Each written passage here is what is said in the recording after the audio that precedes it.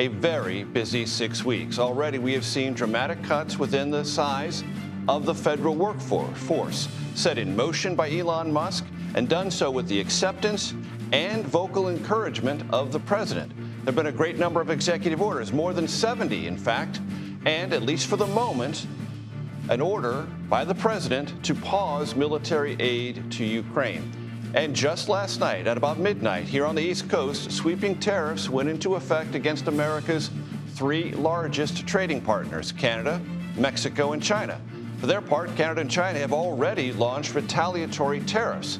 The Mexican government has vowed to respond within the week. These actions have, at least for the moment, plunged the United States into what can only be described as a full-blown trade war. The stock market went down today as investors try to figure out just how long this trade conflict will continue. President Trump said these tariffs are necessary to level the economic playing field internationally and here at home. And he also hopes it will encourage Canada, Mexico, and principally China to stop the flow of fentanyl coming in to the United States. I want to start our special coverage with CBS News congressional correspondent Caitlin Huey-Burns on Capitol Hill, CBS News senior White House correspondent Weijia Jiang at the White House. Weijia, let me play for you in the audience something that Canadian Prime Minister Justin Trudeau said in remarks after the tariffs went into effect against Canada and Mexico. Let's get that let's listen to that. Now, it's not in my habit to agree with the Wall Street Journal, but Donald, they point out that even though you're a very smart guy, this is a very dumb thing to do. Weijia, the reaction at the White House to the tariffs and how they will factor in, if at all, in tonight's address.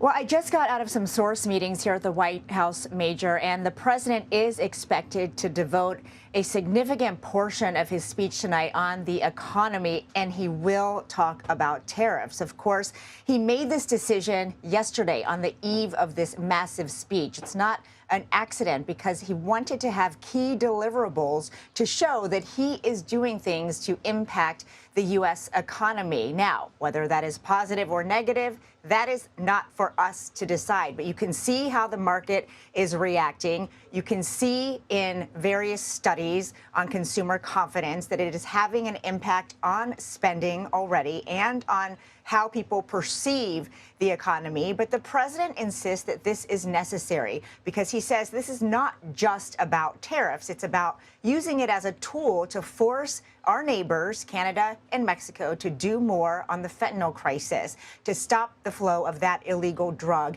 into the U.S. But, Major, it's important to note, and it's something that Trudeau himself pointed out, that the amount of fentanyl that comes from our northern border is less than 0.5% of all the fentanyl that comes through into the United States. So he is asking why Canada is still, being punished in this way. Now, what's interesting, Major, is that Trudeau went on to say that, there will be retaliatory tariffs on American exports. And the president posted on Truth Social that if that happens, he's just going to raise the amount of tariffs on Canadian imports. So for you to say that this is pretty much an all-out trade war, Major, is absolutely correct. How that's going to have an impact on the economy, it already is, but the longer-term impact we'll have to see. The Prime Minister said those tariffs on U.S. imports to Canada will be on $150 billion of those, $30 billion up front, and then on $125 billion over time. So it is not a full-blown application of all available tariffs, 25% on everything, but 25% on $30 billion up front, and maybe as many as $150 billion over time. Caitlin Huey-Burns on Capitol Hill, to the degree you found out today, what has been the reaction among Republicans and Democrats? Well, Major, the president likes to say his favorite word in the dictionary is tariff. He said that over and over on the campaign trail. He said that while he has been president. I can say that that is not the favorite word of most Republicans up here on Capitol Hill. And they're kind of in this difficult position of not wanting to separate themselves from the president very vocally, but they are are starting to raise concerns about the impact that this could have on their constituents. We're particularly hearing concerns from Republicans from big farming states, from big manufacturing states, kind of starting to raise their hand and say, look, I'm a little bit concerned about the impact on prices this will have on consumers in my area or on industry in my area. We heard from Senate Majority Leader John Thune today saying, it's no secret that I do not exactly share the sentiment of Trump when it comes to tariffs. However, they are giving him the latitude to use this as a negotiating tactic. And that kind of speaks to the overall theme we've seen from Republicans on Capitol Hill throughout this young presidency so far, is that they have disagreements with the president, but they don't really vocalize them in kind of on hair on fire types of ways, because they also know that their base of supporters are very in line with the president and what he wants to do. So they're giving him time, leeway, and some deference on this, even though it's not really a traditionally conservative standpoint. Weija, back to you at the White House. Some developments on the Ukraine front today, and clearly that will be part of the president's speech tonight as well. Major, I will get to that in a second, but the beauty of live television and breaking news is that you never know when it's going to come. And we just learned that the president's Commerce Secretary, Howard Lutnick, said that as soon as tomorrow, there could be an announcement that the U.S. is going to reduce the amount, the percentage of tariffs on Canada and Mexico. Of course, it's at 25% now. We don't know what it will be reduced to. We know that he said it's not going to be paused or eliminated, but we do expect that number to go down. We also know that one thing Trump pays a lot of attention to is the stock market. And so this has to be, at least in part, a reaction to those tumbling numbers. Yes, as far as Ukraine and foreign policy goes, that is another big portion of what the president is supposed to talk about tonight. And when I say he wanted to have something to be able to present the American people, that is the pause of Ukrainian aid by the U.S., as the administration says, in their words, contemplates to make sure that any money that goes out is going to go toward a solution. Of course, President Trump has been pushing for a quick ceasefire, and that's not exactly what Volodymyr Zelensky, the president of Ukraine, agreed to. But I will say Zelensky issued a lengthy statement. He stopped short of apologizing, but agreed it was time to get things back on track, Major. And it might also augur well for the signing of that thing last Friday that was supposed to be signed at the White House, a minerals deal between the United States and Ukraine. We'll keep very close attention to that. That's why we said at the top of the show, investors were curious just how long this trade war would last. It sounds like there's already some reassessment from the Commerce Secretary and the administration. Weija Jiang at the White House, Caitlin Huey-Burns on Capitol Hill, thank you very much. I want to bring in our political reporter panel, Jasmine Wright and Daniela Diaz. Jasmine is a politics reporter for Notice, and Daniela is a congressional reporter for Notice. Remember, Notice News of the U.S. So, Jasmine, great to see you. What do you expect in the speech tonight? Well, we had a report out today that no matter what the substance is, obviously, it's about America renewal. The White House says President Trump is going to talk about what he believes are his accomplishments in just these 30-plus days, also kind of level set what the country has gone through the last 4 years and how he views the way forward to change it, to really bring forth his America First agenda. But I think what might be the most interesting part of it is not just what he says, but how he says it. If you remember, Major, when Trump entered the White House in 2017 and he gave his first joint address to Congress, he really was taking kind of a more solemn tone, trying to reintroduce himself to America and say basically to Republicans and Democrats, let's put away the trivial fights. This time around, that is not the Trump that we're going to see. We're going to see what one source told me was an impassioned Trump, one that's not using flowery language, but is talking directly to the Republican Congress and to the American people, basically showing that he is the president and it is his country under his rule, and they basically should acquiesce to what he wants to do. And the things he is aggressively trying to set in motion and why. Daniela Diaz, you had some interesting reporting about advice given from senior House Republican leaders to the rank-and-file House Republicans about how they should possibly avoid town halls because in some instances they become a little unruly. That's exactly right, Major. It was really interesting to hear from these Republicans during that closed-door meeting that took place this morning off campus. It was a political meeting where Richard Hudson, who of course is the NRCC chair, the campaign arm for House Republicans, was telling rank and file to not host in-person town halls because, as we've seen in the last 2 weeks, a lot of these town halls have had disgruntled constituents who have been speaking out against a lot of these cuts that we're seeing coming from Elon Musk, the Trump advisor and billionaire who is part of DOGE and making cuts to the federal government. They've been speaking out. And they also say that instead, maybe they should be holding teletown halls or Facebook Lives to avoid a lot of the conflict. Now, of course, Republicans pointing to all of these constituents being angry activists from Indivisible, from Move On. Trump, of course, posting on Truth Social that they're actually paid activists. That is, of course, is not clear, but it is an interesting move from leadership to advise Republicans not to have more viral moments that are creating, of course, negative attention for Republicans as they're trying to push their agenda. And Dale, as I understand it, Elon Musk and House Republicans are going to meet tomorrow evening to hash out some of these matters. That's exactly right. We are aware that the ultra-conservative caucus, Freedom Caucus members are going to go to the White House and meet with Donald Trump. Now, the biggest thing happening right now on during this State of the Union, or excuse me, joint address, is technically not a State of the Union, but Trump's joint address to the Congress, is that there's a upcoming government funding deadline that they need to address that they still don't have a plan for. And that is, of course, on March 14th, government funding is going to run out, Major, and they're trying to figure out how to get conservatives on board with a continuing resolution or some sort of stopgap measure to fund the government at its current levels so they can continue working on appropriations bills and cutting government funding. So there will be meetings where Donald Trump is going to really try to advise rank-and-file members, conservatives in the conference, to go along with his plan for a CR so that they can work on their priorities. But, of course, important to remember, a lot of them are going to be here tonight, including Elon Musk, who is expected to be in the chamber for the first time with this Republican trifecta. You know, they have the majority in the House and the Senate, so you can really feel the energy here. I'm just outside the House chamber, so even ahead of tomorrow's meeting, we'll be seeing a little bit of that tonight, Major. Jasmine, to Danielle's point, this is now a speech in part to shift to the legislative part of the mechanics, because executive orders have effect. They're meaningful. There have been a lot of them. Trump will speak to all of that. But he's got to turn in a legislative direction to get the other things on his agenda moving forward. Yeah, I mean, it's incredible, Major. If you think about the fact that so far in office, I mean, he's been in office for 5 weeks, I think.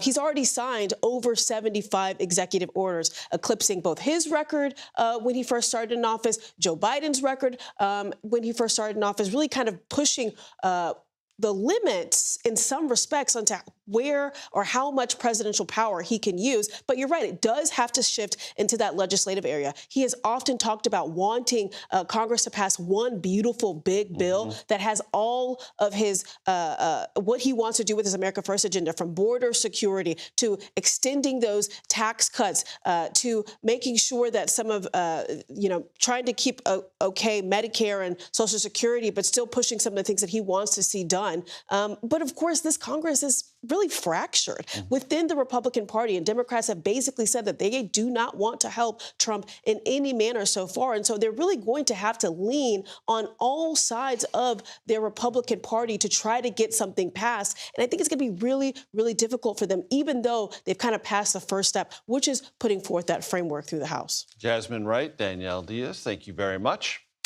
We're going to take a quick break.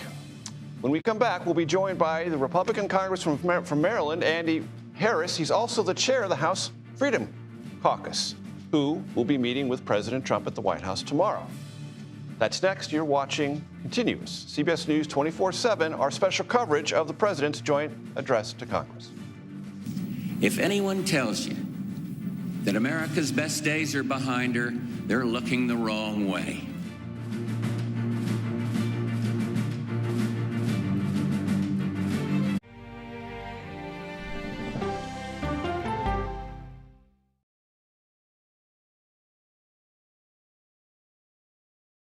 I think I asked direct questions. I don't know that they're tough questions per se. When do consumers actually get to touch and feel a difference in their lives? So you would encourage Democrats to work with Donald Trump on an issue like health care? That's the role of Face the Nation, to focus on the issues at hand. That means a civil conversation with perspective.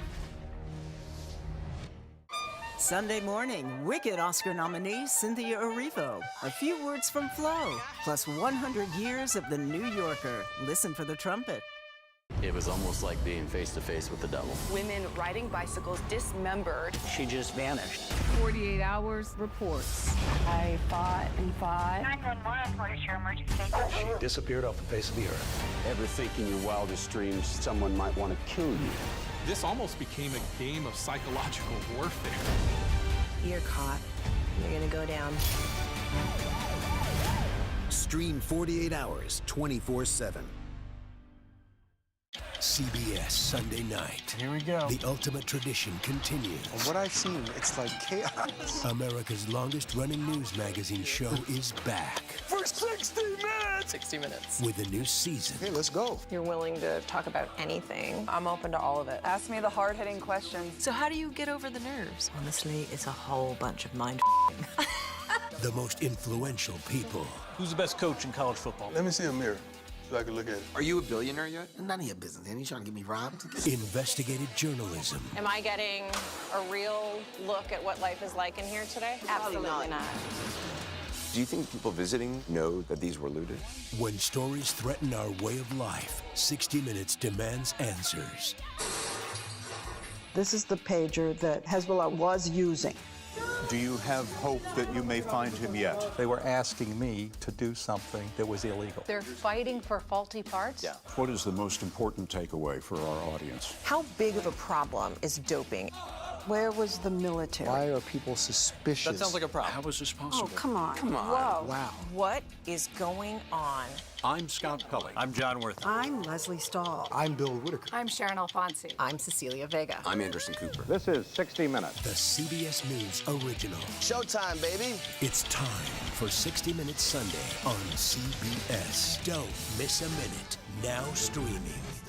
What happens when you get conversation over conflict? I think they've taught me to have grace and compassion. When we follow the human side of the headline. I'm not asking that we ignore disability, rather that we do not ignore ability. When news takes you where the story happens. We've just crossed into Lebanon. When the world's best journalists come together to cover your world, you get the all-new CBS Evening News every weeknight. Welcome back. House Republican leaders is encouraging Republican members of the conference to think twice before holding more in-person town hall meetings. That because constituents, including some Democrats, have been protesting something that's going to come up in the president's speech tonight. Elon Musk and Department of Government efficiency cuts to the federal workforce. Speaker Mike Johnson was asked about that today. The best thing that our members can do is communicate directly, frequently, consistently with their constituents, and there are other avenues to do it than just going in to try to give the other side sound bites. I mean, they're doing this for the cameras, we all know it, and I think it's wise not to play into it right now. Maryland Republican Congressman Andy Harris joins me now. He is the chair of the House Freedom Caucus. Congressman, is that good advice from the Speaker, not to do these in-person town halls? Well, I think it's great advice because we need to reach out to many more people than you can put in a town hall. Those are dozens or maybe a couple of hundred. When I do my telephone town halls, we reach thousands. That's the goal, reach as many as you can. And the theatrics at some of these town halls, again, George Soros-funded theatrics, are they're over the top. They distract from communicating to the average person. Does it in any way make it look as if Republicans are afraid at any level to engage in this debate with those who are unhappy at their town halls? Well, only if you don't ask the Republicans how many thousands they've reached on telephone town halls. The fact of the matter is that's the technology we should be using now. We should be reaching out to as many people as possible, not to an isolated few in a town hall. You're going to meet with the president, that is to say yourself and the Freedom Caucus, at the White House tomorrow. What's on the agenda, and what is the Freedom Caucus's current point of view on a continuing resolution to avoid a government shutdown?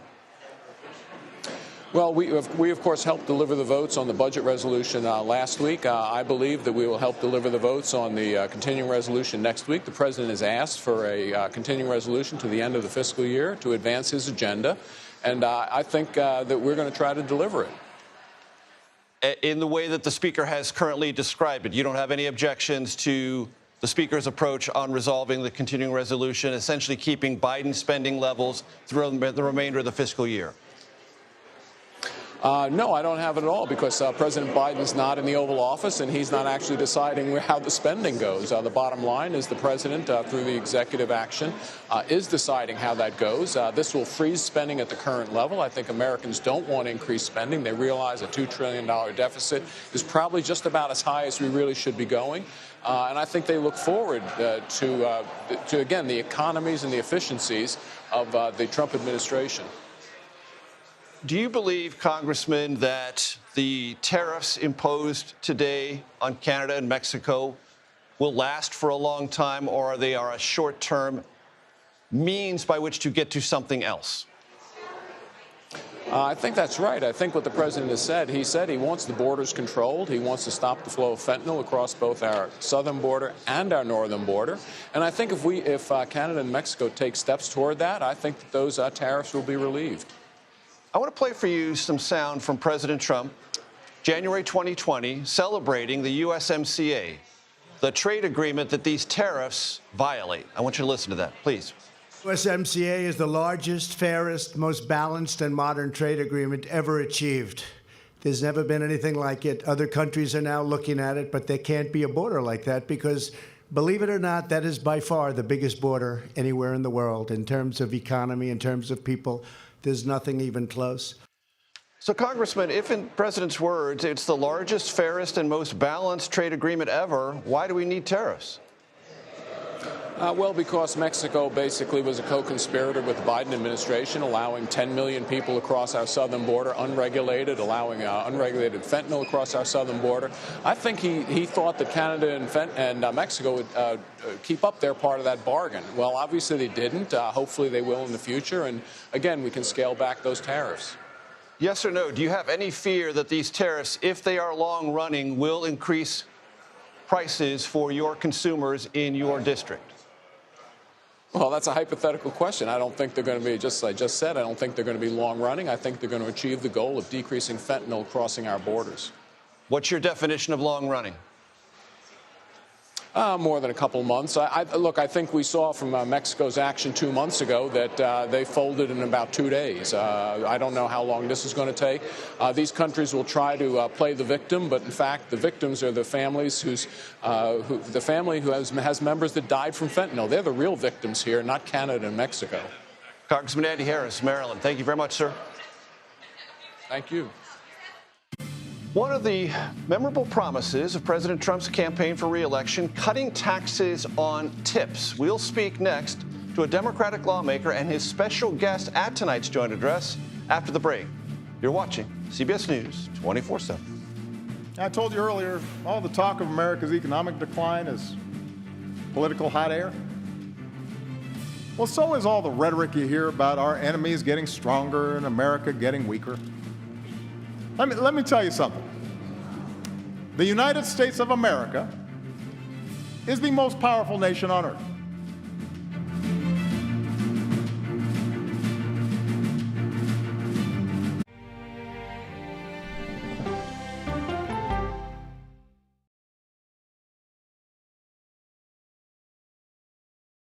I can see clearly now. Clearly, CBS Mornings. Weekdays on CBS. Yeah!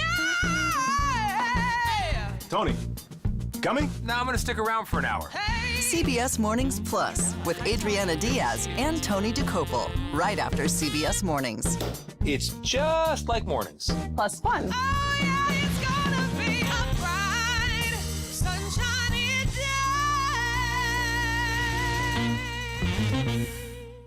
Politics isn't a game. When do consumers actually get to touch and feel a difference in their lives? Politics is about policy. So you would encourage Democrats to work with Donald Trump on an issue like health care?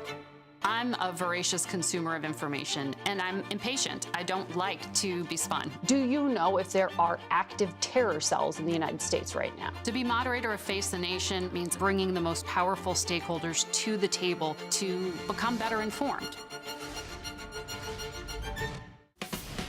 When you need your sports news all the time, we've got breaking news to bring to you. CBS Sports HQ gives you a snapshot of all the sports that matter to you.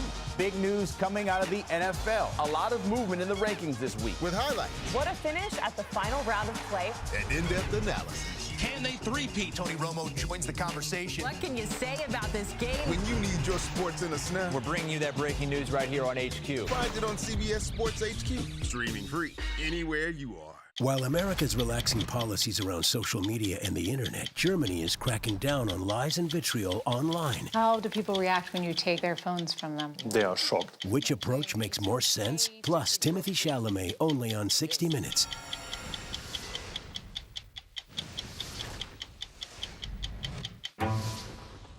Don't miss true crime anytime you want, anywhere you go with the 48 Hours podcast. Real crimes. Like a John Grisham novel come to life. Real lives. He pointed a gun to me and said, "This is the day you die." And he shot me. Real justice. There's some questions that have to be asked and need to be answered. I'm an innocent man, and I hope the whole world can see it now. Catch the latest episodes. Listen to 48 Hours on Apple Podcasts.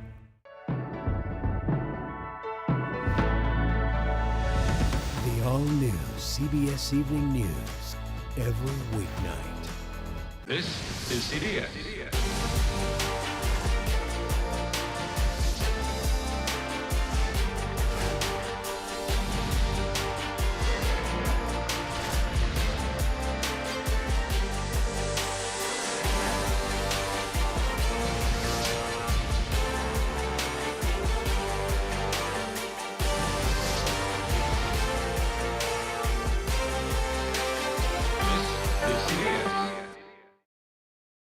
I'm a problem solver, and I will work with anyone who is actually here to work.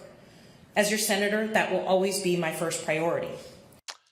That was Michigan Democratic Senator Alyssa Slotkin, who will have the daunting political task of delivering the Democratic response to President Trump's joint address to Congress. Nevada Democratic Congressman Stephen Horsford is here now. He is joined by his invited guest to tonight's joint address, Yolanda Garcia. She is a member of the Culinary Workers Union, I believe, in Las Vegas, and is a tipped hospitality worker. Yolanda, we'll get to you in a moment. Congressman Horsford, why did you bring Yolanda tonight, and what issue do you want to bring to attention? Well, thank you for having us on, Major. I am honored to have Yolanda as my guest for the State of the Union. You know, I suspect the president will talk tonight about the no tax on tips issue. He has a concept of a plan. Meanwhile, I've introduced a bill, the TIPS Act, which not only eliminates the tax on tips for tipped workers, which a tip is a gift, not a guarantee, but I also raise the wage for workers, 6 million of who are paid as little as $2.13 an hour. That is not enough to earn a living off of. It's one job should be enough. And Yolanda is a fountain worker at Resorts World in Las Vegas. She represents culinary workers who are fighting for better wages and to eliminate the tax on tip. And I'm proud to have her tonight as my guest. And Yolanda, if I could ask you, during the campaign, former President Trump, now again President Trump, really gave voice to this idea of no tax on tips, made it a kind of national point of conversation. Do you in any way find encouragement from the president's advocacy? Yes, I remember that. But the thing is, right now he has signed a lot of bills, but I haven't seen him sign the promise that he said about no tax on tips. So right now, that's what we're waiting for on President Trump. And when you think about this issue and your work-today life, Yolanda, how does it matter to you personally?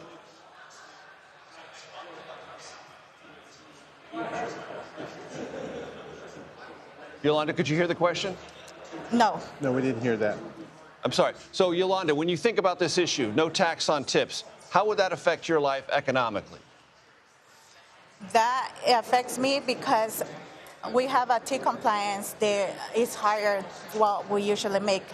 Like I was said before, tips are a gift, not a guarantee. So I don't have the income like is going to be there like every single day. Congressman Horsford, as you know, last week the House passed the budget resolution. It allows for the extension of the existing Trump tax cuts, but any Republican you've talked to, if they're being honest with you, will tell you there's no room in it for any additional tax cuts, including no tax on tips. Do you think this is a dead issue this year? Absolutely not, but just think about that for a minute. House Republicans and Donald Trump have a bill, I refer to it as the Screw America bill. It gives tax breaks to big corporations, to tech tycoons, and to billionaires, but it leaves people like Yolanda, tip workers, small businesses, and others out. That is why I am centering my constituents, the tipped workers, the hospitality workers in Las Vegas, on my legislation, the TIPS Act. My bill is the only bill that eliminates the tax on tips with guardrails that ensures that millionaires cannot scam the system.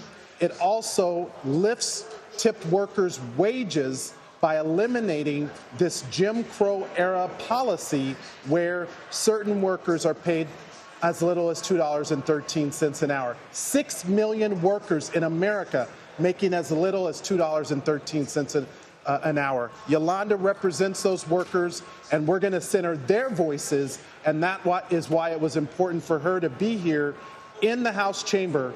So when the president refers to this issue, I'll be thinking of workers like Yolanda. Congressman, as you well know, yes, the Trump tax cuts reduced corporate tax rates. It benefited the wealthy, but there are also benefits in there for middle-class Americans, upper-middle-class Americans, and lower-class Americans. Is it your position that you want all of the Trump tax cuts to expire this year, which would raise taxes for those in the middle, upper middle, and lower middle classes? I'm a member of the Ways and Means Committee. I understand the need to actually center workers, middle-class families, and small businesses. As you know, Major, 83% of the benefit of the Jobs and Tax Cut Act went to the top 1%. So while Donald Trump and Elon Musk and House Republicans want to benefit billionaires, I want to make sure that we center workers. Let's give them the tax breaks and the advantages in our tax code. Let's help small businesses grow their business and employ more people. Let's grow our economy and do it the right way. And that is the alternative that Ways and Means Democrats are offering.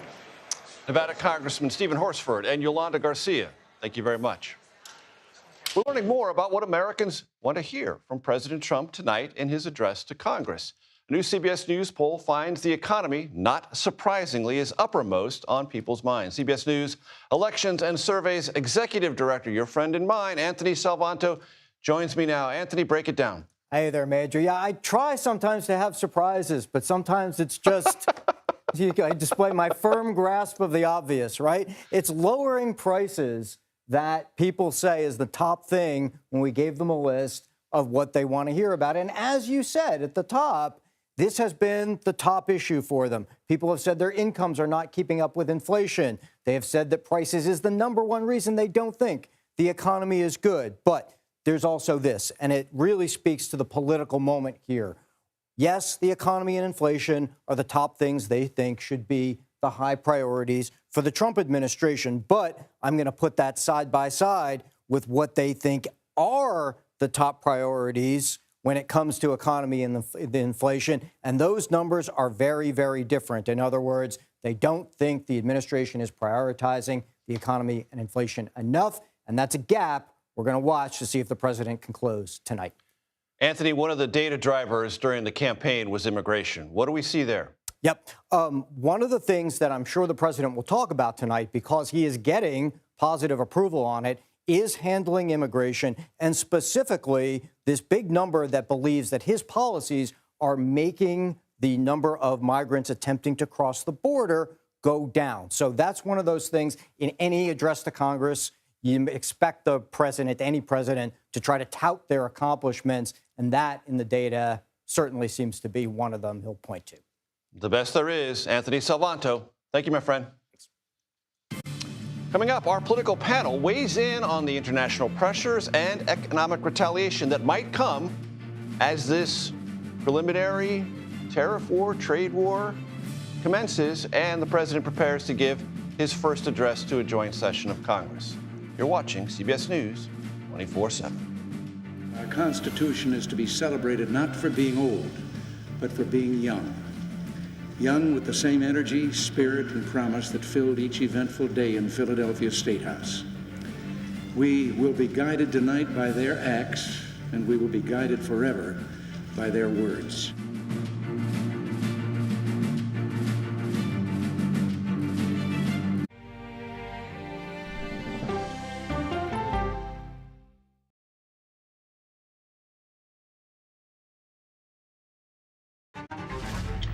Here comes a big one. What I've seen, it's like chaos. This is the pager that Hezbollah was using. How was this possible? Oh, come on. Come on. Whoa. Wow. Ask me the hard-hitting questions. I'm open to all of it. 60 minutes. Is this what you want? 60 minutes. 60 minutes! It's time for the CBS News original, 60 Minutes, Sundays on CBS. When you need your sports news all the time, We've got breaking news to bring to you. CBS Sports HQ gives you a snapshot of all the sports that matter to you. Big news coming out of the NFL. A lot of movement in the rankings this week. With highlights What a finish at the final round of play. and in-depth analysis. Can they three-peat? Tony Romo joins the conversation. What can you say about this game? When you need your sports in a snap, We're bringing you that breaking news right here on HQ. find it on CBS Sports HQ. Streaming free anywhere you are. Go to the ends of the earth. We'll hit the heights. A great adventure together. And reach for the stars. Star power. I like it. So cool. But wait, there's more. Experience thought-provoking, Something that's undeniable. With mindfulness. innovative, Magical. It's like being a child. and truly original reporting. How'd you do your research? I tell a good story. Because there's always something new under the sun on CBS Sunday morning. I can see clearly now. No matter how you start your day, one thing is clear. Actually, two things. Pretty sure it's 3. Guys, whether it's news, money, health, or wellness, sports, movies, or even inspiration. Clearly, CBS Mornings is the place to be. That's like 7 things. Okay, clearly, I'm bad at math, always been. Clearly. Oh, okay, okay. Sunshine is down. Clearly, CBS Mornings, weekdays at 7 on CBS. What happens when you get conversation over conflict? Anyone that doesn't agree women should be in the submarine force has to ask themselves why they would think about that. I think they've taught me to have grace and compassion. When we follow the human side of the headline. Life is a little bit different now. It's going to take a while to get used to. And I say it to myself that I can't make this about me. When we put people before politics. What would happen if it was harder for Mexican residents to come over to work in Presidio? I think we'd be in serious trouble. Are you okay, ma'am? What happens when you experience the story? I'm shocked at how devastated this neighborhood is. How bad is it in your house? Look at it. When news takes you where the story happens. We've just crossed into Lebanon. Here in Chicago. Hollidaysburg, Pennsylvania. When the world's best journalists come together to cover your world, you get the all-new CBS Evening News every weeknight. Welcome back. It's great to have you with us. President Trump said on social media he will, quote, tell it like it is tonight in his address to Congress. Of course, all politicians say that. Here to discuss what could go down this evening, and it could be many things, we have Ed O'Keefe, Finn Gomez. We also have Chuck Rocha, former senior advisor to Senator Bernie Sanders' 2016 and 2020 presidential campaigns, and Matt Gorman, former senior advisor to Senator Tim Scott, Republican of South Carolina, and his short-lived 2024 presidential campaign. They felt I was just too lonely here, so we wanted to have standing room only. Ed O'Keefe, I want to start with something with you that I don't think we were anticipating when we woke up this morning. Yeah. BlackRock, a large investment company, has announced an acquisition of 40 ports around the world most importantly for tonight's speech, the two in Panama. That's right. Where you just were. Two in Panama that were controlled by a Hong Kong-based or Chinese firm that had drawn the ire of President Trump and Secretary of State Rubio, concerned that on the northern and southern sides of the canal, China might have undue influence over a critical piece of the American supply chain. So yes, just today announcing they're taking control of this company.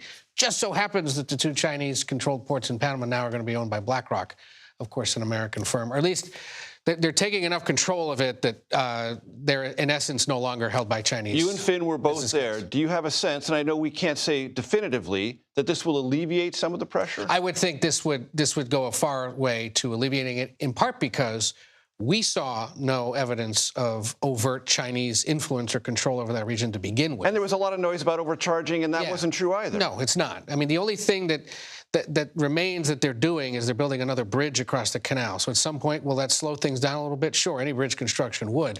But the fact that the Chinese now don't own those two ports, that will go a long way. But Finn, I'm going to ask you, do you believe tonight, if the president addresses this, he will say cause and effect, Trump effect? Absolutely. And part of his address tonight will be in quadrants, right? And I think his first part is about achievements. It would not be a surprise to me if he mentions that, and like the pressure that he's been applying through his Secretary of State, through his administration on these areas of interest for his administration. I want to play for everyone comments today from the Canadian Prime Minister, only a few more days in office, Justin Trudeau, about the tariffs set in motion by President Trump. Let's listen. What he wants is to see a total collapse of the Canadian economy, because that'll make it easier to annex us, is the second half of his thought. Now, first of all, that's never going to happen. We will never be the 51st state. But yeah, he can do damage to the Canadian economy. Let me walk you through that, ladies and gentlemen, explaining in dollars and cents if I can. So, U.S. trade activity, exports and imports with Canada last year was $761 billion of a $2.5 trillion economy. That's a lot. Same thing with Mexico, $840 billion of activity, exports and imports between the United States and a $3.4 trillion economy. Remember, the U.S. economy, $30 trillion, much larger. It can absorb retaliatory tariffs. That's President Trump's bet, and Canada and Mexico can't. Chuck? Look, I think what you're talking about is one of the biggest topics tonight, because he promised when he came in on day one, I remember him saying it's going to be easy to lower prices. And this does the opposite of that by every expert out there, whether it's Wall Street or my grandmother back at home. Anybody knows that if you got to pay 25% more tariffs, things are going to go up. It's a calculated risk, like you said. When does that happen? Do people forget? Tonight's going to be about all of his grievances, defense point, about all of his quadrants. The one thing all those quadrants have in common is there's going to be a grievance associated with each one of them. And in his opinion, he's going to try to make a case tonight to the American people how he solved all the problems through his grievances. Matt Gorman, is this a hot stove moment for the president, tariffs and a trade war? I don't think the story's over yet. I mean, we already saw an announcement on the Panama Canal. We know he loves made-for-TV theatrics. The Commerce Secretary, Howard Lutnick, moments ago, Arweja Jang was the first to report that, said that these will be dialed back starting as early as tomorrow. Exactly. So does he have something to announce during the speech? I would be surprised, knowing the White House. No, they pay attention to this, too, and they're hearing from members and they're hearing from their own advisors about the pain this could possibly cause. Is there something to be said for an announcement tonight on something? Some of that immediate pain is the stock market today and what the stock market will continue to do, which will get his attention. And telling that Lutnick announced that after the markets closed. Right, exactly. And Ed O'Keefe, to that point, you had the CEO of Ford, you had the National Retail Federation, you had the CEO of Target, all say the damage will be real and it will be swift. Yeah, and those are people that the president listens to, right?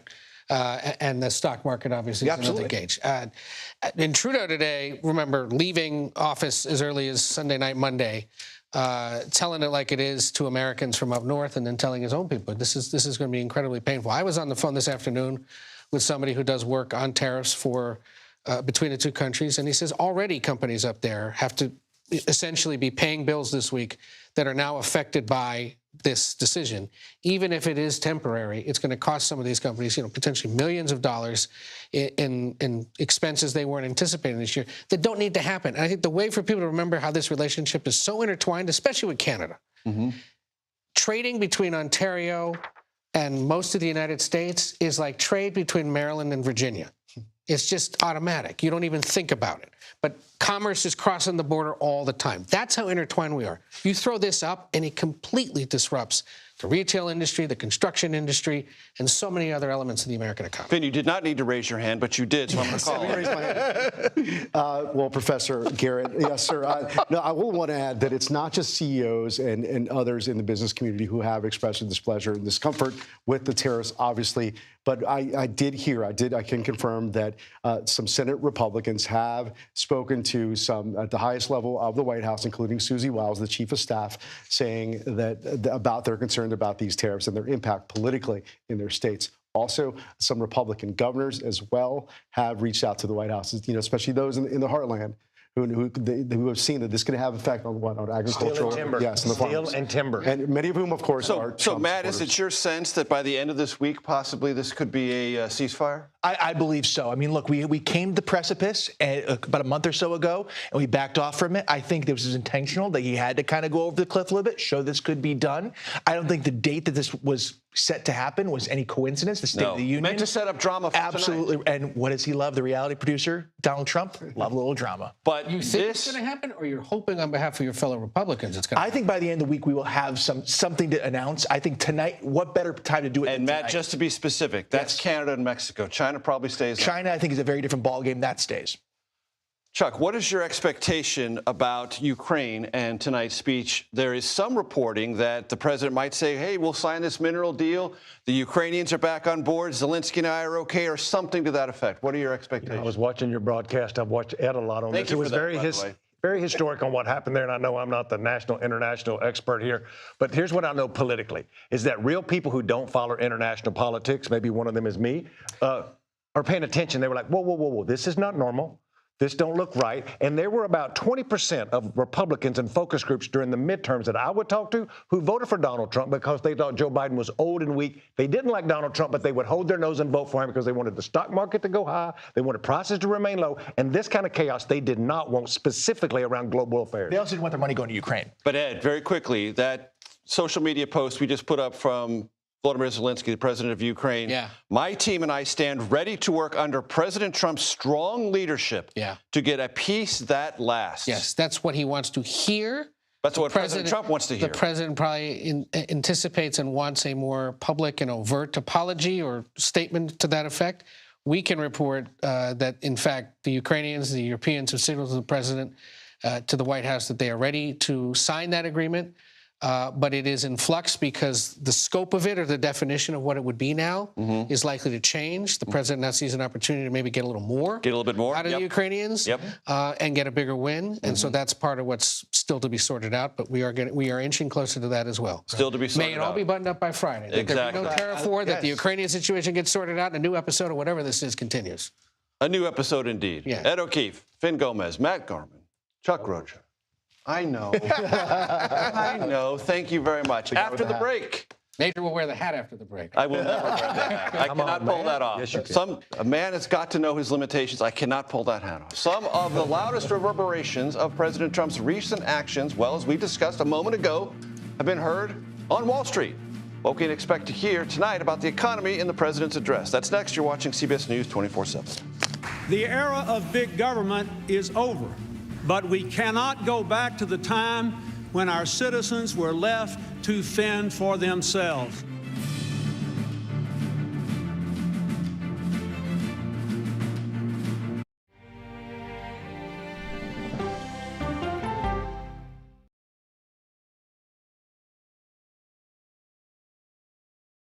What happens when the world's best journalists come together? This was an entire building. It will take years to rebuild. We're from CBS News, American television. You get the all-new CBS Evening News every weeknight.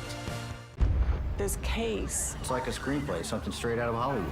But it's not fiction. It's 48 hours. Human remains found this week. 4 families shattered. There's no physical evidence. The mystery would haunt investigators for years. There's some questions that have to be asked and need to be answered. Like a John Grisham novel. A gripping true crime original. 48 hours. Now streaming on the free CBS News app. No matter how you start your day, one thing is clear. CBS Mornings is the best way to start your day. I can see clearly now. My morning routine. The first thing I do when I wake up is turn off the alarm. I try to remember where I put my phone down. One alarm goes off at 4 a.m. I need not one, not two, but And I'm out the door at 4:15. 3 snoozes to get out of bed fully coherent. How much detail are you looking for? I love a bath full of bubbles. The more bubbles, the better. I'm very quick with the actual coffee, shave, shower, dressed out the door, but all around that is just pure chaos. For example, this morning, these are dirty socks. You want my honest answer? Am I a morning person? I gotta be honest. I wish morning started at like 10 a.m. Can I say that? Clearly. It's a bright, bright, bright way to start your day. CBS Mornings weekdays at 7 on CBS.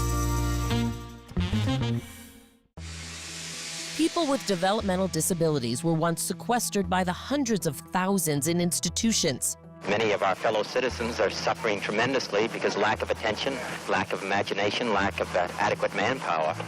Disability activists have since torn down barriers blocking them from living at home or in the community.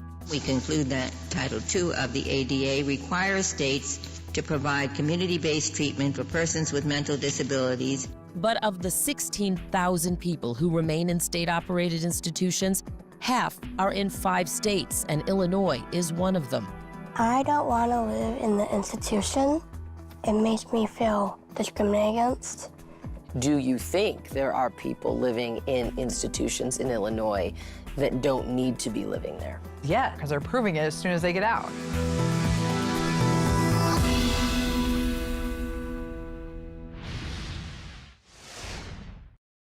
What happens when we follow the human side of the headline? I was in tears. Life is a little bit different now. It's gonna take a while to get used to.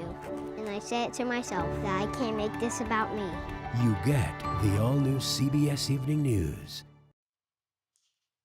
Welcome back to our continuing special coverage ahead of President Trump's joint address to Congress. I'm all by myself again, but it'll be all right. But I want to bring in Danielle Abrils, who served as a senior advisor for President Trump's 2024 campaign. Danielle, you've been in the room. You know the man. You know the preparations. What do you expect tonight?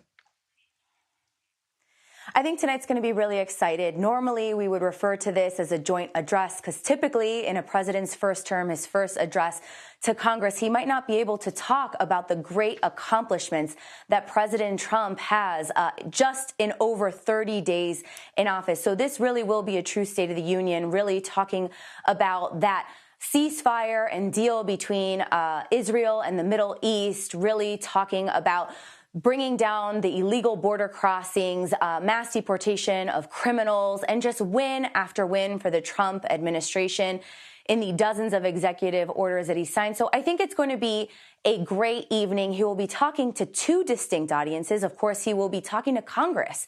He's going to be flexing his muscles.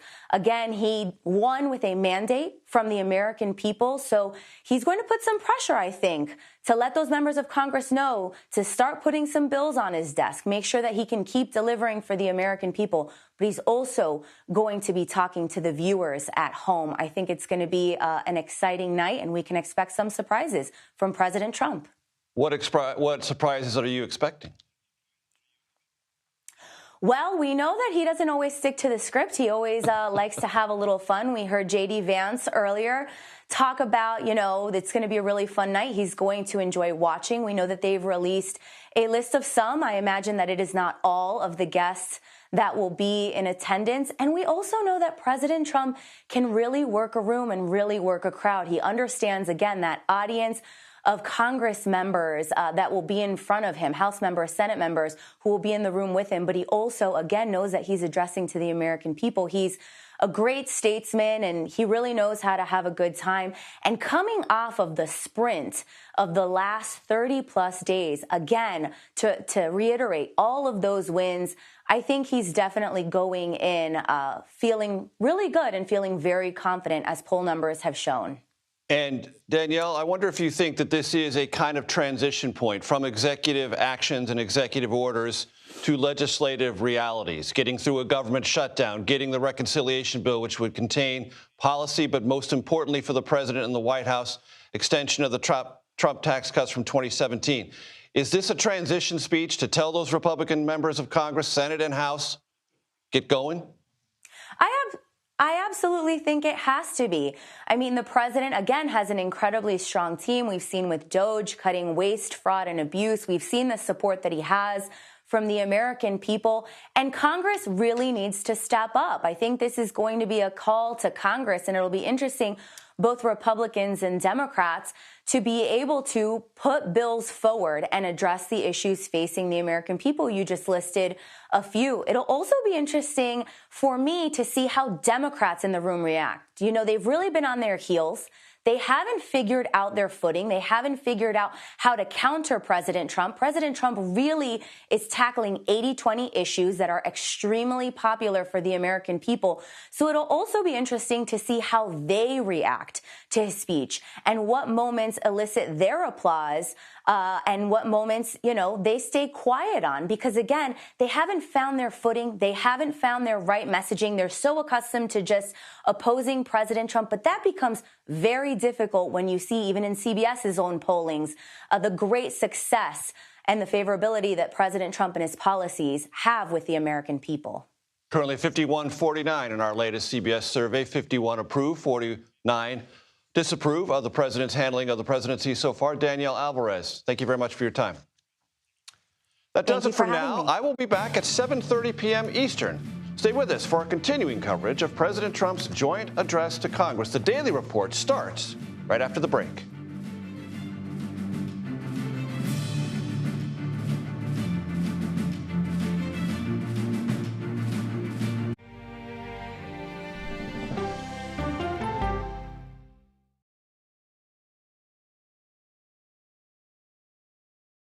CBS Mornings is clearly fun. Money saving. Dollar Jill's here to tell us what it means for you. Clearly delish. So what's on the menu today? Clearly, CBS Mornings weekdays at 7 on CBS. What happens when the world's best journalists come together? Write a prescription for the healing of America. We're retired and this is our paradise. Now it's gone. You get the stories of America every night. You get the all-new CBS Evening News every weeknight. This is CBS.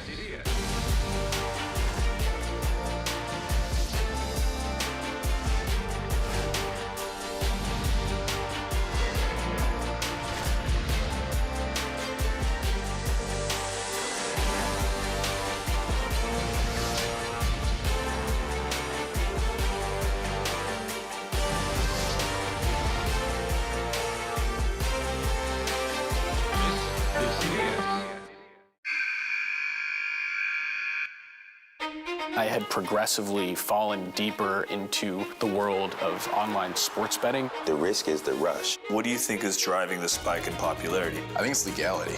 If it's legal, I'm going to use it. There are ways to bet when you are 18. We've created an epidemic of child gambling. You can't walk into a male dormitory in a college campus without sports betting happening. It's America's most neglected problem. I used sports betting as a way to escape, when in reality, I'm choosing self-destruction. Whatever I had left, it was gone. The purpose of the industry is to get you to play to extinction. And that means until all your money is gone.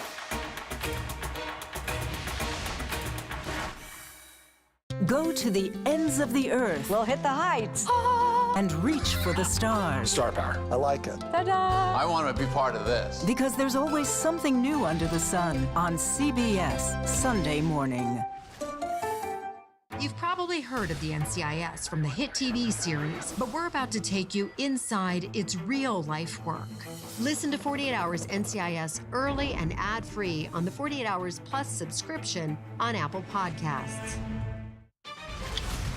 Okay, let's go. You guys good? Start at the beginning. All right, we good? Keep going. It's the clock. It's ticking. Off we go. 60 minutes. Is this what you want? 60 minutes. 60 minutes! It's time for 60 Minutes. Sundays on CBS.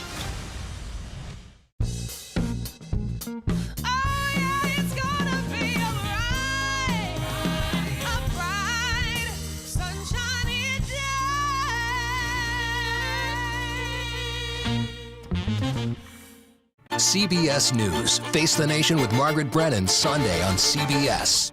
Well, let me start with this. This really Have you told the government? Did any of that make sense? What's your response? You want me to just keep going? with that argument? What have you Do learned? you know why? Why? Why?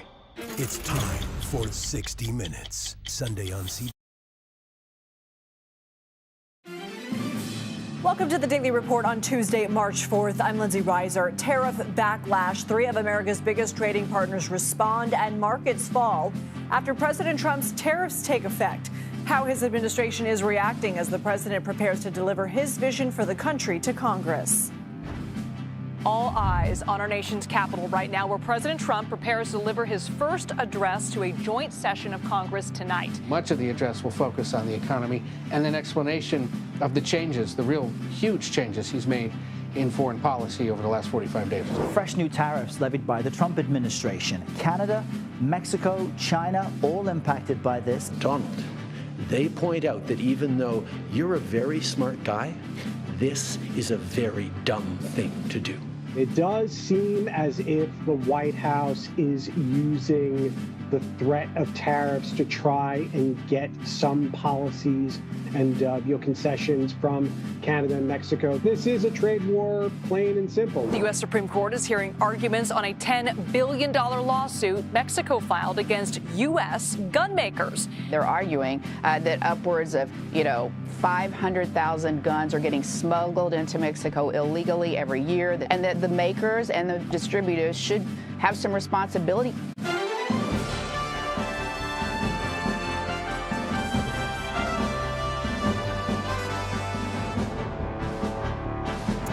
Hello, thank you for joining us. Tonight, just 6 weeks into his second term, President Trump will address a joint session of Congress.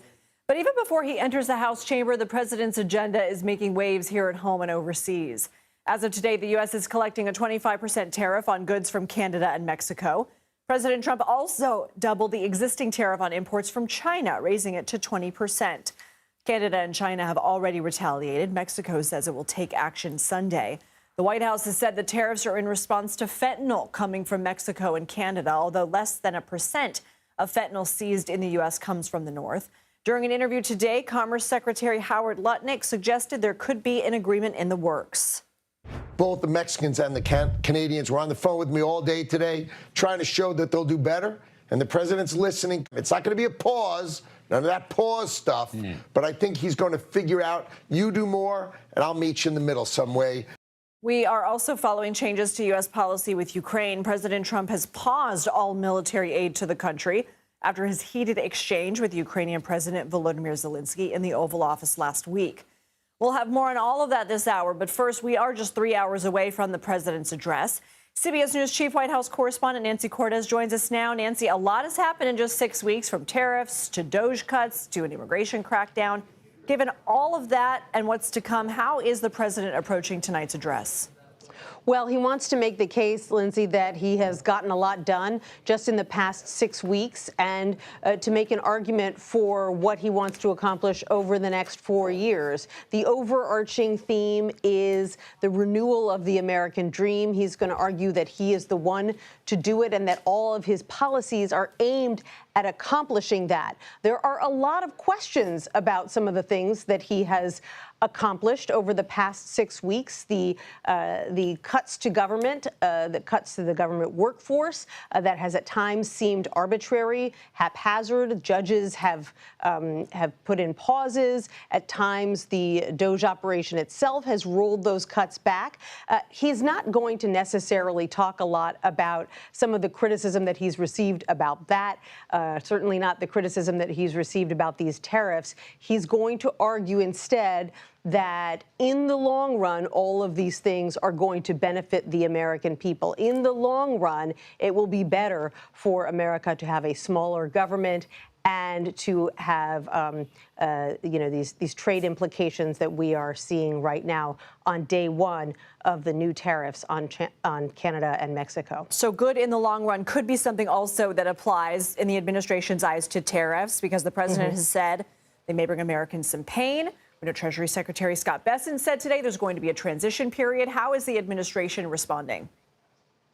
Well, you pointed out that the Commerce Secretary is already saying that perhaps these tariffs will be short-lived, that Perhaps the president is already engaged in some backroom dealings with Canada and Mexico that would enable these tariffs to be halted. If that happens, it's going to be very interesting to see what he got in exchange for a one-day tariff and whether it is worth the massive slide that we saw in the U.S. stock market as a result of these tariffs being put in place. I'm not sure that the administration anticipated the kind of blowback that they got. Even some Republicans on Capitol Hill today, when asked point blank whether they said this is a good idea, if this is a good idea, they wouldn't back the policy. They simply said, well, it's what the president is doing, and I want to give him some latitude to do it. So some discomfort from Republicans, outright derision from Democrats. Let's see how far the president goes in making the case for the tariffs tonight. What is the latest between the rare minerals deal between the U.S. and Ukraine? So it sounds like it is less dead than it seemed 24 hours ago. What's that phrase from Princess Bride? Mostly dead. It sounds like maybe the minerals deal was just mostly dead, because now it is a topic of conversation once again. Vladimir Zelensky, the president of Ukraine, posted today that he wants to get back to work on the deal. So the question is, does President Trump have an appetite to re-engage, and does he think that what Zelensky said is enough to kind of soothe some of the hurt feelings on both sides after the dust-up in the Oval Office last week, whether President Trump is willing to go back to the table? Nancy Cortez, thank you so much. CBS News congressional correspondent Nicole Killian joins us now. Nicole, some Democrats are planning to boycott tonight's address. Michigan Senator Alyssa Slotkin will deliver the Democratic rebuttal. What do we know about her, and what can we expect to hear?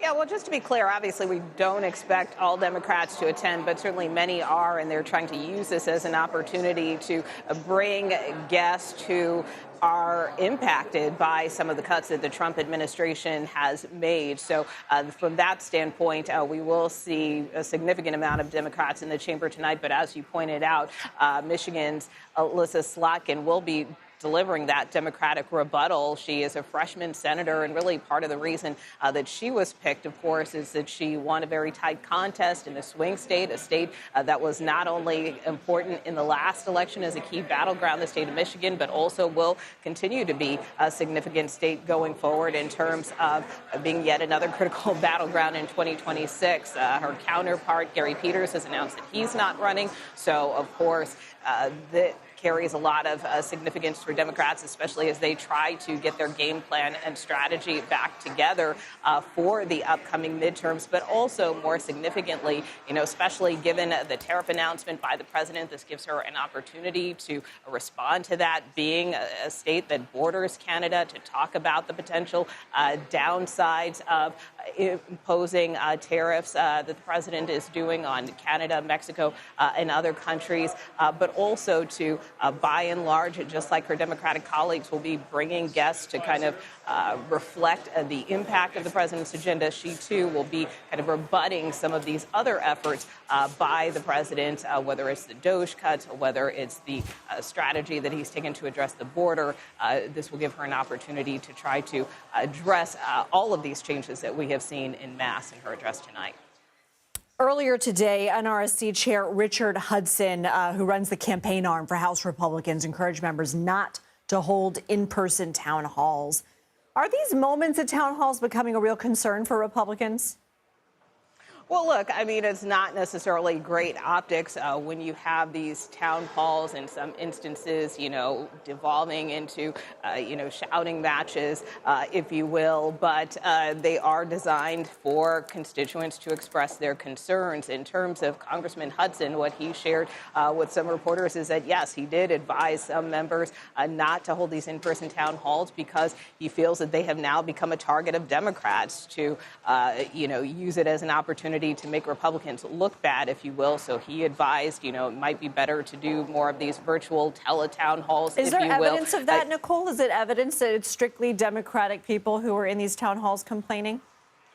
Well, I think we have seen a cross-section. I mean, there obviously have been many town halls that have occurred over the last couple of weeks, so it's unclear in each and every one of them if they're stacked with Democrats, but certainly there have been some that are not, that have represented a cross-section of people, if you will. So from that standpoint, I think the main message that we are hearing from House Republicans on this front is that, yes, we want you to continue to meet with your constituents, but let's try to do it in a way that doesn't try to draw negative attention or opposing attention to some of these issues, even though they are issues that certainly many Republican lawmakers are starting to take to heart. Nicole Killian, thank you so much. And CBS News 24/7 will be live as President Trump addresses a joint session of Congress tonight at 9 p.m. Eastern. Special coverage anchored by Major Garrett begins at 7:30 p.m. Eastern, followed by a primetime special hosted by John Dickerson, Maurice Dubois, and Margaret Brennan at 9 p.m. Watch all of that on CBS and Paramount+. Canada slapped a 25% retaliatory tariff on $155 billion worth of American goods today after the Trump administration implemented its own 25% tariffs on nearly all imports from Mexico and Canada. Canadian Prime Minister Justin Trudeau relayed a message to the U.S. earlier. Our tariffs will remain in place until the U.S. tariffs are withdrawn, and not a moment sooner. I want to speak first directly to the American people. We don't want this. We want to work with you as a friend and ally. And we don't want to see you hurt either. But your government has chosen to do this to you. The U.S. also placed a 10% tariff on Chinese goods. That's on top of an existing 10% tariff that was imposed last month. In response, China says it will implement tariffs of up to 15% on key American imports, including chicken, pork, soy, and beef. For more, let's bring in CBS News Money Watch correspondent Kelly O'Grady. So, Kelly, how much of a burden will these tariffs on imports from Canada, Mexico, China be for Americans? And what do economists think it's going to do to inflation? So economists think that this could raise inflation because the idea is these companies that are importing these goods from Canada, Mexico, and China, they're going to have to pass that cost on to us, the consumers. They might be able to absorb some of it depending on how big of a company they are. But when you pass that cost on, prices go up, and that's the definition of inflation. And so when you look at some of the goods that would be impacted, I mean, the Target CEO today said you could see prices for some grocery items go up by the end of the week, just within a few days, because they're perishable, right? You can't stockpile that. So we've already seen a lot of anxiety from consumers about tariffs. We've already seen consumer spending go down. So you could see that accelerate if prices go up. So we've been reporting that we've already heard the Commerce Secretary say that there may be some wiggle room on this. Is it your inkling that this could be in response to the stock market performance? I don't think it is in response to the stock market performance, even though the president does use the stock market as sort of a performance metric, if you will. I will note, by the way, we have pretty much completely eradicated all of the gains that we saw following the election. So we're sort of back to square one from that bump that we saw. But I think this really is about trying to get specific concessions. However, I think what you should watch tomorrow is if we do get a deal where there is some sort of coming together in the middle with these tariffs, you're going to see the stock market rebound. And if we don't get it, you're going to see it go down. Okay, so we've been talking a lot about Canada. Mexican President Claudia Sheinbaum, she also says that she will impose retaliatory tariffs in response. The announcement is planned for Sunday. What can we expect for those tariffs? So she's been mum about it so far, but you look at some of, you look at some of the goods that they tariffed last time and sort of the biggest exports from the U.S. You're talking dairy, you're talking soybean, corn, poultry, wheat, petroleum. So, I mean, Mexico is one of our biggest trading partners. That could hurt a lot of those industries. And specifically, I want to zero in on farmers. We also just saw China slap retaliatory tariffs on corn and soybean. And so now think about it. These farmers have two of their biggest markets that are slapping retaliatory tariffs on them. Wow. That could be a really, really big problem for our agriculture industry. Okay, Kelly O'Grady, thank you.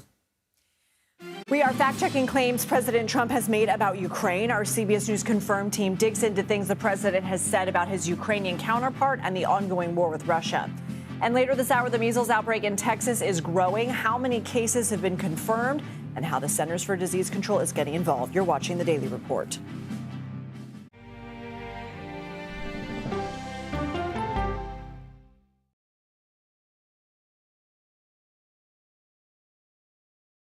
I think I asked direct questions. I don't know that they're tough questions per se. When do consumers actually get to touch and feel a difference in their lives? So you would encourage Democrats to work with Donald Trump on an issue like healthcare. That's the role of Face the Nation, to focus on the issues at hand. That means a civil conversation with perspective. Sunday morning, Wicked Oscar nominee Cynthia Erivo. A few words from Flo, plus 100 years of The New Yorker. Listen for the trumpet. It was almost like being face to face with the devil. Women riding bicycles dismembered. She just vanished. 48 hours reports. I fought and fought. 911, what is your emergency? She disappeared off the face of the earth. Ever think in your wildest dreams someone might want to kill you?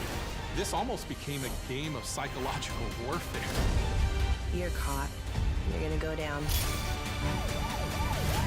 Stream 48 hours, 24/7. CBS Sunday night. Here we go. The ultimate tradition continues. From what I've seen, it's like chaos. America's longest running news magazine show is back. For 60 minutes! 60 minutes. With a new season. Hey, let's go. You're willing to talk about anything. I'm open to all of it. Ask me the hard-hitting questions. So how do you get over the nerves? Honestly, it's a whole bunch of mind The most influential people. Who's the best coach in college football? Let me see a mirror so I can look at it. Are you a billionaire yet? None of your business. Ain't you trying to get me robbed? Investigative journalism. Am I getting a real look at what life is like in here today? Absolutely not. Do you think people visiting know that these were looted? When stories threaten our way of life, 60 Minutes demands answers.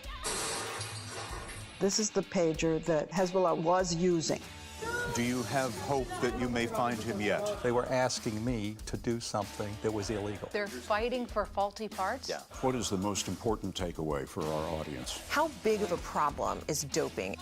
Where was the military? Why are people suspicious? That sounds like a problem. How is this possible? Oh, come on. Come on. Whoa. Wow. What is going on?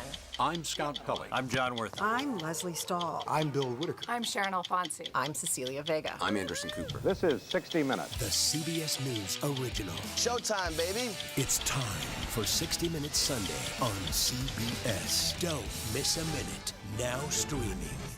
What happens when you get conversation over conflict? I think they've taught me to have grace and compassion. When we follow the human side of the headline. I'm not asking that we ignore disability, rather that we do not ignore ability. When news takes you where the story happens. We've just crossed into Lebanon. When the world's best journalists come together to cover your world, you get the all-new CBS Evening News every weeknight. President Trump is expected to address where things stand with Ukraine during his congressional address tonight, one day after the U.S. halted military aid for the war-torn country. CBS News foreign correspondent MTS Tayeb tells us more from Kyiv. Well, there's a real sense of anticipation tonight here in Ukraine as Ukrainians are poised to wake up in the morning to hear what President Trump has said in his address to Congress. Many believe that he will talk about Ukraine, especially after we learned that the Trump administration has suspended billions of dollars of military assistance to Ukraine. Military assistance that this country has relied on so heavily for the past 3 years since Russia's full-scale invasion. In fact, we've been speaking to Ukrainian officials who tell us that if this suspension doesn't remain paused, as the Trump administration has described it, this country could really start running out of vital ammunition in a matter of months. Whatever the case, President Zelensky has posted on social media that he regretted that outburst, if you will, or that shouting match that erupted in the Oval Office on Friday. Of course, saying even further that he wanted a constructive relationship with the U.S. and even proposed the outline of a ceasefire with Russia. Still, it seems that this relationship between the U.S. and Ukraine remains incredibly tense, and many people here in the capital, Kyiv, and beyond are certainly hoping that Washington and the government here in Kyiv can move beyond that. Back to you. MTS Tayeb, thank you. President Trump has made several claims regarding his Ukrainian counterpart, Volodymyr Zelensky, since their heated meeting at the White House Friday. Among those claims include accusations that President Zelensky does not want a peace deal with Russia to potentially end the war in Ukraine. In a Truth Social post Monday, President Trump said in part, quote, "It is what I was saying. This guy doesn't want there to be peace as long as he has America's backing." Let's bring in CBS News confirmed executive editor Rona Tarrant. So, Rona, how accurate are the president's claims here? And could you clarify what Russia, what Ukraine, what the Trump administration, what they all want from a potential peace deal? Yeah, so as you said, President Trump leveled these claims against Zelensky since that very heated meeting at the White House last Friday. He said, look, this guy just doesn't want peace.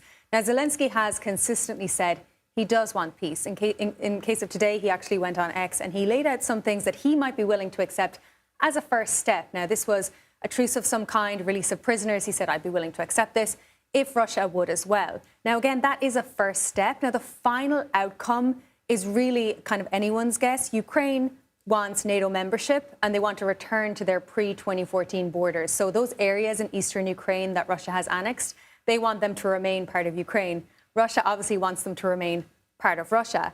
Now, the US side, they want a swift end to this. This is what the Trump administration has said. And they've also signaled that they think that maybe what Ukraine wants might be unrealistic. So as I said, as Zelensky coming out today saying very much, I do want peace, here are potential things. And Zelensky wants security guarantees, exactly, which President Trump is unwilling to do. Exactly. So him coming out today saying, like, this is what I might be willing to accept, it would be one step, but that final outcome really remains very unclear. Right, because Zelensky doesn't believe that Putin is going to hold to a ceasefire. Right. So President Trump has been critical of Zelensky's approval rating. He's been saying that essentially Ukraine is refusing to have elections. Can you fact check those claims for us? So it is true that Zelensky was elected to a 5-year term in 2019. There were supposed to be elections in 2024. Those were not held. The reason they were not held, though, is because there's martial law in Ukraine. And under a martial law, elections are not allowed. So, in fact, they are actually not allowed to hold elections. I mean, think about this practically. You have the millions of Ukrainians who have fled, who would maybe potentially not be able to vote. You have the hundreds of thousands of soldiers on the front lines who would not be able to vote. The practicalities of getting polling places up and running. So for many reasons, they do not have elections until that state of emergency is over. Now, in terms of his approval ratings, President Trump has sort of put out a lot of numbers. He said they're as low as 4%. Now, there's no evidence for that. By one measure, One Kiev Institute recently, they did a poll in February. They found that 56% of Ukrainians trust Zelensky. Now, that is actually up by 5 percentage points since December.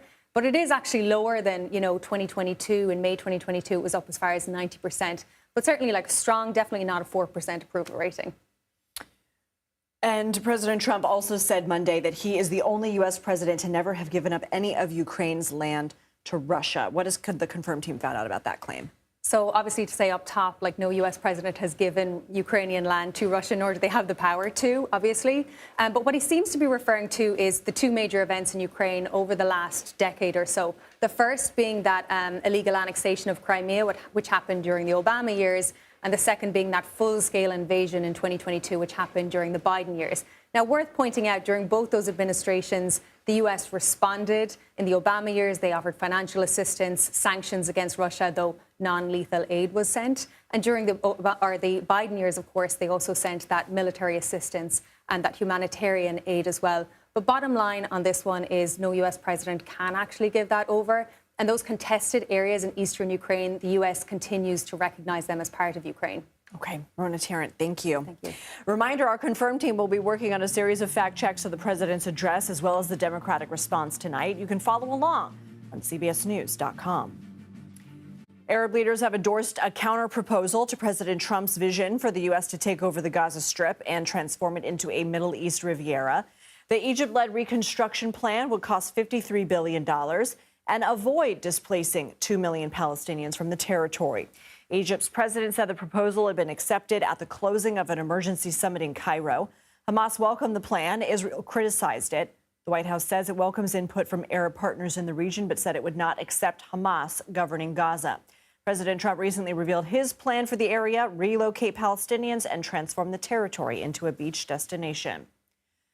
Mexico is accusing gun makers in the United States of fueling cartel violence. Its claims made it all the way to the Supreme Court. We'll break down the case and how the justices seem poised to rule. You're watching The Daily Report.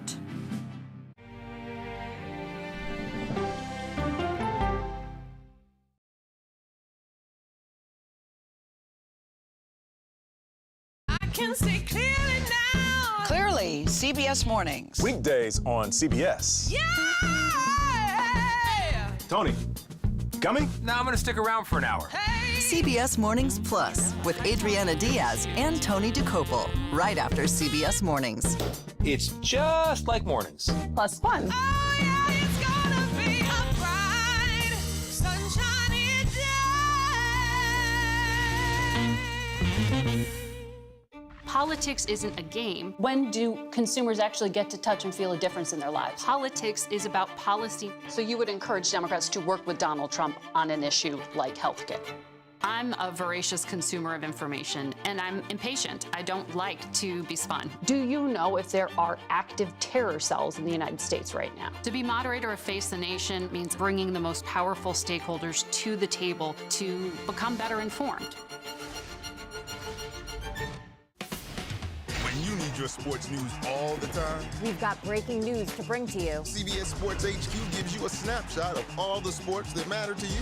Big news coming out of the NFL. A lot of movement in the rankings this week. With highlights. What a finish at the final round of play. And in-depth analysis. Can they three-peat? Tony Romo joins the conversation. What can you say about this game? When you need your sports in a snap, we're bringing you that breaking news right here on HQ. Find it on CBS Sports HQ. Streaming free anywhere you are. While America's relaxing policies around social media and the internet, Germany is cracking down on lies and vitriol online. How do people react when you take their phones from them? They are shocked. Which approach makes more sense? Plus, Timothy Chalamet only on 60 Minutes.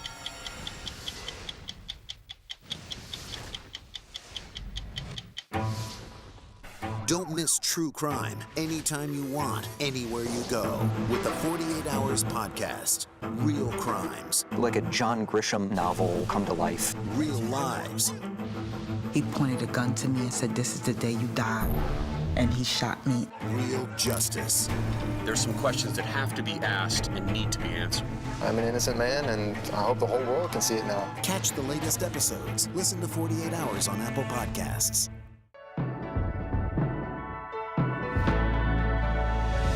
The all-new CBS Evening News, every weeknight. This is CBS.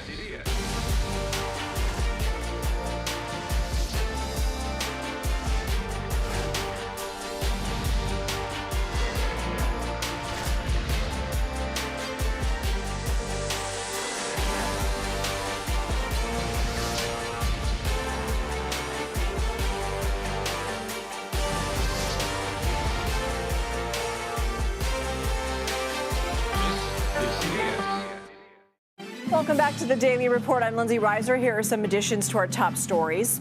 Suicide bombers launched an attack at a military base in Pakistan today, killing at least 12 people and wounding 30 others, according to local officials. The blasts rocked nearby areas, causing the roofs and walls of some buildings to collapse. A group affiliated with the Pakistani Taliban has claimed responsibility. Pope Francis will need to sleep with a ventilation mask for now, though he has not experienced any new respiratory crises since yesterday, as he tries to recover from double pneumonia. On Monday, he suffered a setback, 2 acute respiratory failure episodes. For now, the Vatican says he is not out of danger.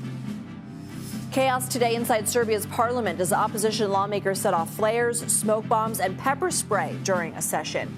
They were protesting the government as well as supporting student demonstrators who for months have been speaking out against alleged corruption in the country's current administration. According to reports, one lawmaker suffered a stroke in the skirmish. President Trump is expected to lay out his legislative priorities during his address to Congress tonight. And CBS News polling has some insights on what Americans want to see from lawmakers. CBS News Executive Director of Elections and Surveys, Anthony Salvanto, joins us now. So, Anthony, we can probably expect budget priorities to come up tonight. So how are Americans feeling about what the government is spending and current cuts? Right. If history is any guide, these kinds of speeches always list these things out, right? So what we did in the poll was ask people, okay, take these things that the government spends money on, what should in general happen to them? And look what happens. People say for Social Security, for Medicare, for Medicaid, far more people say that that spending should be increased than should be decreased. In fact, if you add other items to this, things like education, border enforcement, defense, all of those things net to higher preferred increases then decreases. In other words, people like what they get out of these programs, with the exception of foreign aid. And this has historically been true. Historically in polling, people think the government spends a lot more money on that than it actually does. And that's where you get more people saying decrease. Fascinating. So we also know that the president is going to talk about finances. How do Americans feel about tariffs? Well, they're not popular. That's the short answer to that. And what we've seen in our recent polling, this is from February, is that if you specify where, before the tariffs were put in place, they might come from, only China gets a net favorable for new U.S. tariffs, but the prospect against Mexico, against Europe, against Canada, all of that was in opposition. And look, the reason for that, for context, is people tell us they think it will raise prices. And again, for context, just recently, these big numbers, 3/4 of people have said their income isn't keeping up with inflation, prices are still a concern. And so that's how it connects to their views on tariffs. Denise Savanto, thanks so much. The Centers for Disease Control says it's on the ground in Texas as a measles outbreak grows to almost 200 cases there. Karen Hua has more from Houston. Officials in Harris County, Texas, are announcing updated vaccination locations, encouraging people to line up for protection from measles as cases rise in the state. Right now is not the time for anybody to get overly excited. It is not the time for anybody to get scared. It is the time to get smart, consider your situation, and if you need to get vaccinated, get vaccinated. Measles is one of the most contagious infectious diseases. Really, your best protection against measles is to be vaccinated. One dose of the MMR vaccine is 93% effective. 2 doses, 97%. In the South Plains region of Texas, the measles have sickened nearly 160 people, most unvaccinated. A school-age child that was not vaccinated died last week. There's this misconception that measles is the common cold. It's just a fever and runny nose. It can actually be much more severe than that. It can cause severe lung infections, severe brain infections. With measles so contagious, the Texas Department of State Health Services expects additional cases in outbreak areas and nearby communities. Dr. Celine Gounder says some older adults should take notice. If you were born after 1957 and got vaccinated before 1968, you may not have immunity from exposure to measles infection and may have received an older version of the vaccine that was not as effective. You are in a group that may want to get a booster, particularly if you are in an area that is experiencing an active measles outbreak. And if you're not sure if you're immune to measles, try to track down your records. If you can't find them, Dr. Gounder says there's no harm in getting an extra dose of the measles vaccine to protect yourself. Karen Hua, CBS News, Houston.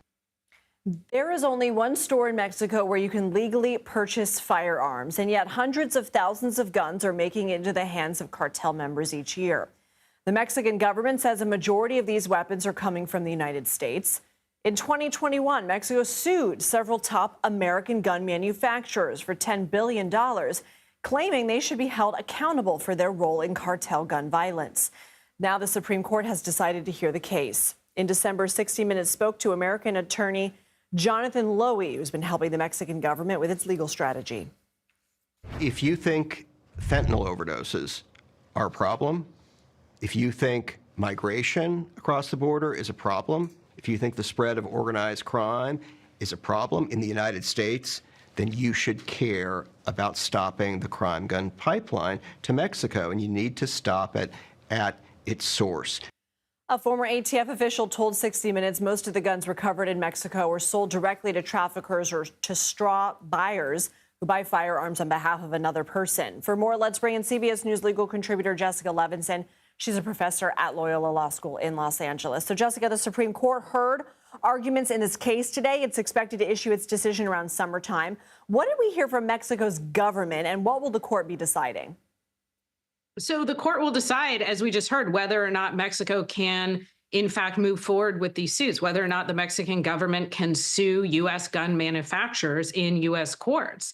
And one of the big questions is whether or not they can do that, given that there is a federal statute on the books that looks like it protects gun manufacturers unless they put guns into commerce when they knowingly do so in a way where they know it violates current firearms laws. So the Mexican government is arguing we have a big problem here, and it's because of you, U.S. gun manufacturers. It's because that you put these guns into the hands of members of drug cartels. And that's why we have a violence problem. And you're partly responsible for that. And several major American gun manufacturers, Smith & Wesson, Glock, they're named in the suit. What is their argument? So their argument is that they are protected. And again, that they're protected under, in part, that federal statute that says that gun manufacturers do enjoy protection unless there is some sort of knowing violation of an existing law. And this is a piece of legislation where, broadly speaking, the default is immunity in these types of circumstances. Again, unless you can show a knowing violation. So their argument, very briefly, is we're protected by a federal law. So how consequential could this ruling be for holding American gun manufacturers liable for the misuse of guns? Well, absolutely. I think it could be consequential, but not just for American gun manufacturers. And I think that's part of what you heard from the Supreme Court today, which is, I think they were understanding that this goes beyond suing gun manufacturers. And they were saying, could then other governments sue U.S. manufacturers of, and then kind of fill in the blank product that might be used in another country in a way that manufacturers don't intend. So, and I think that's part of why you saw, my guess is, at least 5 members of the court be pretty skeptical of Mexico's argument here. Can you give a little bit more detail on that, the 5 justices that you think are skeptical of Mexico's argument? So I should be clear. I think at least 5, in the sense that I heard, frankly, a majority of the court worried about a couple of things. So this is a really good question that you ask. And I think what they're worried about in part is this particular statute and its applicability and whether or not it actually would apply to U.S. gun manufacturers. And I think that they're worried about subjecting U.S. gun manufacturers to liability by foreign governments. And I think they're worried about U.S. manufacturers more broadly, not just gun manufacturers, but U.S. manufacturers being subject to liability by foreign governments. What do we mean by this? We mean by this the idea that another foreign government, maybe it's China, maybe it's France, maybe it's Canada, could say, U.S. manufacturer, your product is being used in our country and is harming our citizens, so we're going to sue you. I think that was also in the justice's mind here. Fascinating. Jessica Levinson, thank you so much. New tariffs spark fears of a trade war as well as price increases for Americans. Ahead, we take a closer look at how President Trump's tax levy on imported goods from Canada could affect businesses in northern border towns. You're watching The Daily Report.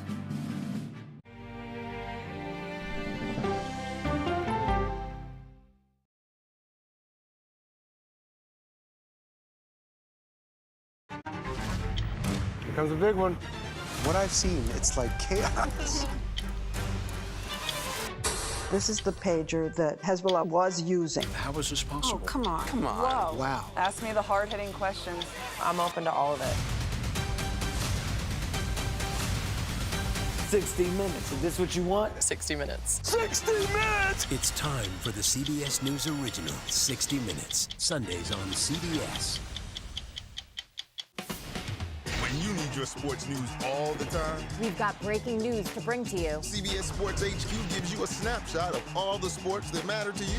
Big news coming out of the NFL. A lot of movement in the rankings this week. With highlights What a finish at the final round of play. and in-depth analysis. Can they three-peat? Tony Romo joins the conversation. What can you say about this game? When you need your sports in a snap, We're bringing you that breaking news right here on HQ. find it on CBS Sports HQ. Streaming free anywhere you are. Go to the ends of the earth. We'll hit the heights. A great adventure together. And reach for the stars. Star power. I like it. So cool. But wait, there's more. Experience thought-provoking, Something that's undeniable. With mindfulness. innovative, Magical. It's like being a child. and truly original reporting. How'd you do your research? I tell a good story. Because there's always something new under the sun on CBS Sunday morning.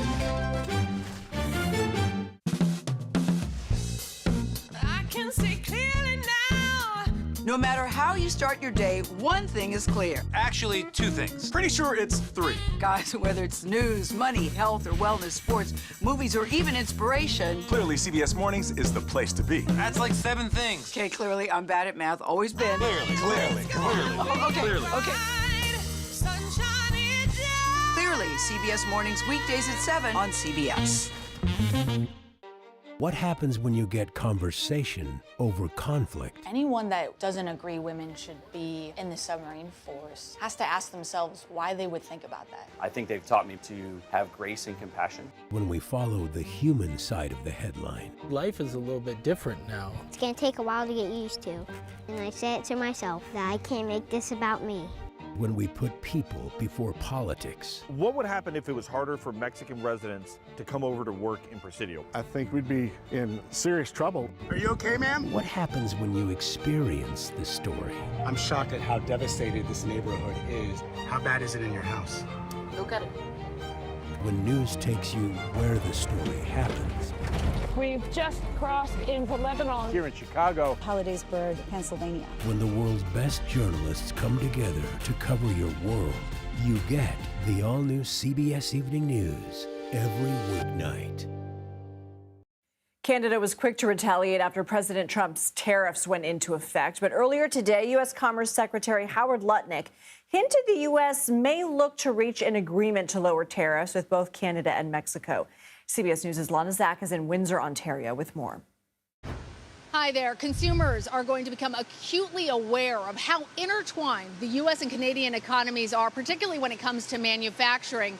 I'm here on the factory floor of Laval International. That's why I have these safety glasses on. And I spoke with the CEO, Jonathan Azzopardi, who told me that things cross back and forth from his shop to his American suppliers multiple times, and explained why that added up. So in that scenario, you have to understand that these goods, by design, have to go back and forth across the border. Every time, in this case, they'll be incurring tariff. And you can see how all of that starts to add up. Here's the current state of play. Canadian products that come across the border into the United States are taxed at 25%. $30 billion worth of American goods that come into Canada are being taxed right now at 25%. And the Prime Minister, Justin Trudeau, has also threatened that that could increase to $155 billion in 21 days if the Trump administration doesn't pull back from those tariffs. We're also seeing unilateral action being taken. The Premier of Ontario here has said that he would be happy, with a smile on his face, he would cut off Ontario's supply of energy to the U.S. And we're also learning that the Liquor Control Board of Ontario is pulling American spirits from their shelves. That is a $1 billion industry.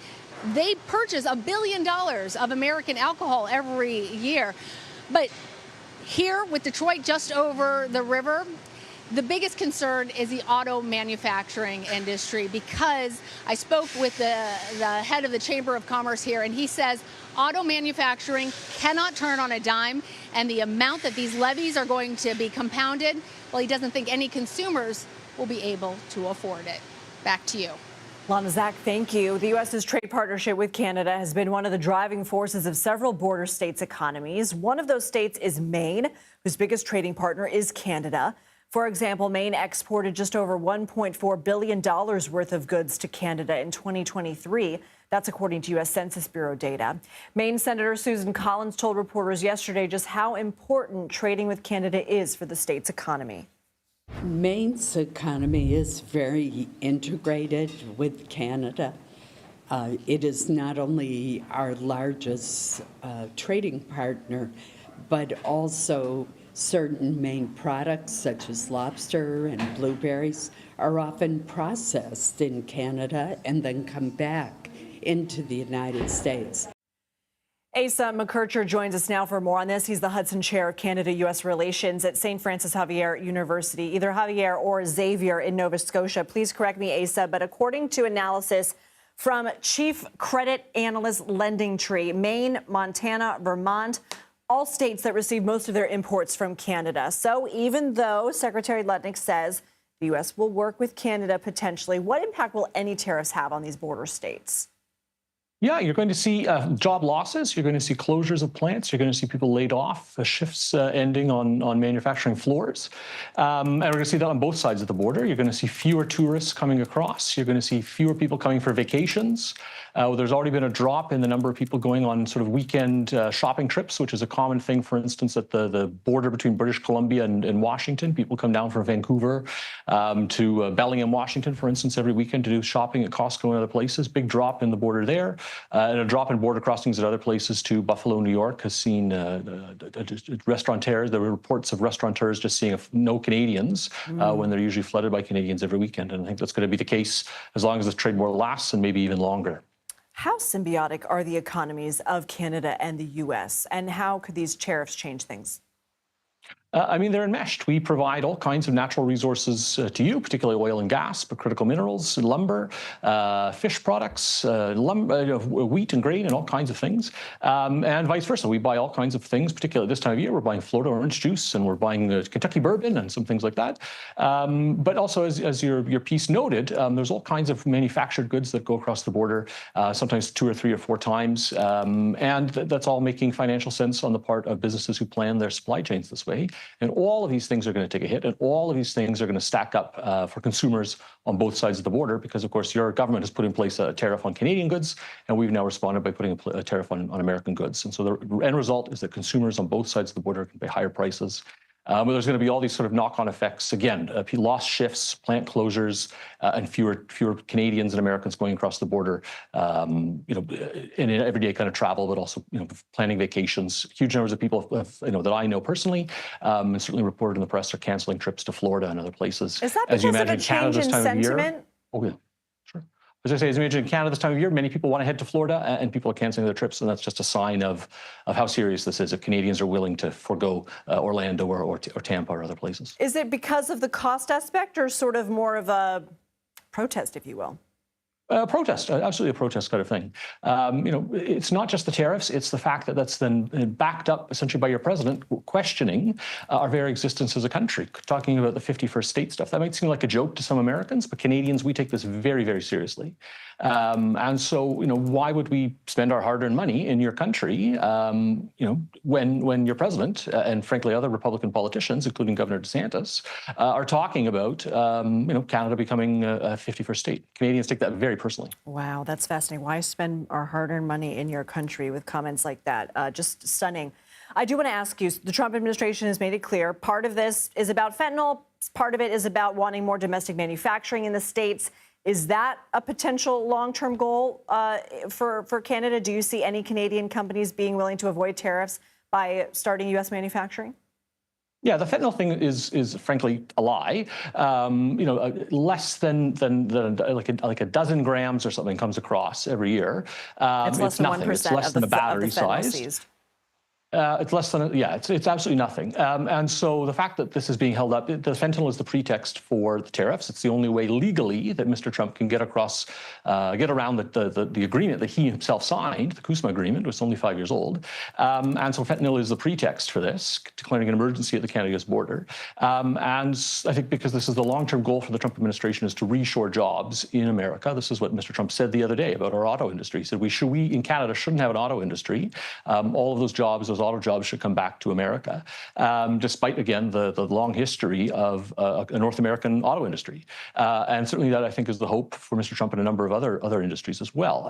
And so, the long-term viability of Canada's economy is something that, again, Canadians were very concerned of. And Mr. Trudeau noted today that his perception is, from his conversations with Americans, including Mr. Trump, is that Mr. Trump wants to weaken our country to, again, with the long-term goal, perhaps, of even turning us into a 51st state. This is a very serious threat that Americans have or your president at least, have kind of levied against Canadians. And it's something, one again, that we're taking Canadians very take seriously. to heart. Yeah, exactly. I mean, we don't want to be in this position. This is not a tariff war that we've chosen. It's not a tariff war I think that the majority of Americans have chosen. But we're here because of the decisions of Mr. Trump and his administration. And we're seeing that public frustration. You saw it in the reaction of hockey games over the last few weeks. Right. It takes a lot to get Canadians to boo your national anthem. We're a very polite people, but when pushed, and when push comes to shove, we're not. All right, Asa McKercher, thank you for your time. Thank you. Still to come, preparing for homecoming. We're coming back before long, so, don't make all those plans without me. We're hearing from the two Boeing Starliner astronauts who are set to return home soon after an unexpected long haul in space. How they're feeling. You're watching The Daily Report.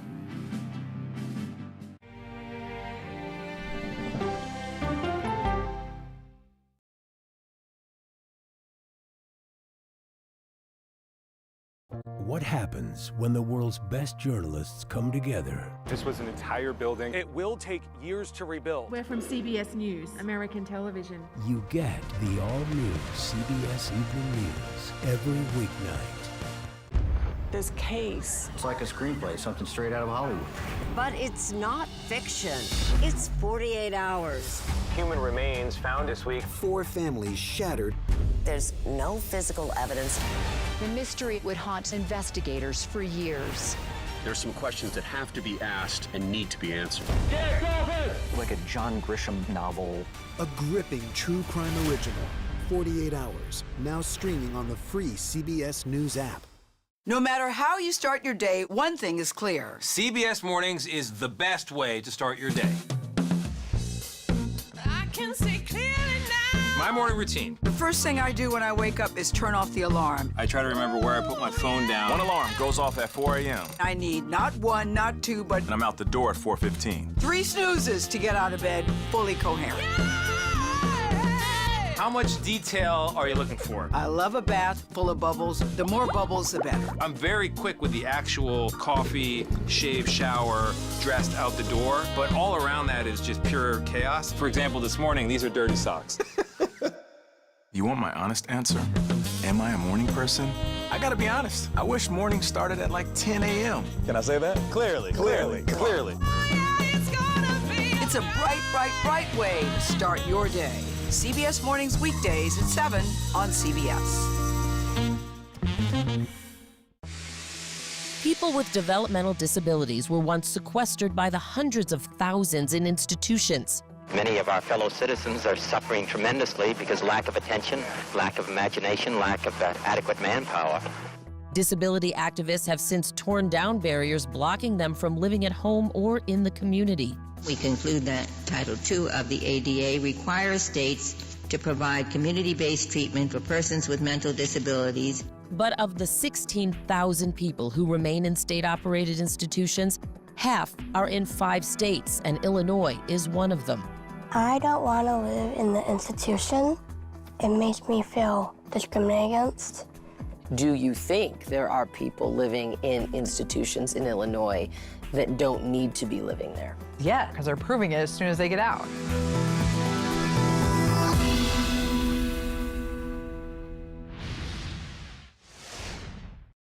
What happens when we follow the human side of the headline? I was in tears. Life is a little bit different now. It's going to take a while to get used to. And I said to myself that I can't make this about me. You get the all-new CBS Evening News. Severe weather is threatening the southern United States, affecting everything from flights in Texas to Mardi Gras celebrations in Louisiana. The National Weather Service confirmed that a powerful tornado touched down early this morning in Ada, Oklahoma, about 90 miles south of Oklahoma City. CBS News correspondent Omar Villafranca has the latest. Omar? It's not quite spring, but the spring weather is already here. We are in Ada, Oklahoma, and last night a storm blew through, and you can see some of the damage it left behind. Let me show you more of the damage that we're seeing here in Ada. Now, the National Weather Service says preliminary reports say this was an EF1 tornado, wind speeds 100, 105 miles an hour. This used to be a furniture store, but you can see bricks knocked down, the roof is gone, things were blown out that way, things were headed that way. You can see some debris back there up in the tree.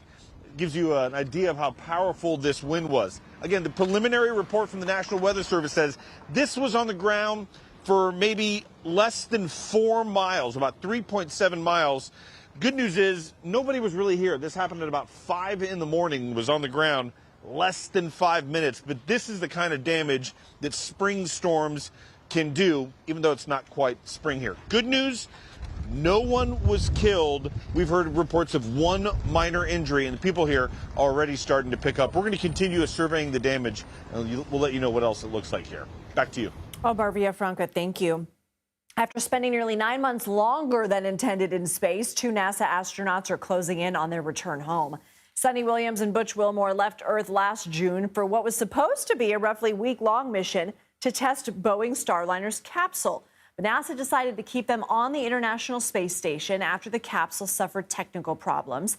The pair said the extended stay was hard for their families, but admitted that being there never gets old. We came up prepared to stay long, even though we planned to stay short. That's what we do in human spaceflight. We have had some amazing aurora while we've been up here. The sun's been really active, and it really puts you sort of in your place. The pair is scheduled to make the trip home no earlier than March 12th. We're less than 3 hours away from President Trump giving his first joint address to Congress in his second term. And this is not a State of the Union. That's been around since President George Washington. Traditionally, new presidents don't deliver State of the Union speeches in their first year in office. Instead, they deliver a joint address to Congress. In 1981, President Ronald Reagan became the first president to deliver what he called an address before a joint session of the Congress on the program for economic recovery, just about a month after he was inaugurated. He used the speech to lay out specific policy proposals like a 10% tax cut for every American. Every newly inaugurated president since then has used the joint address to Congress for a similar purpose. President Bill Clinton gave a speech in 1993 to call for a $30 billion job investment program. President George W. Bush laid out the start of his No Child Left Behind plan to reform education in 2001. And in 2009, President Barack Obama asked for Congress's support to ensure major banks would survive the Great Recession. President Trump's first joint address to Congress in 2017 combined laying out what his administration had achieved in the first few weeks, like establishing a Justice Department task force to combat violent crime, along with his congressional requests. Some of his policy wish list items in 2017 included repealing and replacing Obamacare and having Congress pass tax cuts. Special coverage of President Trump's joint address to Congress, anchored by Major Garrett, begins at 7:30 p.m. Eastern, followed by a primetime special hosted by John Dickerson and Maurice Dubois at 9 p.m. For now, CBS Evening News Plus begins after the break. You're watching CBS News 24/7.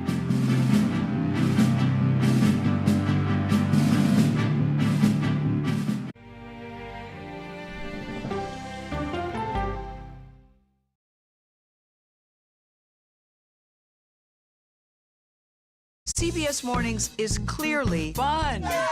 Money saving. Dollar Jill's here to tell us what it means for you. Clearly delish. So what's on the menu today? Clearly, CBS Mornings weekdays at 7 on CBS. What happens when the world's best journalists come together? Write a prescription for the healing of America.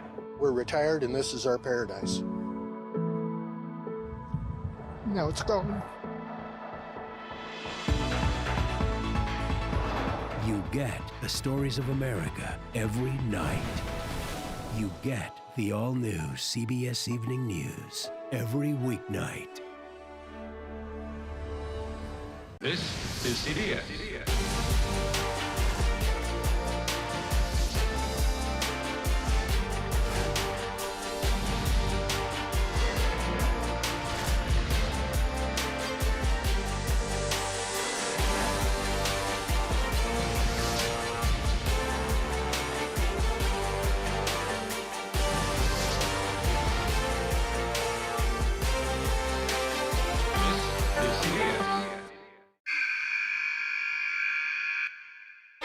I had progressively fallen deeper into the world of online sports betting. The risk is the rush. What do you think is driving the spike in popularity? I think it's legality. If it's legal, I'm going to use it. There are ways to bet when you are 18. We've created an epidemic of child gambling. You can't walk into a male dormitory in a college campus without sports betting happening. It's America's most neglected problem. I used sports betting as a way to escape, when in reality, I'm choosing self-destruction. Whatever I had left, it was gone. The purpose of the industry is to get you to play to extinction. And that means until all your money is gone.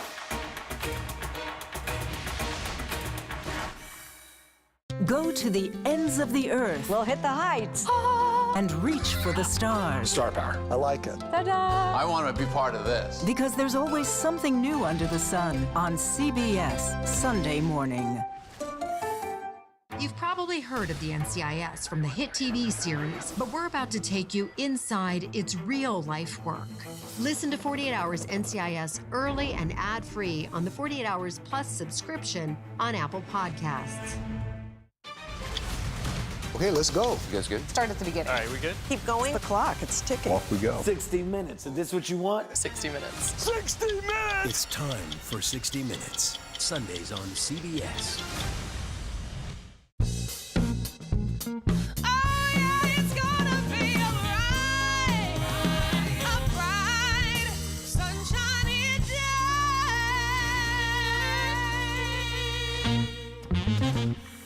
CBS News. Face the Nation with Margaret Brennan, Sunday on CBS. Well, let me start with this.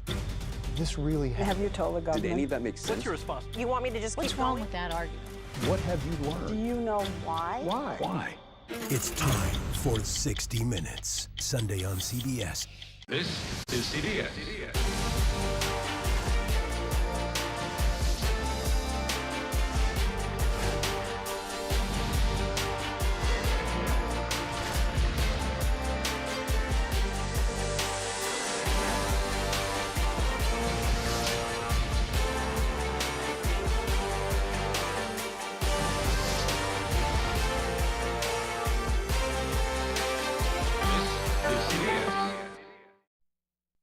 Welcome to CBS Evening News Plus. I'm John Dickerson.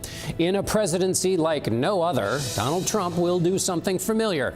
Take the short ride to Capitol Hill to describe his achievements to a joint session of Congress. Weijia Zhang has a preview of the president's address. Return tariffs. Hours after the president's new tariffs on Canada, Mexico, and China took effect, two of those nations returned fire. Canada's Prime Minister Justin Trudeau called the president's tariffs dumb. Kelly O'Grady will explain how these import taxes will make their way through the economy. And a dream deferred. Karen Waugh goes in depth on the vulnerable workers caught in the mass firings in the federal government. Those stories and more right after our news headlines. Wet Tuesday. A powerful storm took aim at New Orleans just as Mardi Gras hits its peak. Several parades were shortened to keep marchers out of danger. Tornadoes from that same system caused widespread damage in Ada, Oklahoma this morning. A paint warehouse in northern Texas was ripped apart by high winds.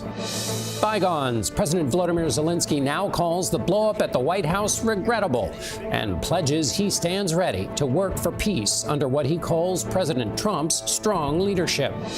Pope Francis is in stable condition. The Vatican says he's not suffered any new respiratory episodes and is breathing with just the help of supplemental oxygen.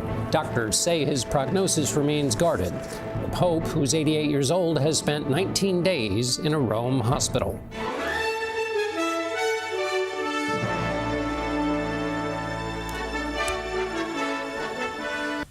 Presidential addresses to Congress are nearly as old as this country, dating back to George Washington in 1790. In his speech, Washington said, "The welfare of our country is the great object to which our cares and efforts ought to be directed." Tonight, President Trump will tell the country where his efforts will be directed. And CBS's senior White House correspondent Weijia Zhang joins us now with her latest reporting on where exactly he's going to go. So, Weijia, the White House often before these speeches says, you know, the president's going to strike this tone. So it's to get us all thinking in that frame of mind. So what are they saying about the tone tonight?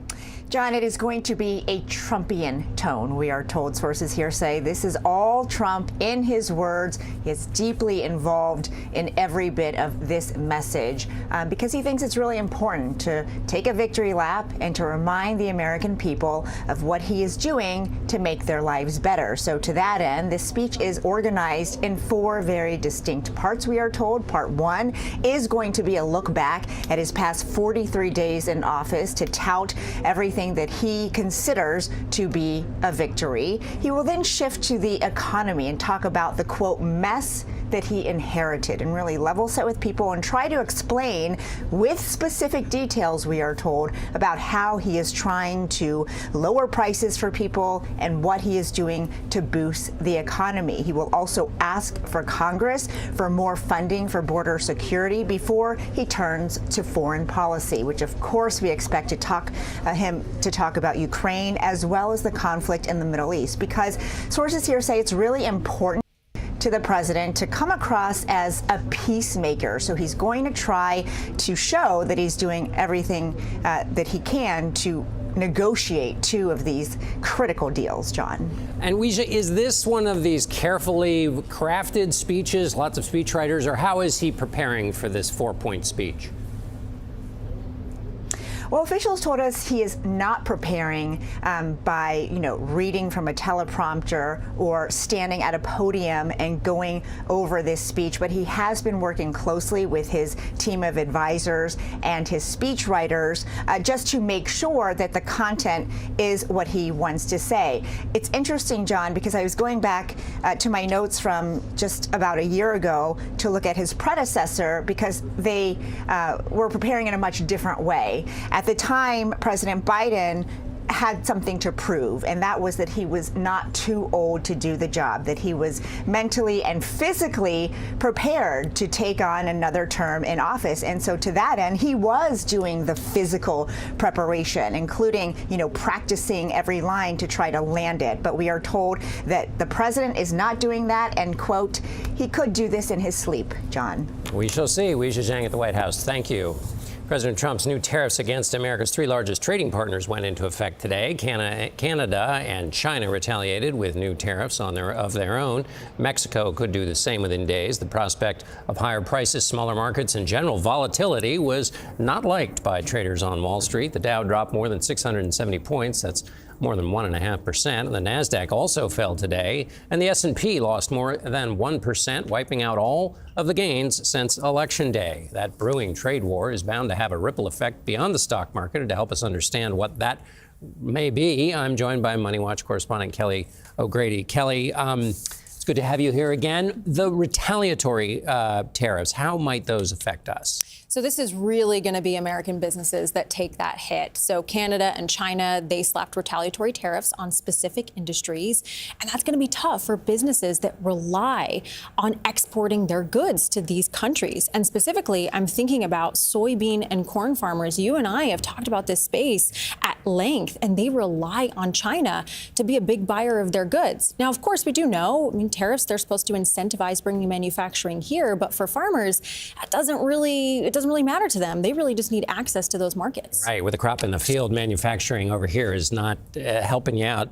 Tell me about retailers. How are they responding to this round of trade back and forth? So earnings season, right? We heard from Target and Best Buy today, and they said, look, prices are going to go up. We've also heard from Ford about how this could impact the auto industry. And in fact, I want to read a quote from their CEO from an investor conference. Pretty inflammatory language. He said, quote, long term, a 25% tariff across the Mexico and Canadian border will blow a hole in the U.S. industry that we have never seen.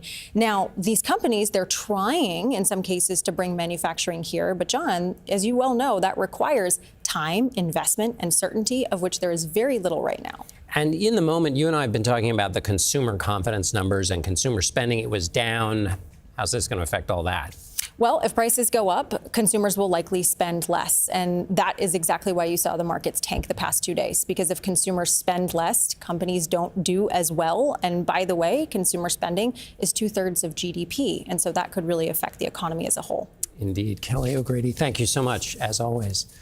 At a Los Angeles City Council meeting today, the one-time city fire chief, Kristen Crowley, defended her actions against the devastating January wildfires, hoping to regain her position. Mayor Karen Bass demoted Crowley, calling her removal in the best interest of public safety. CBS's Carter Evans reports on the council vote and the emotionally charged hearing.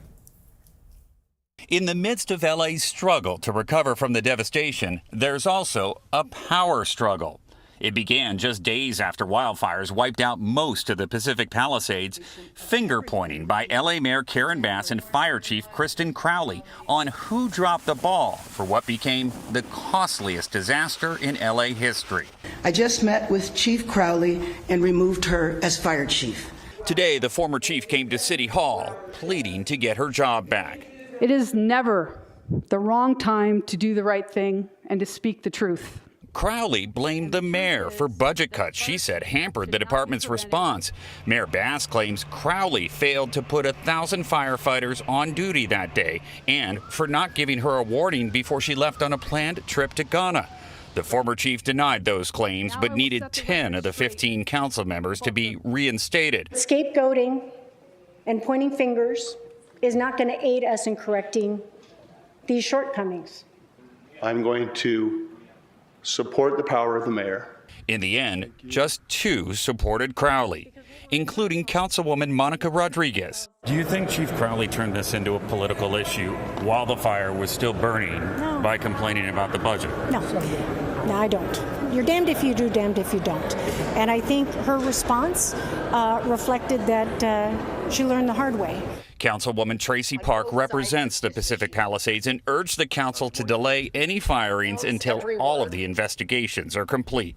You deserve answers and accountability, and that might very well mean firing everyone who has culpability.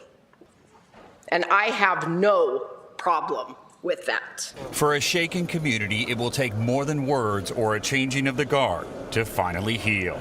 Carter Evans, CBS News, Los Angeles. Now, here are 3 things to know. Today, the Consumer Finance Protection Bureau dropped its lawsuit against 3 of America's largest banks and the operator of the Zelle payments network. That suit had alleged that the firms failed to investigate fraud complaints or reimburse victims. Since President Trump took office, the Bureau has dropped at least half a dozen suits brought during the Biden administration. Have a look at the chaos in Serbia's parliament today. Smoke bombs, flares, eggs, they're expensive. And water bottles were tossed around as opposition lawmakers accused the ruling party of corruption. At least 3 people were hurt. 1 lawmaker reportedly suffered a stroke. And a researcher at the University of Oxford uncovered a rare handwritten copy of one of the most famous love poems, Shakespeare's Sonnet 116, first published in 1609. The sonnet begins with the words, "Let me not to the marriage of true minds admit impediments." This copy contains additional lines believed to be adopted for a politically themed song. It's only the 2nd manuscript copy of the poem to be found. Coming up on the CBS Evening News Plus, we head to Arkansas's Ozark National Forests. I cycle through being angry, sad, distressed. Our in-depth report on the impact those federal mass firings are having on the workers getting the pink slips.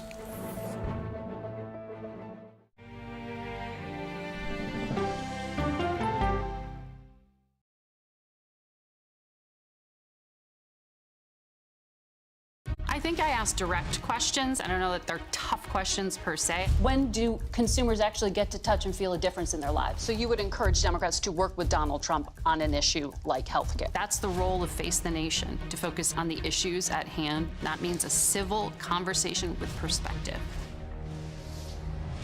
Go to the ends of the earth. We'll hit the heights. And reach for the stars. Star power. Ta-da! On CBS Sunday morning. I can see clearly now. Ooh, gonna be a bright, sunshiny day. That's right. What happens when the world's best journalists come together? Write a prescription for the healing of America. You get the stories of America every night. You get the all-new CBS Evening News every weeknight.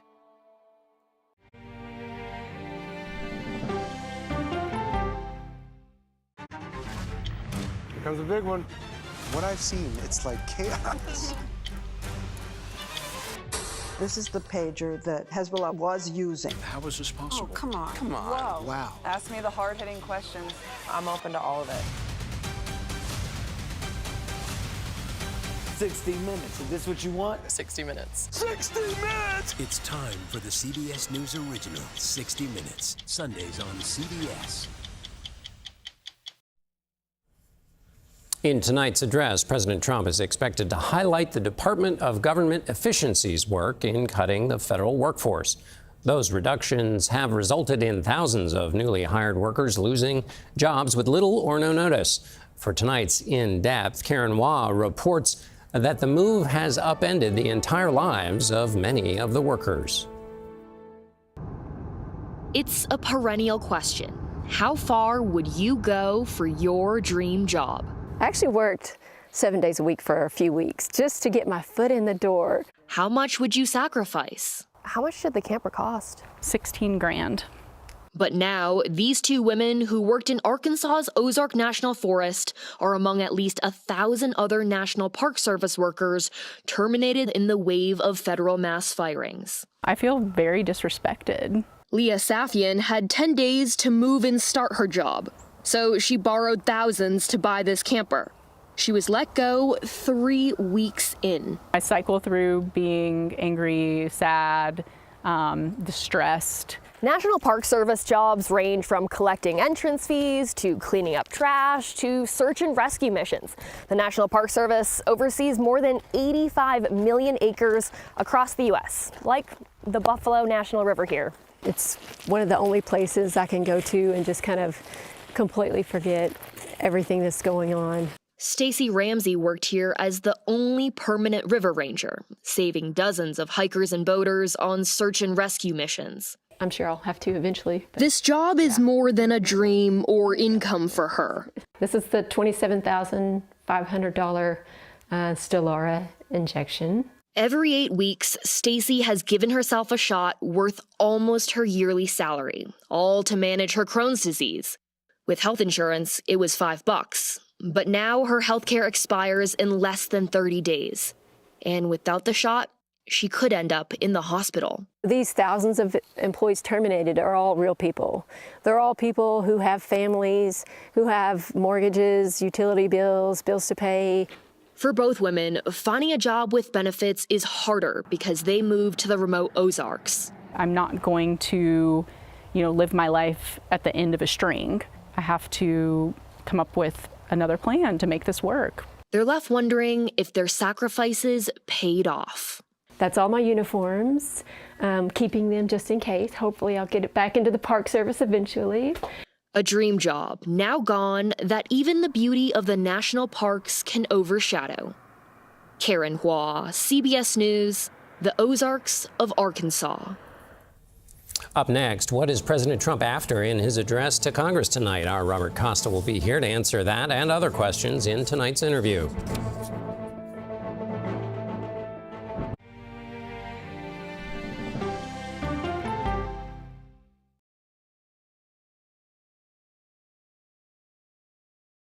Ready? Yeah. You ready? And 1, 2, 3.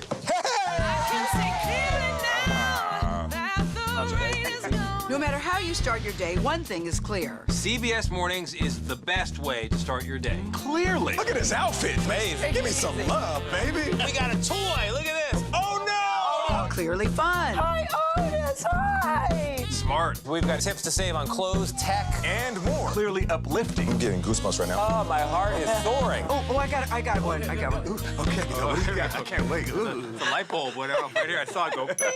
Okay, watch this. CBS Mornings is clearly brighter. Ooh. It's gonna be a bright, sunshiny day. It's a bright way to start your day. Clearly, CBS Mornings weekdays at 7 on CBS. This is CBS.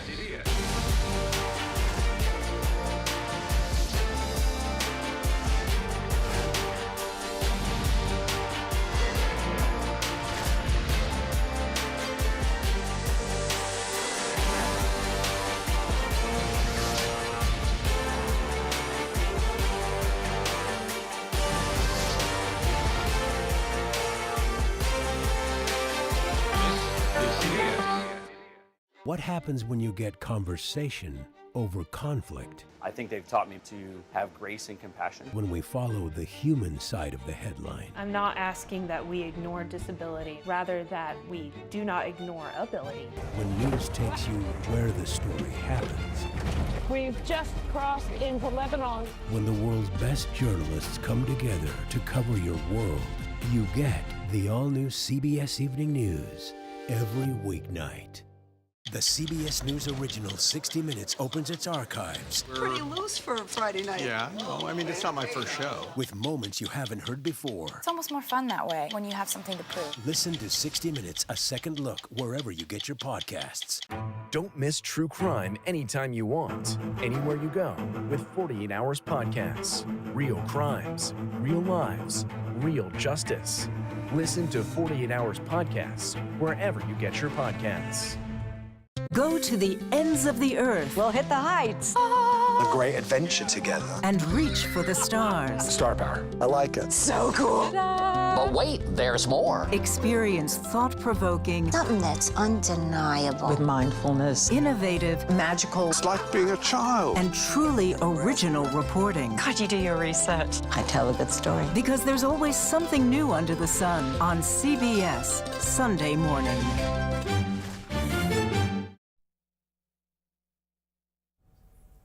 In hours, President Trump will give his first joint session address to Congress of his second term. CBS's chief Washington analyst and national correspondent Robert Costa has spent most of the day at the White House and joins us for tonight's interview. Bob, it's good to be with you. What's the president after tonight? What's the point of this speech? John, great to be with you. For President Trump, this is a visit to Capitol Hill and to Congress that is totally, politically speaking, in his grip. In the Senate, in the House, Republicans are ready to do his bidding, to cheer him on. And so inside the White House, based on my conversations with top White House officials, this speech is about laying out President Trump's vision as he sees it on foreign policy, on domestic policy, and it's giving cues to Congress rather than trying to broker a deal or lay the foundation for some kind of bipartisan agreement. This is about President Trump being at the center of power and looking at all the executive orders in recent weeks and building upon all of that in his work with Elon Musk, and now looking ahead with this speech tonight. And Bob, how does he expect that to work on the Congress, the Republicans really in Congress, who have a lot of difficult budget work ahead of them, small margin in the House? What's their expectation for how this shapes their thinking? You're going to see tonight, based on my reporting today and in recent weeks, the beginning of a conversation about the scope of possible spending cuts at the federal level. So many conservatives, especially in the House, they want to see this president and this White House do a lot to cut from the federal government. And already Elon Musk and his DOGE effort have worked with the White House to shrink the federal government in some respects. But conservatives want to do more, and they want to see more on the table from President Trump, especially as they look ahead to this March 14th deadline, March 15th deadline to get a fiscal deal together. So listen closely tonight to whether Medicaid is discussed, whether other major federal spending programs are discussed, and what exactly President Trump is willing to put on the table. He's not just making an overture to Democrats, if any. This will really be about setting up the negotiations with his own party. The economy has had some hiccups recently. Consumer spending is down. Consumer confidence is down. The market is hiccuping for the last couple of days over the tariffs. What does your reporting tell you about how President Trump sees this working out? It's an issue voters obviously care about. He is not nervous, White House officials and close Trump confidants say, about any kind of dip in the market. He has a firm belief in tariffs as an economic tool, as something that's really at the heart of his entire economic agenda, which he believes is a transactional process. He believes Europe, Asia, allies and adversaries alike are not being, as he would put it, fair when it comes to economic transactions with the United States. And in private, I'm told by some of his confidants, he often talks about President Theodore Roosevelt, President McKinley, past presidents who have used tariffs as economic weapons of sorts, and he looks at them in an admirable way, believing his own presidency echoes theirs. 20 seconds left. Bob, his thoughts on Zelensky. Do you think they're changing at all, given the warming from Zelensky? I'm told by people close to him that President Trump's not thinking too much about President Zelensky. It's about President Putin, President Trump, and who's going to cut the final contours of the deal. It's not so much what Ukraine wants. It's about Trump's own vision of peace and how we can get there. Robert Costa in Washington. Good to talk to you, Bob. Thank you. This day is a big one for political speeches. My Reporter's Notebook is next.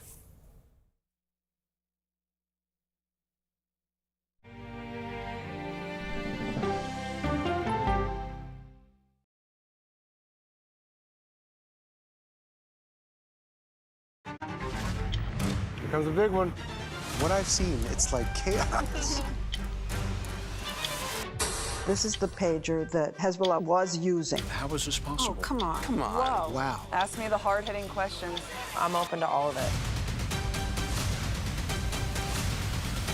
60 minutes. Is this what you want? 60 minutes. 60 minutes! It's time for the CBS News original, 60 Minutes, Sundays on CBS.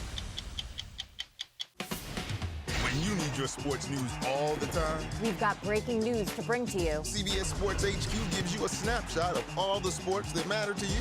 Big news coming out of the NFL. A lot of movement in the rankings this week. With highlights. What a finish at the final round of play. And in-depth analysis. Can they three-peat? Tony Romo joins the conversation. What can you say about this game? When you need your sports in a snap, we're bringing you that breaking news right here on HQ. Find it on CBS Sports HQ. Streaming free anywhere you are.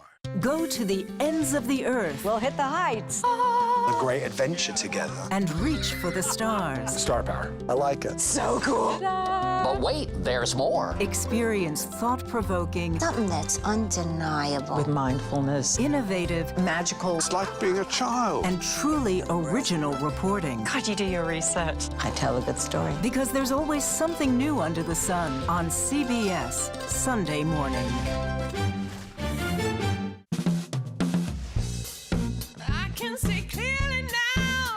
No matter how you start your day, one thing is clear. Actually, two things. Pretty sure it's three. Guys, whether it's news, money, health, or wellness, sports, movies, or even inspiration. Clearly, CBS Mornings is the place to be. That's like 7 things. Okay, clearly, I'm bad at math, always been. Clearly. Okay. Clearly, CBS Mornings, weekdays at 7 on CBS. What happens when you get conversation over conflict? Anyone that doesn't agree women should be in the submarine force has to ask themselves why they would think about that. I think they've taught me to have grace and compassion. When we follow the human side of the headline. Life is a little bit different now. It's going to take a while to get used to. And I say it to myself that I can't make this about me. When we put people before politics. What would happen if it was harder for Mexican residents to come over to work in Presidio? I think we'd be in serious trouble. Are you okay, ma'am? What happens when you experience the story? I'm shocked at how devastated this neighborhood is. How bad is it in your house? Look at it. When news takes you where the story happens. We've just crossed into Lebanon. Here in Chicago. Hollidaysburg, Pennsylvania. When the world's best journalists come together to cover your world, you get the all-new CBS Evening News every weeknight.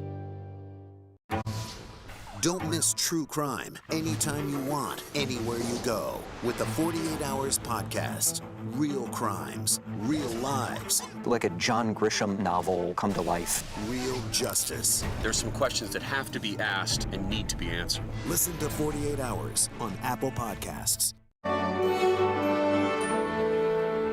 March 4th is a perfect day for a political speech. It is the only date that is a sentence. And that sentence sounds like a political speech. March 4th. That contains several aspects of a great speech: brevity, a call to action, and because March is a collective unifying verb, it implies everyone has banded together to make progress. This is not why the people who arranged things in our country chose March 4th as a day for inaugurations, but they were held on March 4th until 1933, which means a lot of great speeches were given that day. Lincoln gave his second inaugural address in which, at the height of the Civil War, he pledged malice towards none and charity to all, a generous sentiment that spoke to Lincoln's wisdom and strength. Words so good they are etched in the Lincoln Memorial our modern presidents stare at when they are inaugurated. March 4th is also the date of FDR's first inaugural address when he said this: First of all, let me assert my firm belief that the only thing we have to fear is fear itself, nameless, unreasoning, unjustified terror which paralyzes needed efforts to convert retreat into advance. Unifying, elevating, enduring. March 4th is also the date of one of the worst speeches. In 1865, it was the inaugural address of Vice President Andrew Johnson, which was described as hostile, incoherent, and self-aggrandizing.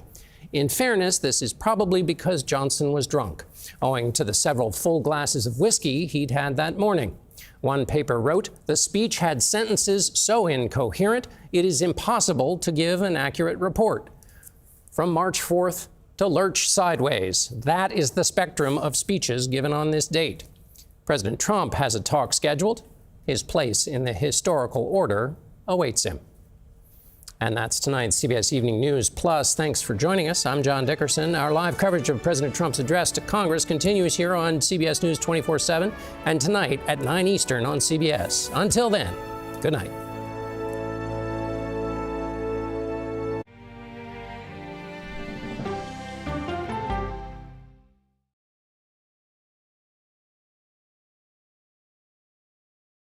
I think I asked direct questions. I don't know that they're tough questions per se. When do consumers actually get to touch and feel a difference in their lives? So you would encourage Democrats to work with Donald Trump on an issue like health care? That's the role of Face the Nation, to focus on the issues at hand. That means a civil conversation with perspective. Go to the ends of the earth. We'll hit the heights. And reach for the stars. Star power. Ta-da! On CBS Sunday morning. I can see clearly now. Ooh, gonna be a bright, sunshiny day. That's right. What happens when the world's best journalists come together?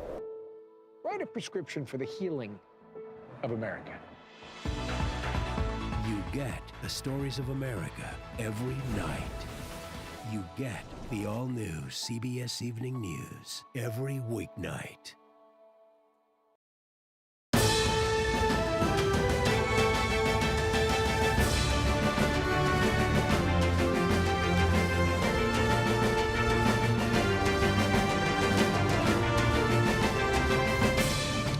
Hello everyone, I'm Major Garrett in Washington. Welcome back to our special coverage of President Trump's joint address to Congress. In a surprise to no one, President Trump said on social media he promises to, quote, tell it like it is this evening in what will be his first address to both chambers of Congress since returning to the presidency. These speeches tend to have a theme, and tonight's is no different. The White House says the theme tonight is, quote, the renewal of the American dream. Ahead of the speech, though, stock market took a dive for the second day in a row because investors yesterday feared and today saw the president's new tariffs imposed on Canada, Mexico, and China. However, after the markets closed today, Commerce Secretary Howard Lutnick said the president could reduce the tariffs imposed on Canada and Mexico by some amount as early as tomorrow. Unclear by how much and if that will actually happen, but it was promised, or at least hinted at, by the Commerce Secretary. Meanwhile, in Europe, Ukrainian President Volodymyr Zelensky said he wants to end the war with Russia. He did so in a social media post hours after President Trump, at least temporarily, paused the flow of all U.S. military aid to Ukraine. All this and much, much more will come up in the president's speech this evening. To start off our special coverage, I want to begin with CBS News congressional correspondent Nicole Killian, who is on Capitol Hill, and our CBS News senior White House correspondent Weijia Jiang, who joins us from the North Lawn of the White House. Weijia, catch us up on what Howard Lutnick, the Commerce Secretary, said after the markets closed and what context that might add to this incipient trade war. Well, Major, Lutnick was very clear that the tariffs would not be paused or eliminated, but he did say that they will likely be reduced from that 25% that it is currently as early as tomorrow, and that the president could make that announcement. Now, remember, he just announced this big tariffs package yesterday. So it did not take long for not a reversal, but at least a walk back in response to all the concerns that you have been reporting on all day, not to mention the concerns in the stock market. And so I think, President Trump likes to make a point, and he is able to do that by putting these tariffs on Mexico and Canada. But he is also going to respond if there is going to be an overall impact on the economy, which is important to him because he is trying to keep his promises and bring down prices. And so it shows that they are watching, they are listening, and there is room, Major, for a change. And Nicole, on Capitol Hill, how much conversation was there today about the pause in aid to Ukraine and this tariff issue? Yeah, well, I think it is. Both of these issues are areas where we are seeing some daylight among congressional Republicans that while, yes, even as they remain unified and try to solidify behind the president's legislative agenda, they do have some nuanced differences in terms of what they think with respect to this pause. For instance, in terms of Ukraine aid, for instance, you had Majority Leader John Thune earlier saying that he hopes that this is just a temporary pause, whereas Speaker Johnson said that he believes that this is a potential time for a reset, that he thinks that this is an opportunity to kind of course correct following that very tense meeting at the White House. And he explained that he tried to encourage Zelensky to back this minerals deal, which now appears to be back in play. That being said, obviously many congressional Democrats remain concerned, and certainly many hawkish members of both parties remain concerned as they don't want to abandon a key ally in its time of need. And Ouija, back to you on the North Lawn of the White House. Other international issues certainly to be in this speech tonight. What are you anticipating there?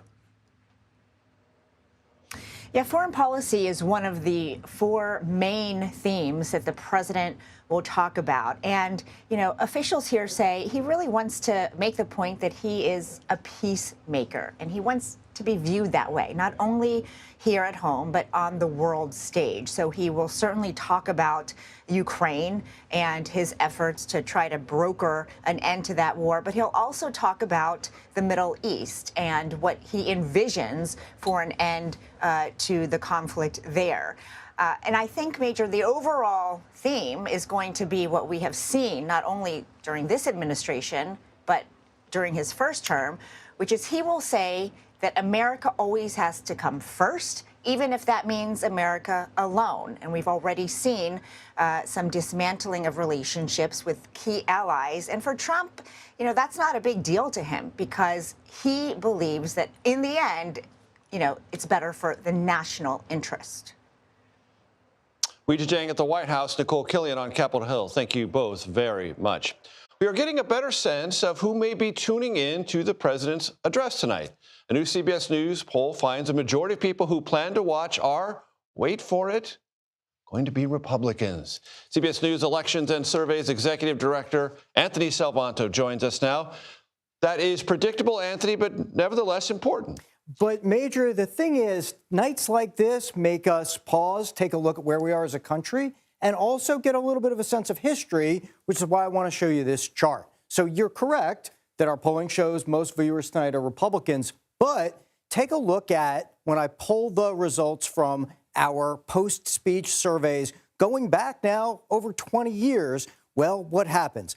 Democratic presidents get more Democratic audiences, right? For Biden, for Obama. Republican presidents, including the first Trump State of the Union or address to Congress, and G.H.W. Bush in 2003, get more Republican audiences. But the other thing for context, Major, is take a look at this increasing difference, which is to say we're getting perhaps even more polarized, at least in terms of who tunes in to watch this. Quick coda, Major, which is that's who's watching in live real time. But of course, more Americans than that will see the clips, hear the news coverage, watch, the after effects of all of this. So it'll be more widespread than that. And what does our data tell us, Anthony, about what the audience would like to hear most about? Short answer, Major, is the economy.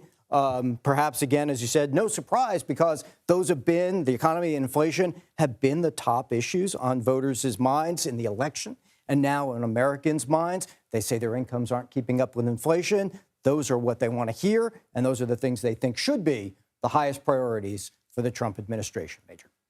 Anthony Salvanto joining us from New York. Thanks so very much. Florida Republican Congressman Byron Donalds joins us now. Congressman, great to see you.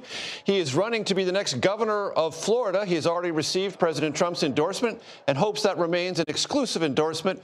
We may deal with that or we may not. But, Congressman, good to see you. It's good to be with you. When you think about where the nation is tonight, with the beginning of tariffs against Canada and Mexico and China last night, how long, sir, do you expect what sounds like and may look like a trade war to continue? Look, first and foremost comes the security of the United States, the security of the American people. Fentanyl is the #1 killer of people between the ages of 18 and 45. You have to make sure that that doesn't come to the United States. So President Trump has been clear. He is serious about this tariff measure because he wants to make sure that China steps up, that Mexico steps up, and that Canada steps up. Number 2 is securing the southern border. He's been very clear about what his intentions are. He's been following through from day one. And all that we are asking is that our neighbors to the north and south act in kind with what we are trying to do so all countries can be safe and work together cohesively.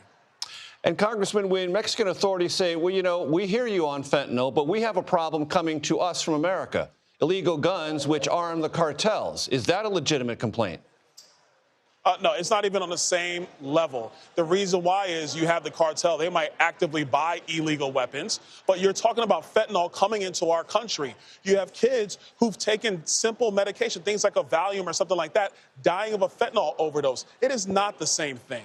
And so we've been calling on, and we've been very clear about our expectations. We want our neighbors to work with us to get this done. When they meet that expectation, then we'll have another conversation. But until then, Donald Trump not only promised the American people what he was going to do, but he has a responsibility, and he's going to follow through to make sure he does what Joe Biden failed to do, which is secure the United States of America. And when the Canadian Prime Minister says, as he did today, that more meth and cocaine came into Canada in January than fentanyl came from Canada into the United States, is that a legitimate point? No, I don't think it's fully legitimate because we also have an illegal immigration problem coming from Canada. And let's be very clear, you don't have poor families or poor people in Central America, South America, going all the way to Canada to come into our country. So that's why I'm not listening to what Justin Trudeau says or what any other leader is saying. Donald Trump is the president of the United States. He's going to put our national security interests above other nations. And so if they work with us, we will work with them, and everything will be fine. So this is really an opening measure to demonstrate how serious we are. This matters to the American people. It's one of the key things that occurred in our election season. It's why Donald Trump is president. And to Mr. Trudeau and anybody else, we're going to follow through on that commitment. Congressman, what do you expect the president to say about Ukraine? And from your vantage point, what have the last 4 days said about the president's approach there?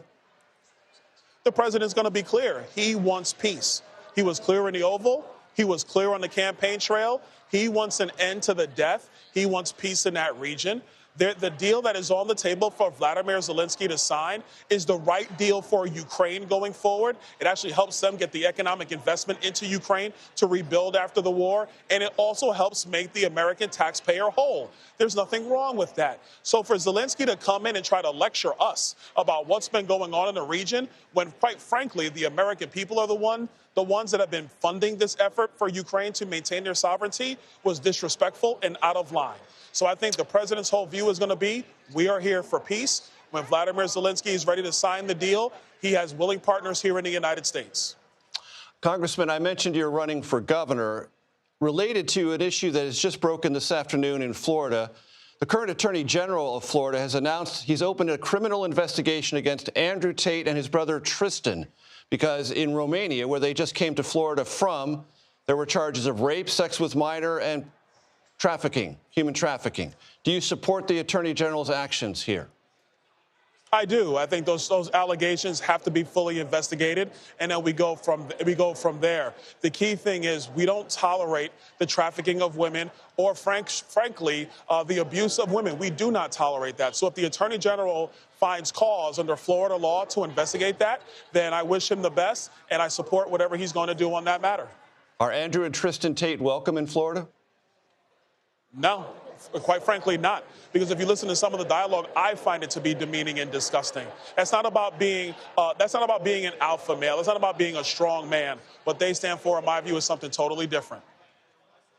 Florida Congressman Republican Byron Donalds, thank you, sir. It's been a pleasure. Thank you. Wall Street takes a bit of a nosedive after the president's action on tariffs. After the break, we're going to dive into the state of the economy as the president prepares to take the podium in the House of Representatives later this evening. You're watching CBS News 24/7.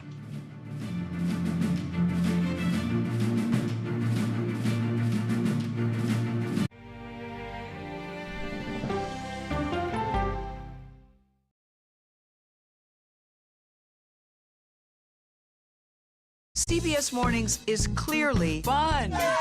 Money saving. Dollar Jill's here to tell us what it means for you. Clearly delish. So what's on the menu today? Clearly, CBS Mornings weekdays at 7 on CBS.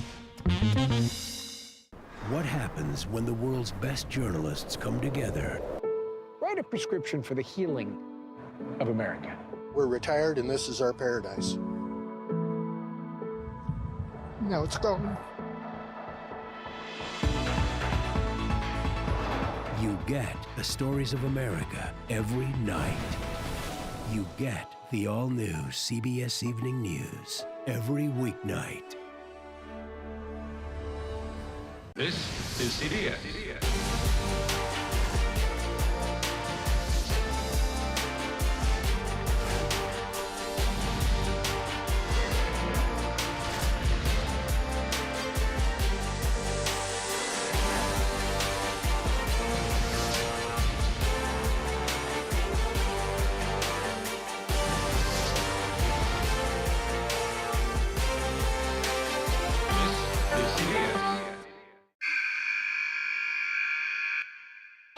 I had progressively fallen deeper into the world of online sports betting. The risk is the rush. What do you think is driving the spike in popularity? I think it's legality. If it's legal, I'm going to use it. There are ways to bet when you are 18. We've created an epidemic of child gambling. You can't walk into a male dormitory in a college campus without sports betting happening. It's America's most neglected problem. I use sports betting as a way to escape, when in reality, I'm choosing self-destruction. Whatever I had left, it was gone. The purpose of the industry is to get you to play to extinction. And that means until all your money is gone.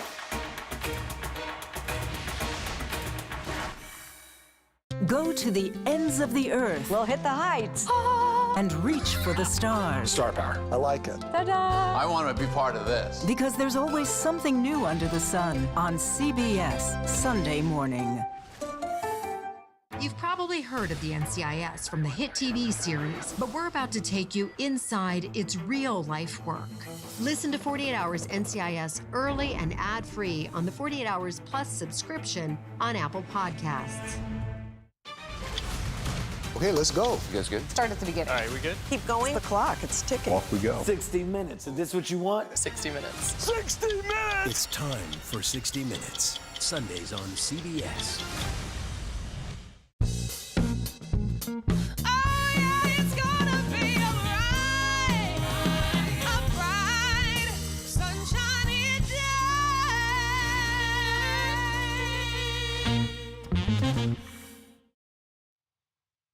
Welcome back to our continuing pregame coverage of President Trump's speech to a joint session of Congress. Several Democratic lawmakers at that speech are bringing fired federal workers as an act of protest, protesting what they regard as the president's either reckless or too quick culling of the federal workforce. One of them is Arizona Democratic Senator Ruben Gallego, freshman senator elected in the last campaign. Senator, it's great to see you. Thanks for joining us. Good evening. What is your beef with the reductions in the federal workforce? Are you against all reductions to the federal workforce, Or is there something specifically you want Elon Musk and President Trump to do that they haven't done so far? Well, look, I want them to actually be thoughtful about this. For example, some of these reductions in workforce have actually been putting Arizona in danger. They've reduced the amount of workers that are actually clearing our underbrush in northern Arizona. We have had a very dry season. What does that mean? A dry winter season means we're going to have a very, very hot, burning fire season this summer. Now, these young 20, 21-year-old coders from San Francisco don't really understand northern Arizona. They don't understand our brush fires, but somehow they looked upon the little, equations and algorithms and decided that this is something that we should reduce. That puts Arizonans in danger. Also, I'm against the fact that they're just arbitrarily firing veterans that have been serving this country, both in the military and now as government workers, and without any notice, even though they were qualified people, even though they had served their country dutifully, they were given just massive layoffs, and that's affecting them personally and their families. We can find efficiencies.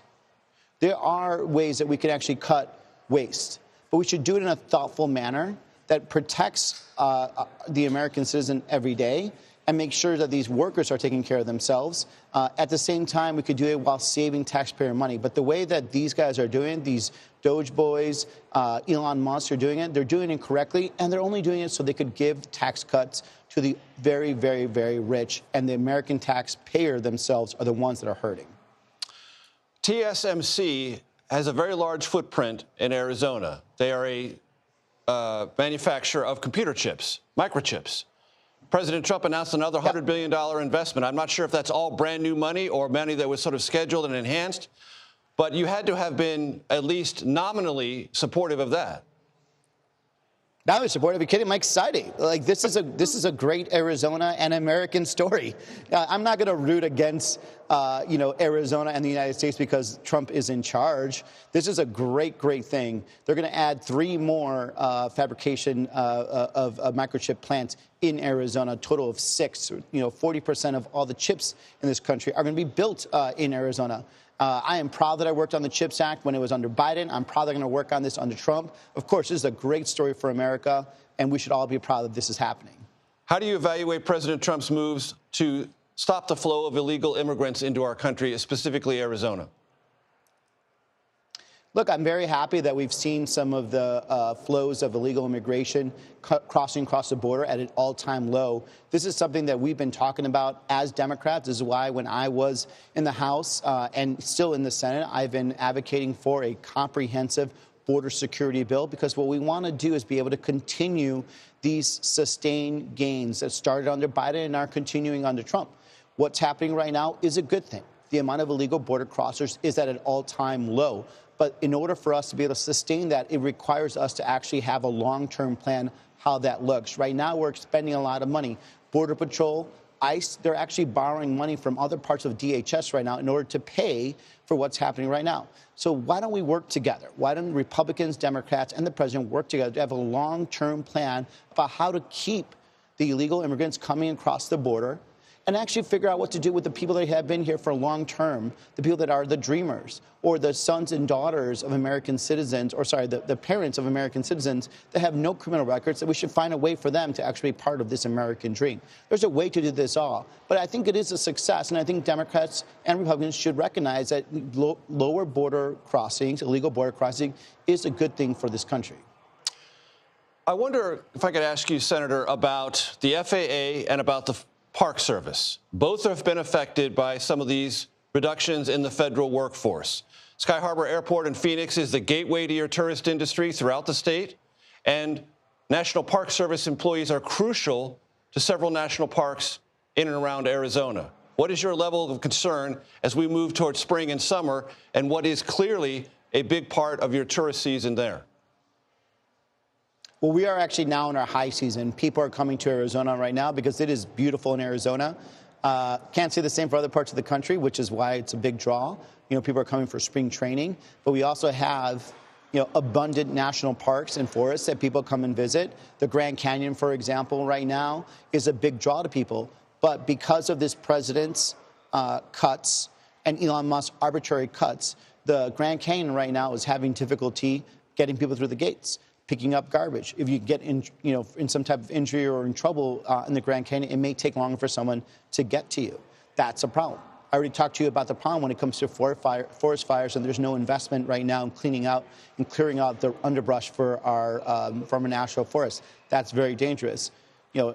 Sky Harbor is now becoming one of the most busiest airports in the country. And when you have, unfortunately, some FAA controllers that are being released, relieved, or fired and not being replaced, that causes backlogs, which was already existent even before these arbitrary cuts. It's important for us to understand you can have cuts, but you don't have to do it in a stupid way. What Elon Musk and his people are doing, and with the approval of Donald Trump, it's just dumb, it's stupid, it's arbitrary. At the end of the day, it's going to only cost the government more. It's not going to actually save us any money. Arizona's freshman Democratic Senator Ruben Gallego. Thank you very much, sir. On Wall Street, U.S. stock markets took a dive, second day in a row, as President Trump's tariffs began to take effect against Canada, Mexico, and China. The Dow tumbled more than 1,300 points in the last 2 days. Money Watch correspondent Kelly O'Grady joins us now for her reporting and analysis. So, Kelly, I had this conversation yesterday on America Decides. Volatility. Today was a day of volatility. Big losses up front. Then all three indices tried to claw back to basically water level and then fell back about an hour before trading ended. What did that tell you? Yeah, it was a tough last half hour there, Major, if you were looking at your portfolio. So, look, I think I go back to what I said yesterday. This is uncertainty. The markets, investors, they hate uncertainty. And so yesterday we got confirmation that tariffs would go into place. We got confirmation today that Canada and China would slap retaliatory tariffs. And I highlight uncertainty because all of this makes it more uncertain where inflation is going. Remember, we already are living in an environment where prices have started to tick back up. The consumer price index hit 3% last month. That is far above the Federal Reserve's 2% target. Now, that upswing did start at the end of President Biden's term, but these tariffs and this policy, it's creating an environment where there's more uncertainty about where inflation is going and therefore where interest rates will go, Major. What effect do you think the Commerce Secretary Howard Lutnick's statement after the markets closed that these tariffs with Canada and Mexico might be dialed back by some measurement as early as tomorrow? Well, I'm very curious to see where the market opens tomorrow, especially where futures are trading, because if we were to see some sort of deal, I do think that you would see markets spike. But then again, that uncertainty, right? If you don't see a deal by the end of the day, I think you're going to see a lot of just plummeting in sectors like retail and the auto industry as well. Money Watch correspondent Kelly O'Grady, thank you very much. We're going to take a quick break. Please stay with us for our continuing coverage as President Trump prepares to address Congress in just over an hour.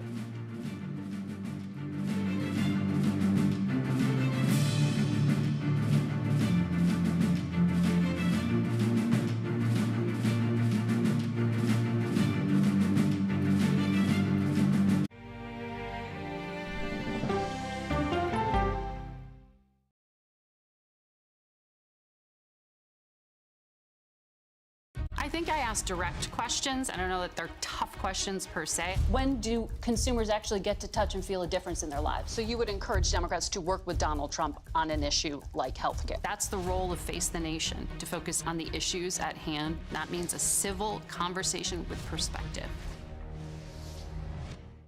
Sunday morning, Wicked Oscar nominee Cynthia Erivo. A few words from Flo, plus 100 years of The New Yorker. Listen for the trumpet. It was almost like being face-to-face with the devil. Women riding bicycles dismembered. She just vanished. 48 hours reports. I fought and fought. 911, what is your emergency? She disappeared off the face of the earth. Ever think in your wildest dreams someone might want to kill you? This almost became a game of psychological warfare. You're caught. You're gonna go down. Stream 48 hours, 24/7. CBS Sunday night. Here we go. The ultimate tradition continues. And what I've seen, it's like chaos. America's longest-running news magazine show is back. For 60 minutes! 60 minutes. With a new season. Hey, let's go. You're willing to talk about anything. I'm open to all of it. Ask me the hard-hitting questions. So how do you get over the nerves? Honestly, it's a whole bunch of mind The most influential people. Who's the best coach in college football? Let me see a mirror so I can look at it. Are you a billionaire yet? None of your business. Ain't you trying to get me robbed? Investigative journalism. Am I getting a real look at what life is like in here today? Absolutely not. Do you think people visiting know that these were looted? When stories threaten our way of life, 60 Minutes demands answers. This is the pager that Hezbollah was using. Do you have hope that you may find him yet? They were asking me to do something that was illegal. They're fighting for faulty parts? Yeah. What is the most important takeaway for our audience? How big of a problem is doping? Where was the military? Why are people suspicious? That sounds like a problem. How is this possible? Oh, come on. Come on. Whoa. Wow. What is going on? I'm Scott Pelley. I'm John Worth. I'm Leslie Stahl. I'm Bill Whitaker. I'm Sharon Alfonsi. I'm Cecilia Vega. I'm Anderson Cooper. This is 60 Minutes. The CBS News original. Showtime, baby. It's time for 60 Minutes Sunday on CBS. Don't miss a minute. Now streaming. What happens when you get conversation over conflict? I think they've taught me to have grace and compassion. When we follow the human side of the headline. I'm not asking that we ignore disability, rather that we do not ignore ability. When news takes you where the story happens. We've just crossed into Lebanon. When the world's best journalists come together to cover your world, you get the all-new CBS Evening News every weeknight. CBS News. Face the Nation with Margaret Brennan, Sunday on CBS. Well, let me start with this. This really happened. Have you told the government? Did any of that make sense? What's your response? You want me to just What's keep wrong going? with that argument? What have you Do learned? you know why? Why? Why? It's time for 60 Minutes, Sunday on CBS. This is CBS.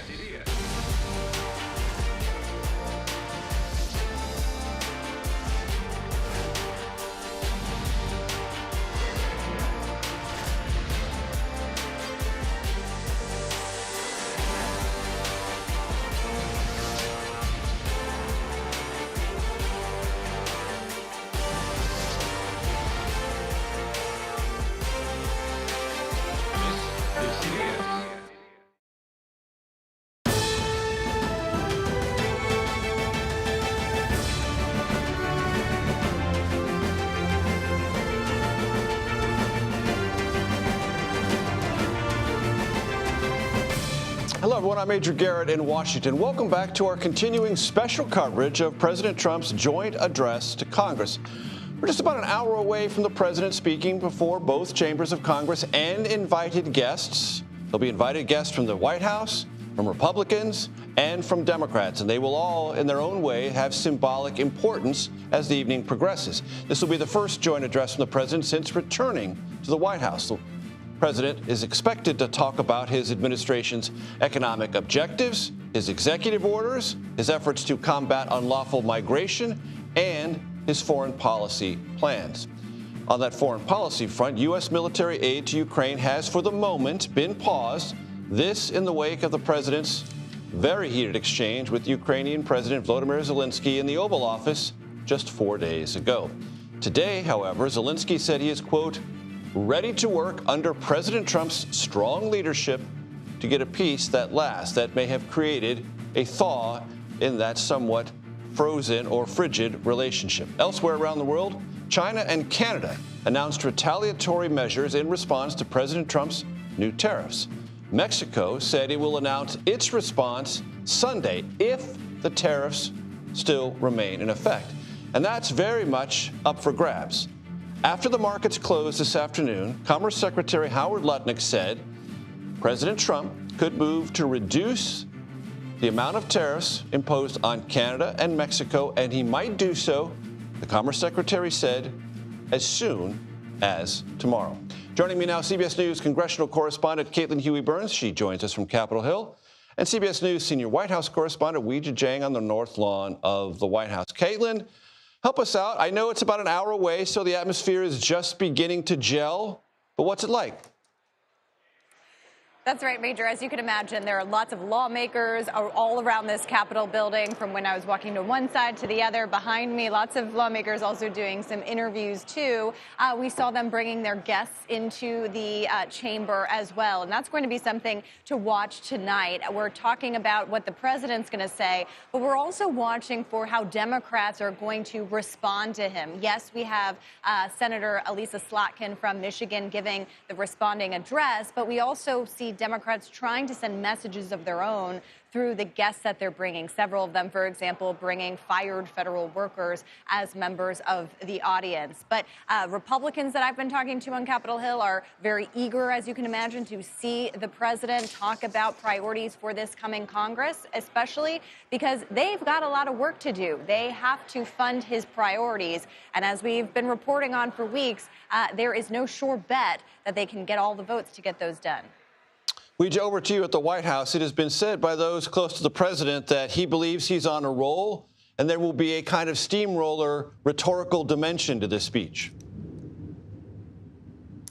Yeah, Major, he's feeling very confident, we are told, and he's in a great mood heading into this speech, which he's been working on very closely with his team, not only today, but over the weekend at Mar-a-Lago. And when you think about speech prep, Major, for Trump, it's not reading from a teleprompter, making sure that he can deliver the lines that he wants. It's not standing at a podium, but it's making sure the words that he's going to say out loud are his and in his voice. You can see what he said here. Tomorrow night will be big.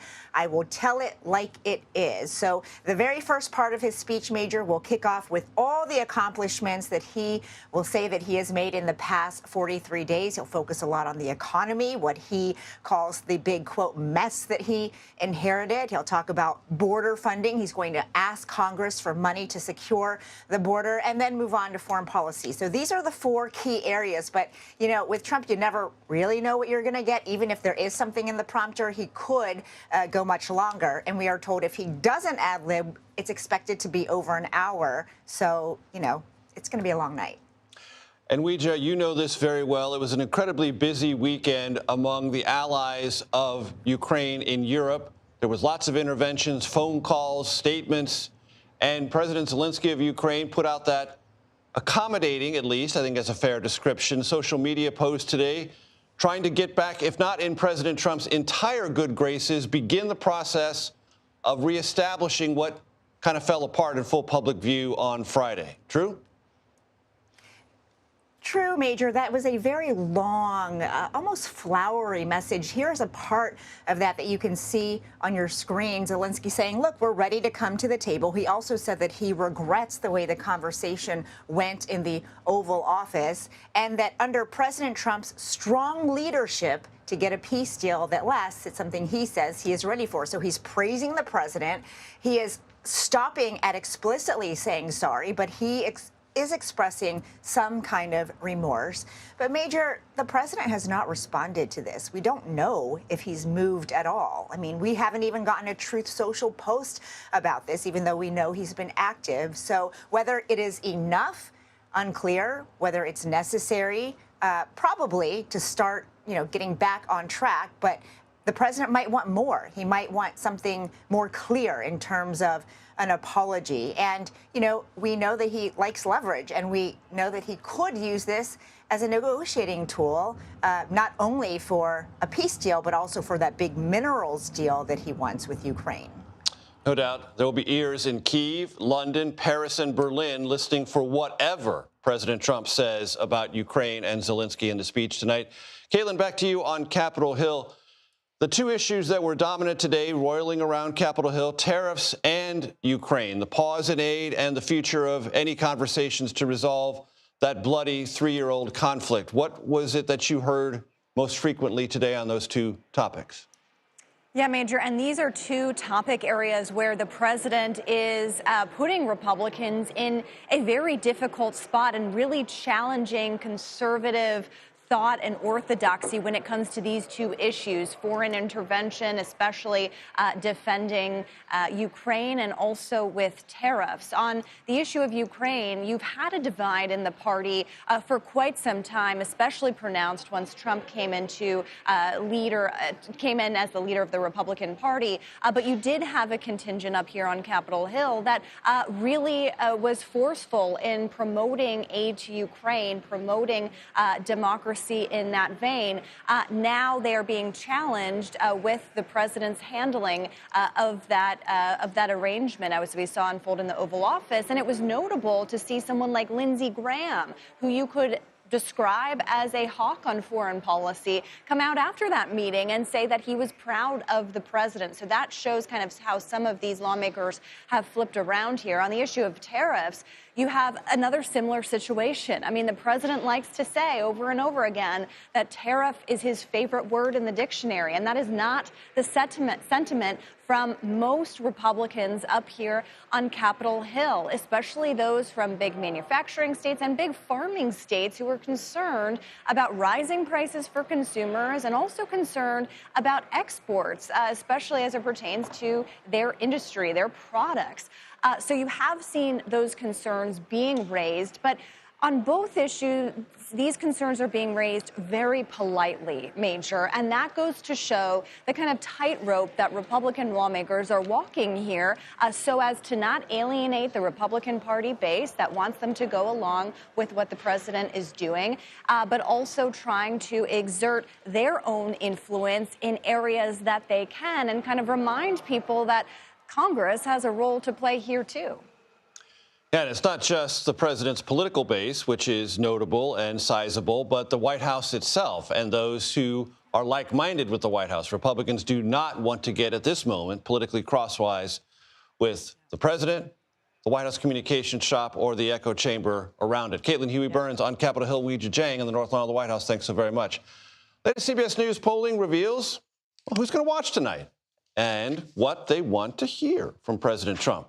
For more on that, I want to bring back our CBS News Executive Director of Elections and Surveys, Anthony Salvanto. Anthony, what do we know? Hey there, Major. Look, let's set the table for everybody. Under an hour to go now.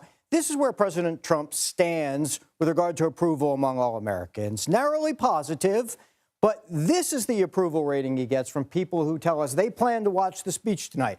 More Republicans, very much more approving of him.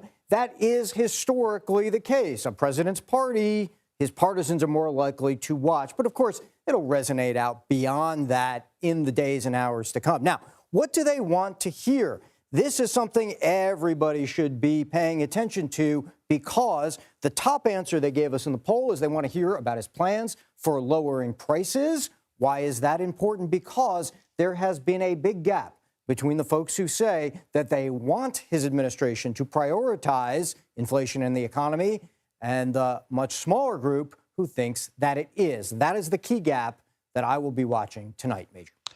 You know, Anthony, as you know much better than I do, sometimes there are subtle shifts in the data, and I wonder if there's been anything subtle in our approval-disapproval as it relates to President Trump, because if I remember correctly, even at 51-49, he's in better shape tonight than he was before his first speech to a joint session in 2017, or do I misremember that? You remember that rather perfectly, as I would expect, man. Look, what we've got here is, No need for the bouquet, Anthony. No need for the bouquet. You know, give props. I want to give props where they're due. Okay.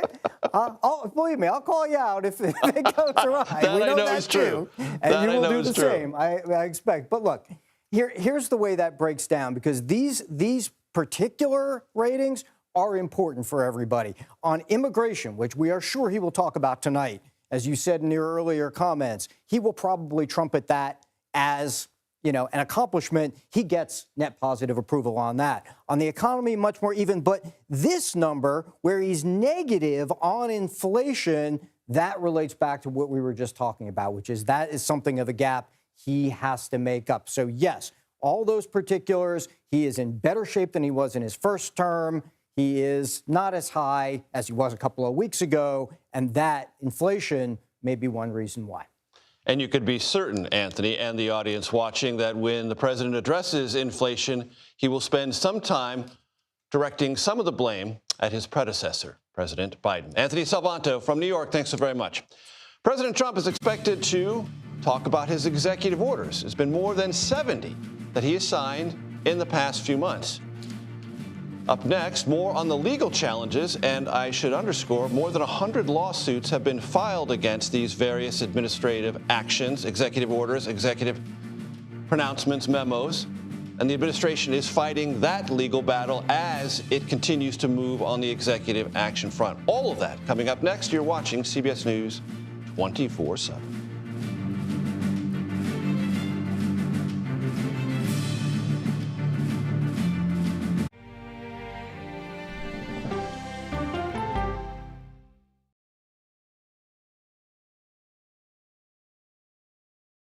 I think I asked direct questions. I don't know that they're tough questions per se. When do consumers actually get to touch and feel a difference in their lives? So you would encourage Democrats to work with Donald Trump on an issue like health care. That's the role of Face the Nation, to focus on the issues at hand. That means a civil conversation with perspective. Sunday morning, Wicked Oscar nominee Cynthia Erivo. A few words from Flo, plus 100 years of The New Yorker. Listen for the trumpet. It was almost like being face to face with the devil. Women riding bicycles dismembered. She just vanished. 48 hours reports. I fought and fought. 911, what is your emergency? She disappeared off the face of the earth. Ever think in your wildest dreams someone might want to kill you? This almost became a game of psychological warfare. You're caught. You're gonna go down. Stream 48 hours, 24/7. CBS Sunday night. Here we go. The ultimate tradition continues. From what I've seen, it's like chaos. America's longest running news magazine show is back. For 60 minutes! 60 minutes. With a new season. Hey, let's go. You're willing to talk about anything. I'm open to all of it. Ask me the hard-hitting questions. So how do you get over the nerves? Honestly, it's a whole bunch of mind The most influential people. Who's the best coach in college football? Let me see a mirror so I can look at it. Are you a billionaire yet? None of your business, and you trying to get me robbed? Investigative journalism. Am I getting a real look at what life is like in here today? Absolutely not. Do you think people visiting know that these were looted? When stories threaten our way of life, 60 Minutes demands answers. This is the pager that Hezbollah was using. Do you have hope that you may find him yet? They were asking me to do something that was illegal. They're fighting for faulty parts? Yeah. What is the most important takeaway for our audience? How big of a problem is doping? Where was the military? Why are people suspicious? That sounds like a problem. How is this possible? Oh, come on. Come on. Whoa. Wow. What is going on?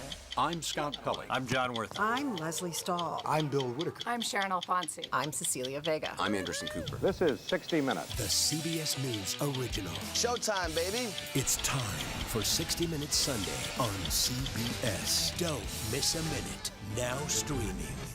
What happens when you get conversation over conflict? I think they've taught me to have grace and compassion. When we follow the human side of the headline. I'm not asking that we ignore disability, rather that we do not ignore ability. When news takes you where the story happens.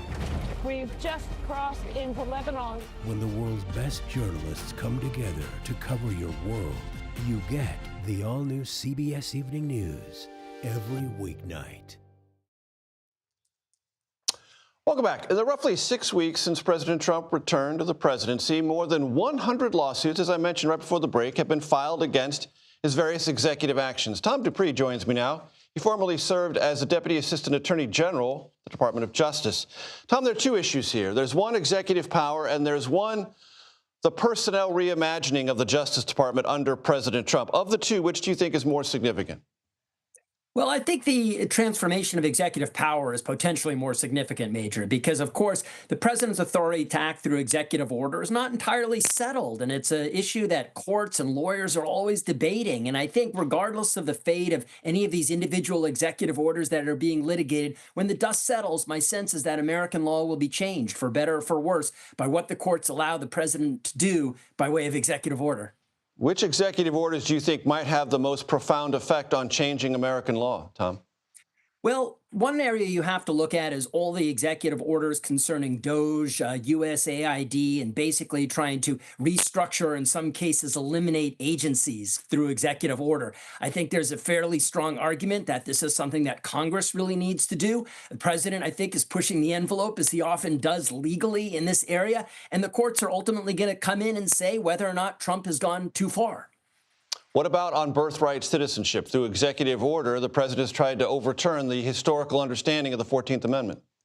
Absolutely. And that's another one. Look, that's an issue that I think we are going to see work its way up gradually through the trial courts, up through the courts of appeals. And my best guess is ultimately that will land on the desk of the United States Supreme Court. It's a question that the Supreme Court hasn't wrestled with for many years. I suspect that there are some justices who might be sympathetic to President Trump's view. But then again, I think there are some justices who will say, look, we've always interpreted the amendment as granting birthright citizenship, and that's how it's going to remain. The president also signed an executive order that said the president and the attorney general speak for independent agencies. How significant was that?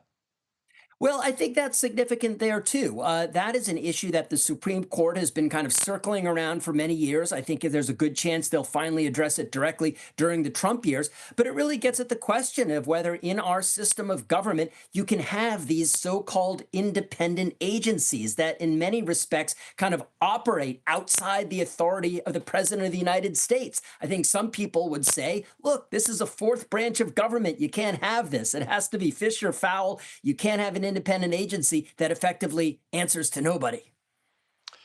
And when you think about where this administration has been with the executive actions, would you say this president has been more aggressive than any in modern memory to expand the outer limits of presidential power? He is certainly coming fast out of the gate. Look, other presidents have used their executive order authority expansively. President Obama used it to enact the DACA program, the Deferred Action for Childhood Arrivals, the immigration program. President Biden, of course, tried to use his executive order authority to eliminate student debt. We all know how that went. What we've seen in the Trump administration is he is not at all reticent to act by way of executive order. He's issued more executive orders on more significant issues at a faster pace than any president. He's showing no signs of letting up. And as I said a minute ago, I think by the time the dust settles, we will see some transformation of American law, and specifically whether or not United States presidents do have such an expansive power to issue these executive orders. Tom, is it, from your analytical perspective, worth suggesting that the Trump White House sees all these executive orders, imagines some number of them will go to the Supreme Court, that its batting average will probably be no worse than 500, and that he will confer not only to himself but future presidents more power than he had when he arrived the second time? I think the likelihood of him going up to the Supreme Court and prevailing on a number of these is pretty high. Is he going to prevail on all of them? Probably not. And look, there are many instances in our nation's history where presidents have pushed the envelope on their power. They've claimed a power that others challenge. It gets litigated. It goes up to the Supreme Court. And when the Supreme Court finally decides, they end up narrowing the president's power if they reject his executive order. So ironically, you can have situations where presidents try to act in a muscular, powerful way. They litigate it. But when the dust settles at the end of the day, the Supreme Court has narrowed presidential power for all future presidents. And we all await the dust settling day, whenever that might be. Tom Dupree, thanks so very much. Thanks, Major. We're going to take a quick break. Up next, we'll head back to Capitol Hill, because that's where all the action is tonight, and check in with Nicole Killian. You're watching CBS News 24/7.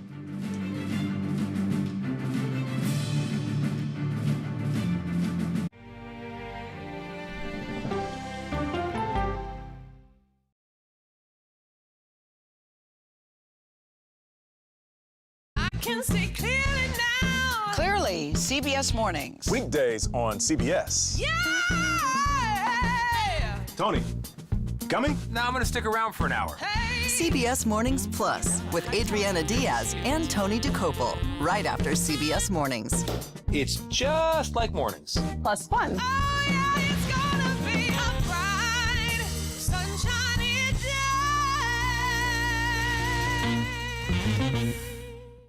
Politics isn't a game. When do consumers actually get to touch and feel a difference in their lives? Politics is about policy. So you would encourage Democrats to work with Donald Trump on an issue like health care?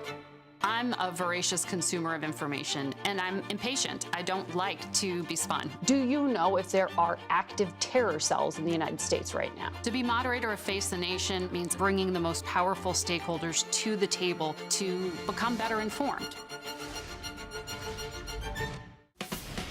When you need your sports news all the time, we've got breaking news to bring to you. CBS Sports HQ gives you a snapshot of all the sports that matter to you.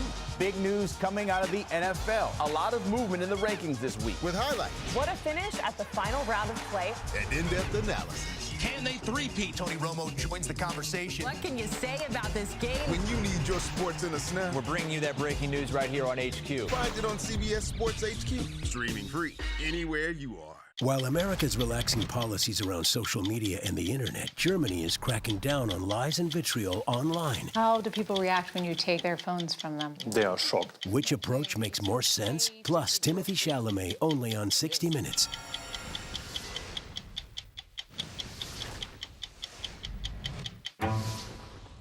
Don't miss true crime anytime you want, anywhere you go, with the 48 Hours podcast. Real crimes. Like a John Grisham novel come to life. Real lives. He pointed a gun to me and said, "This is the day you die." And he shot me. Real justice. There's some questions that have to be asked and need to be answered. I'm an innocent man, and I hope the whole world can see it now. Catch the latest episodes. Listen to 48 Hours on Apple Podcasts.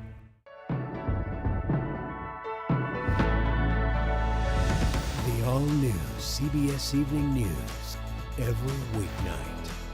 This is CBS.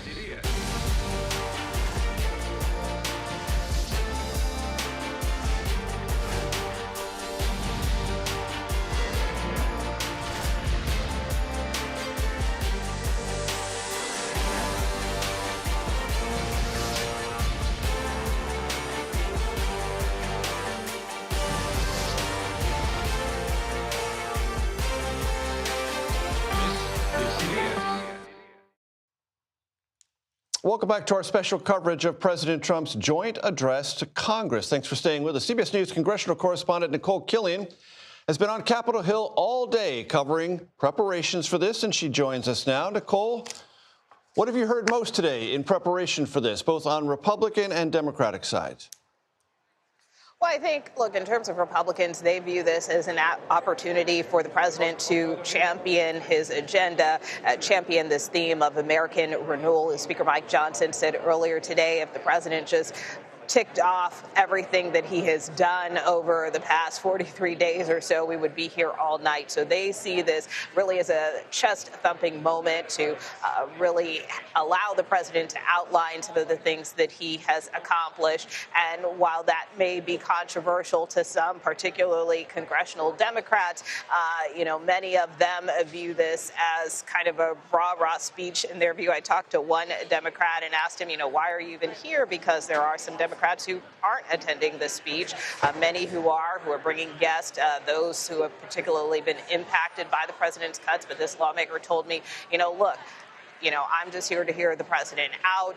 This is really not necessarily about us, but this is an opportunity to also kind of focus on the substance. And Democrats remain gravely concerned about a lot of these DOGE cuts, for instance. So that's why many of them are bringing some of these fired federal workers, people who have been impacted by these cuts.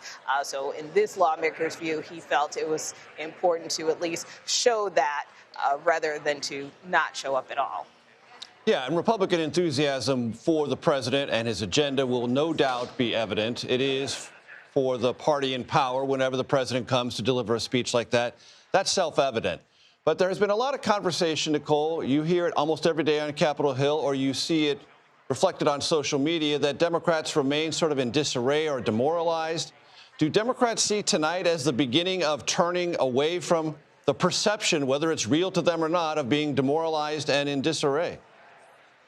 Well, I would point out House Democrats are scheduled to hold a retreat next week, so that is an opportunity for them to regroup and to strategize. I also think if you look at the Democratic response this evening from Alyssa Slotkin, this is a moment in their view to try to turn the page and chart a path forward in terms of how Democrats move forward from the loss of the 2024 election and try to pivot as we approach 2026 in those midterms. So that's why Alyssa Slotkin is certainly an interesting pick, because she represents a swing state, being a freshman, a member of the Senate, a former House member, but somebody who won a very close tie race in a key battleground, and that battleground will be in play again in 2026. And this, of course, comes on the same day that the president has announced these steep tariffs against Canada and Mexico.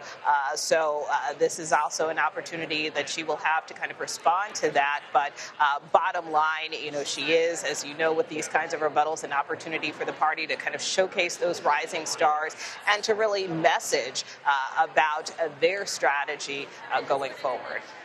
And Nicole, overhanging this is the imperative of finding a way to keep the government funded when the funding expires middle of this month. That's a backdrop for this, is it not?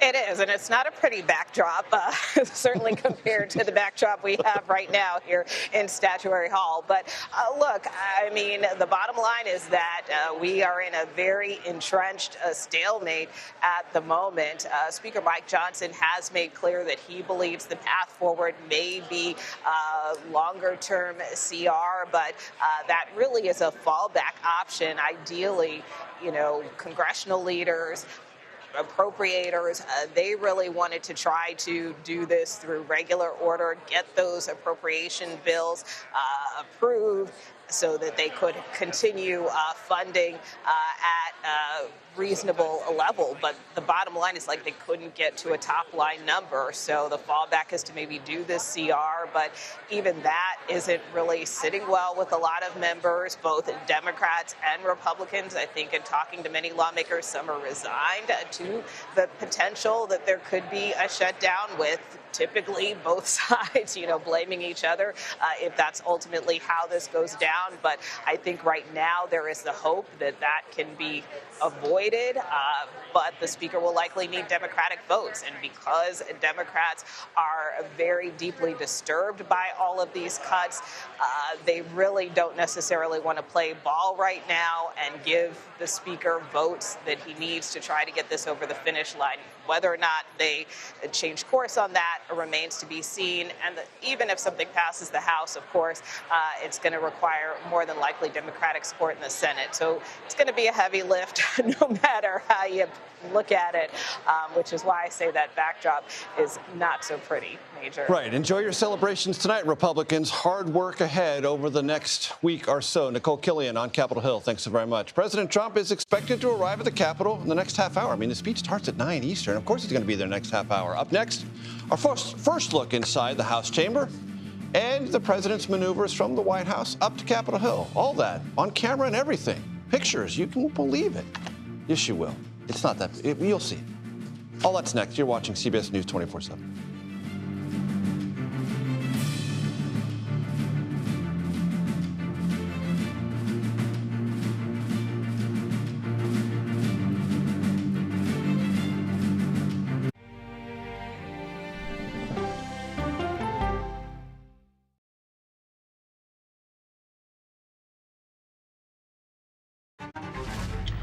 Here comes a big one.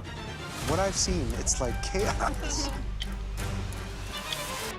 This is the pager that Hezbollah was using. How is this possible? Oh, come on. Come on. Whoa. Wow. Ask me the hard-hitting questions. I'm open to all of it. 60 minutes. Is this what you want? 60 minutes. 60 minutes! It's time for the CBS News original, 60 Minutes, Sundays on CBS. When you need your sports news all the time, We've got breaking news to bring to you. CBS Sports HQ gives you a snapshot of all the sports that matter to you.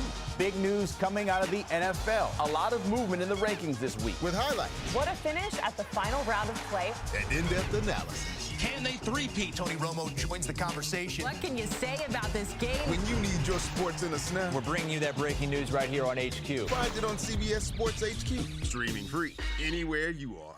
Go to the ends of the earth. We'll hit the heights. A great adventure together. And reach for the stars. Star power. I like it. So cool. But wait, there's more. Experience thought-provoking. Something that's undeniable. With mindfulness. Innovative. Magical. It's like being a child. And truly original reporting. God, you do your research. I tell a good story. Because there's always something new under the sun on CBS Sunday morning.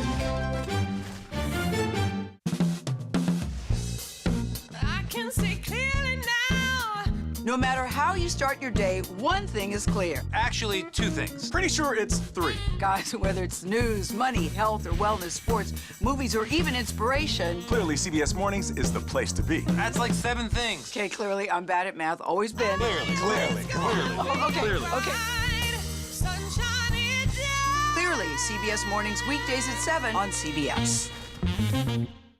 What happens when you get conversation over conflict? Anyone that doesn't agree women should be in the submarine force has to ask themselves why they would think about that. I think they've taught me to have grace and compassion. When we follow the human side of the headline. Life is a little bit different now. It's going to take a while to get used to. And I say it to myself that I can't make this about me. When we put people before politics. What would happen if it was harder for Mexican residents to come over to work in Presidio? I think we'd be in serious trouble. Are you okay, ma'am? What happens when you experience the story? I'm shocked at how devastated this neighborhood is. How bad is it in your house? Look at it. When news takes you where the story happens. We've just crossed into Lebanon. Here in Chicago. Hollidaysburg, Pennsylvania. When the world's best journalists come together to cover your world, you get the all-new CBS Evening News every weeknight. Welcome back. I told you before we went to break there'd be exciting pictures. Well, here they are. President Trump just departed the White House, heading to, of course, Capitol Hill. Standard issue motorcade. It's all going to go there. What's it going to get there just fine? But that's the picture setting. He's heading up there.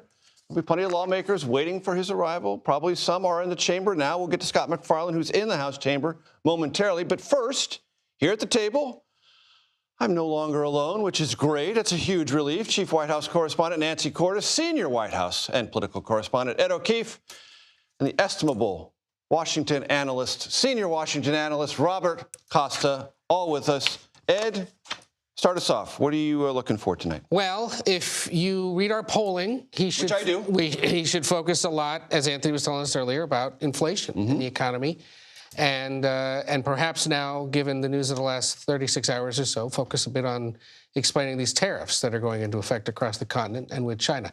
And the indications from the White House have been today that that is a big part of what he will talk about today: the economy, inflation, and explaining the tariffs, plus a broader look at foreign policy and all the changes that he's been making.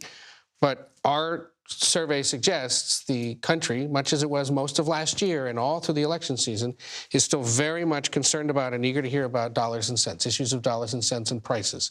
And what is he doing, if anything, to bring them down after promising during the campaign, let's remember, that he would quickly address that issue. Our polling continues to suggest now that voters are not so pleased with him when it comes to his handling of that, because, presidents can't necessarily handle it on their own. Nancy, something tells me that there'll be some Biden-splaining going on, meaning Biden blaming when the president talks about inflation, at least initially. I inherited all this stuff. Give me a minute or two. Right, and that's what the White House tends to do anytime there's a bad economic metric. And it's a switch in power. I inherited a mess, whatever, yeah. This has nothing to do with our policies, and I think you'll hear that tonight. One White House official told me that when it comes to tariffs, for example, we're not going to hear the president make reference to the concerns that Democrats and even some Republicans have about his tariff strategy. You're not going to hear about the Dow going down 1,300 points over the last 2 days. He will talk about why he thinks that his tariffs will be helpful for the economy in the long run. He will talk about the fact that he thinks it'll bring manufacturing back to the U.S. So he'll make the affirmative case for it, but he's not going to spend a lot of time acknowledging the fears that people have right now about where he's headed when it comes to tariffs. Robert, big picture, this is a muscular moment for the president, and his presidency tries to exert the image all the time of muscularity, and the reaction of allies, the reaction internally in the country speaks to people recognizing that he's on the move and is aggressive. And we can see right there, President Trump seems to be on the move, heading toward quite literally on the move there with the First Lady. That's not millennial literally, that's literally. Well, he's in a car moving, so he's on the move. He is on the move in many ways. And what we see from this president is someone who's also at the center. Yeah, all of the discussions in Washington, whether it's the use of executive power, whether it's legislative He's power. at the center of conversations in Berlin, Paris, London, Moscow, Kyiv, Beijing, everywhere. And because of that, so many people in Washington and around the world are paying very close attention to this speech tonight. Here's what I'm paying close attention to. What does he say about the scope of cuts to the federal government? Why does that matter? In mid-March, there's a deadline for government funding. There could be a government shutdown if there is not an agreement. White House sources tell me that President Trump is going to wade into some of what he's able to specify, willing to specify, in his speech tonight to start to lay the foundation for some kind of fiscal agreement in the coming weeks. And that's going to be important as he tries to build on what's happened with Elon Musk and Doge. I want to go to Scott MacFarlane, who is our justice correspondent, but he is well experienced on being the voice inside the chamber as this process begins to unfold, anticipating the president's arrival. Scott, always great to have you with us. What are you seeing? Well, Major, let me tell you what I'm feeling first. This is one of the rare nights where it's warmer outside in Washington in early March than it is in the chamber. This is the meat locker of meat lockers in here to keep the temperatures under control as the capacity crowd fills in. You'll see as you watch tonight on the Democratic side, dozens and dozens of House Democratic Women's Caucus members wearing pink blazers. That is a visual statement of protest, they say, against President Trump. They wanted to jump off the screen, and you'll see it when they give you a crowd shot. These are very bright pink blazers. You'll also see some empty seats on the Democratic side. One after another, as the night began here, some House Democrats announced they were going to boycott this. They were not going to show up in person. One of them is Mike Quigley of Chicago. Democrat said earlier today in an interview that he can't be in the room with President Trump because he thinks people seem to have forgotten about January 6th. The attack by the Trump supporters, the rioters, and the pardons of those rioters. This is, Major, President Trump's first address to Congress since the rioters tried to storm this House chamber.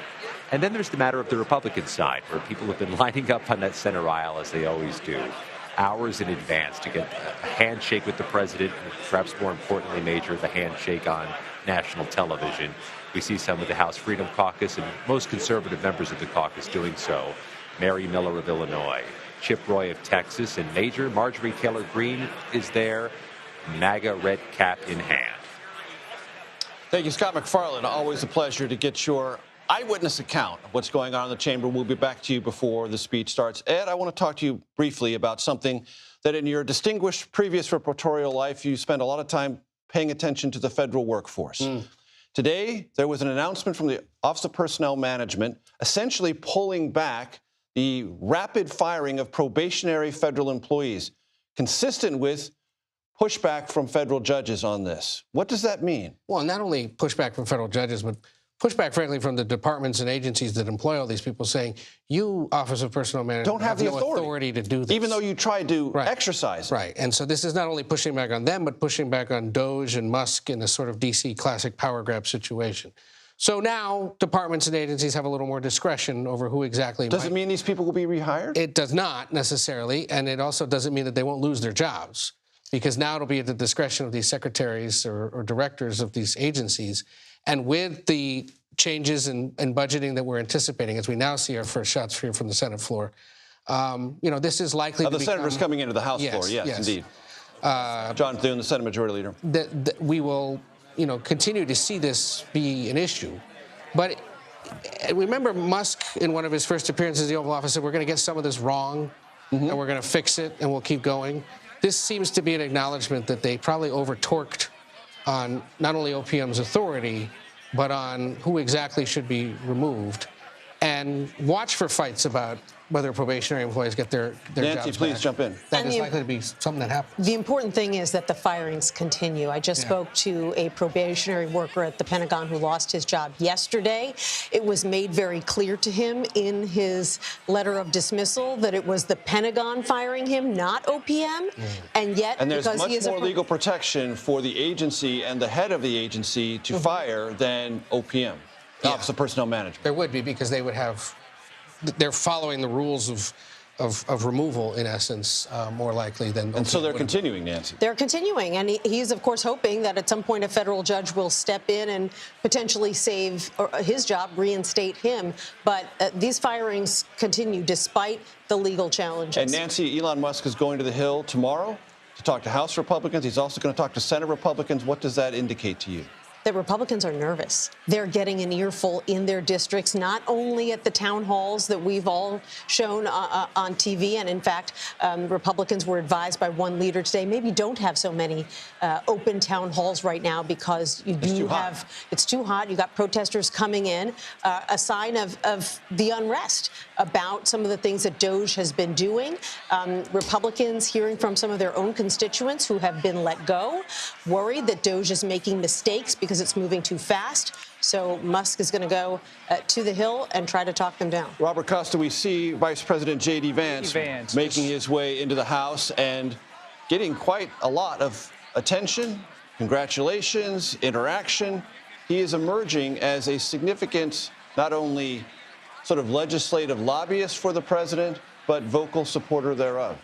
And he was just on Capitol Hill to advocate for one of his allies for a key position at the Department of Defense. He's involved in the nominations process. He's involved in the foreign policy process, as the world witnessed last Friday with his interaction with President Zelensky of Ukraine. But you see Vice President J.D. Vance, just 40 years old, a couple years in the Senate, and he's there alongside Senator Moore Capito of West Virginia, Senator Tim Scott to the right there from South Carolina, and Chip Roy, a key conservative in the House when it comes to spending, talking to the vice president.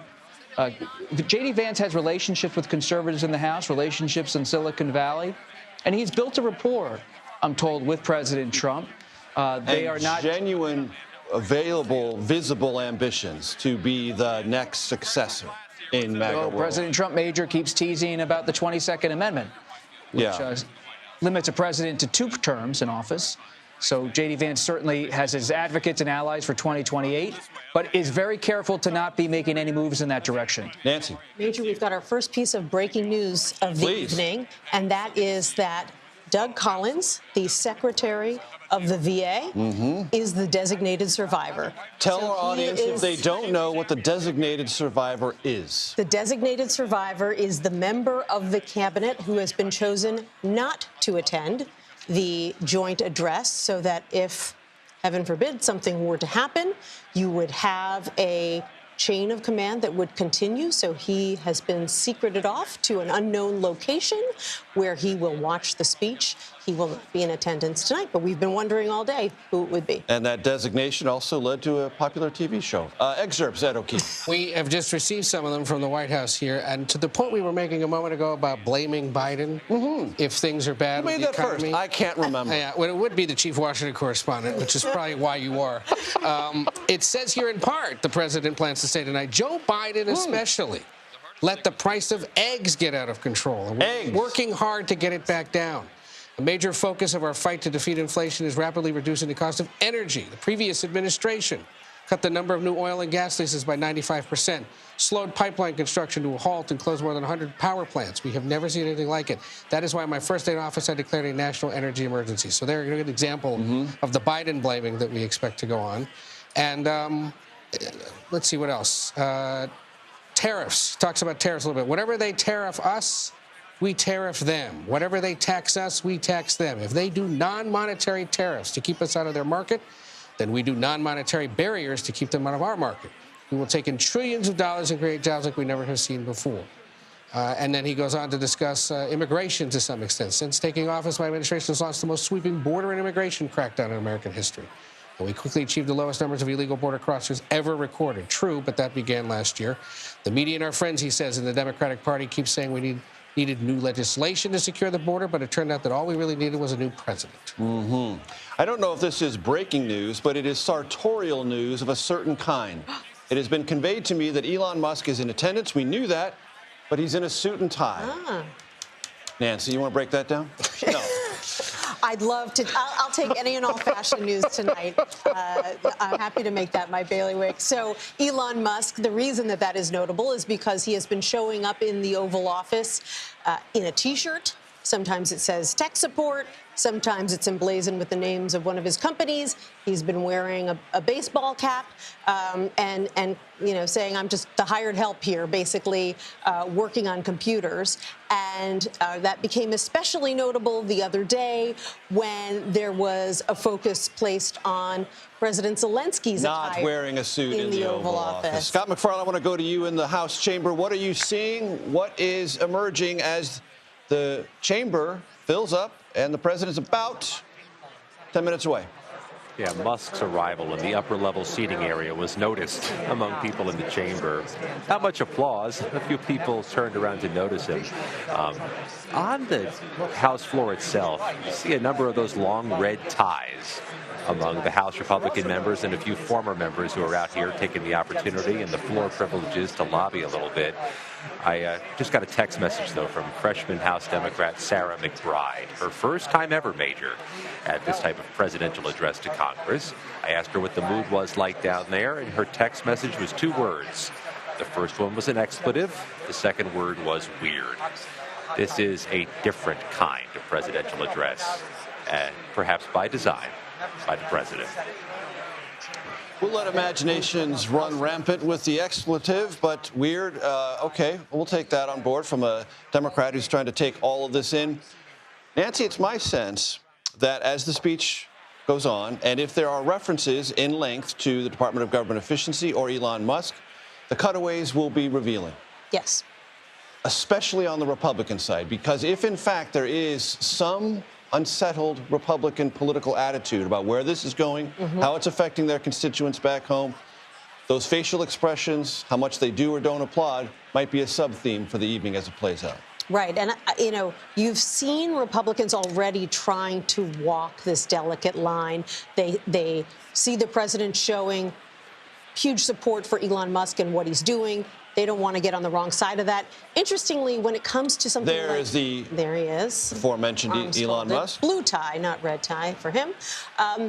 When it comes to tariffs, interestingly, Republicans have been more willing to break with President Trump and say that they're not sure that this is a good idea. In fact, John Thune, the Republican leader in the Senate, was asked today whether he thinks it's good policy, and he essentially said, well, it's a policy that he is pursuing, damning with faint praise. And so I'll be watching to see how Republicans react when he talks about not only DOGE, but tariffs as well. And Ed, the imperative that the president has invested Elon Musk with is dramatically reduce the size of the federal workforce and reimagine how it actually functions. Yeah. And it has been said to me, and there's plenty of reporting on this, that artificial intelligence in Elon Musk's mind will take the place of some form of the federal workforce. Will just take over jobs that people are currently doing now.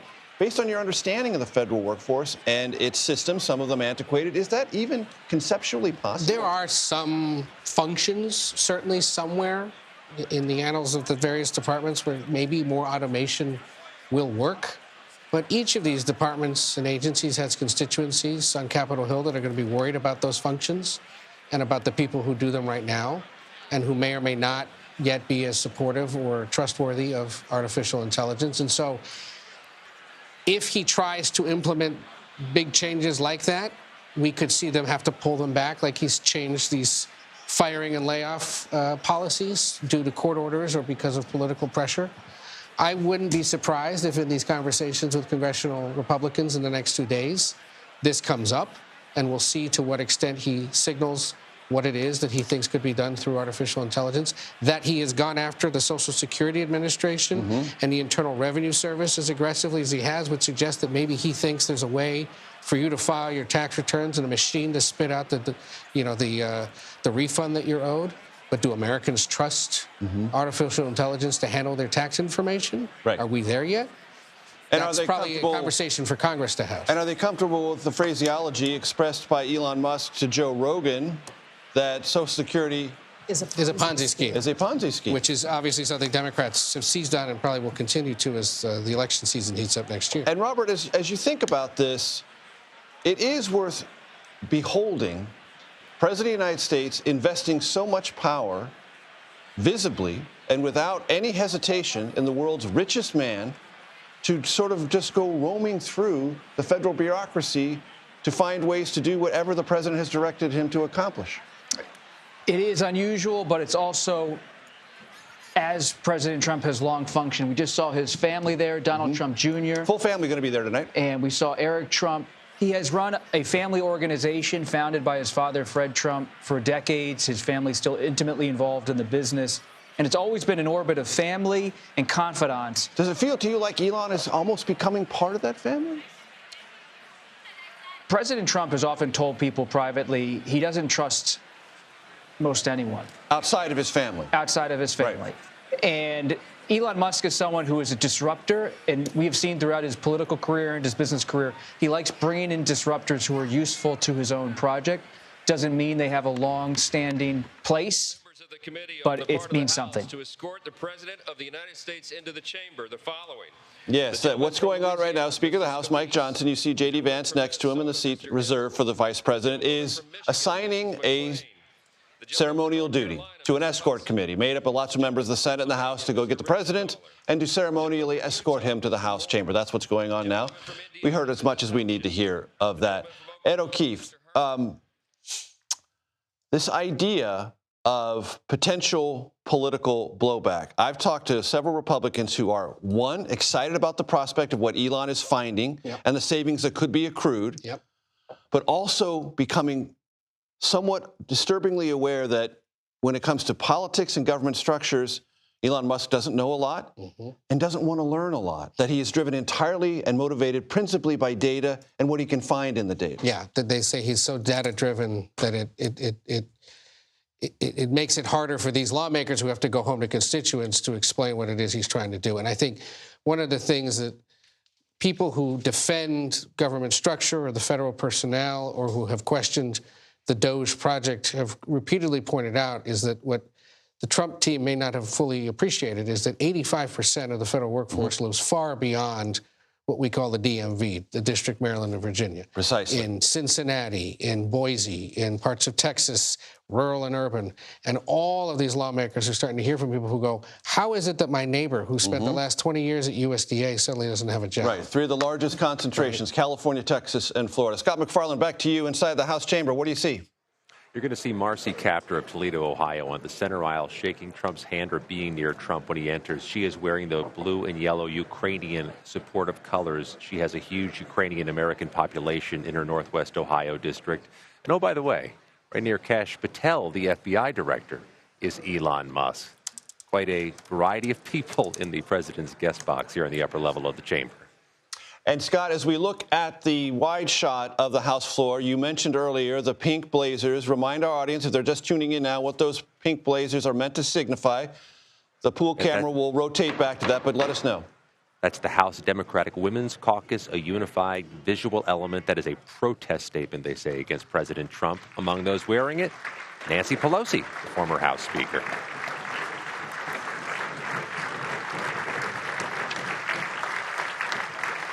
And Scott, very quickly, what's the atmosphere on the Republican side?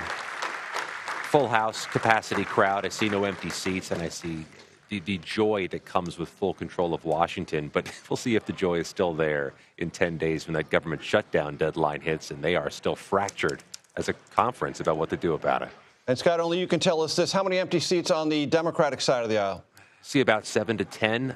We'll wonder if there will be seat fillers that are used for that. But I think we'll have about 10 to 12 on second view, empty seats on the Democratic caucus side. That includes major Northern Virginia Democrats who are skipping, they say, in solidarity with all those federal workers from Virginia who've been fired or put in limbo. And very quickly, Scott, any buttons? Yep, but from the cheap seats, Major, they look like circles on a lapel to me. They look colorful and attractive. Can't make them out from here. Contents to be divulged later. Scott McFarlane in the House chamber, thank you very much. Robert Costa, Nancy Cordes, Ed O'Keefe with me here at the desk. It's been a pleasure. Thank you very much. We're just a few moments away from 9 p.m. on the East Coast when President Trump is expected to enter the House chamber and address Congress. After the break, my colleagues Maurice Dubois and John Dickerson take over. That's next. You're watching CBS News 24/7. Thanks for doing that.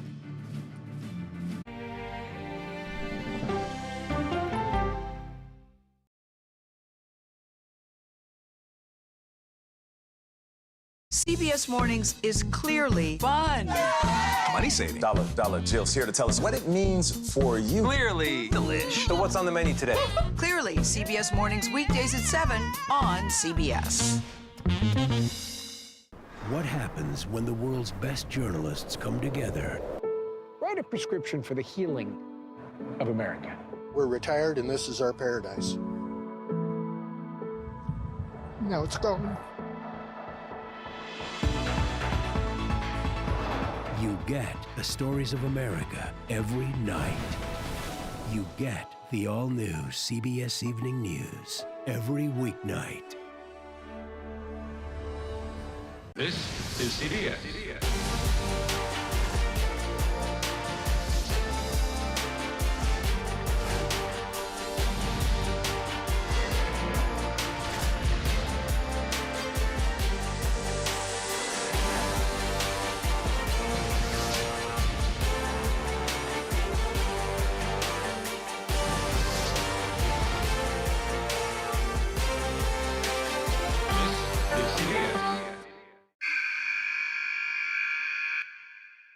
I had progressively fallen deeper into the world of online sports betting. The risk is the rush. What do you think is driving the spike in popularity? I think it's legality. If it's legal, I'm going to use it. There are ways to bet when you are 18. We've created an epidemic of child gambling. You can't walk into a male dormitory in a college campus without sports betting happening. It's America's most neglected problem. I use sports betting as a way to escape, when in reality, I'm choosing self-destruction. Whatever I had left, it was gone. The purpose of the industry is to get you to play to extinction. And that means until all your money is gone.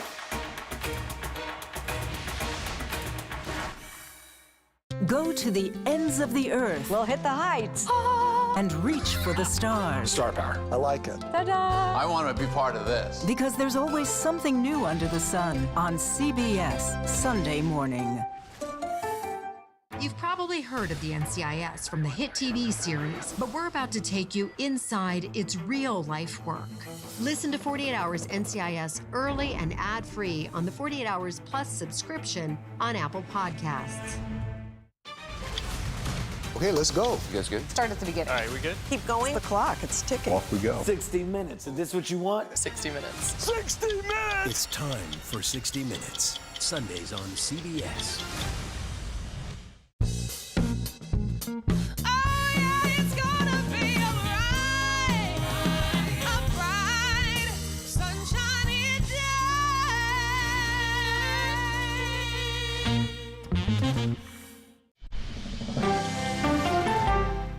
Well, let me start with this.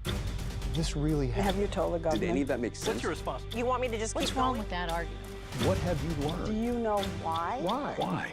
It's time for 60 Minutes, Sunday on CBS. This is CBS.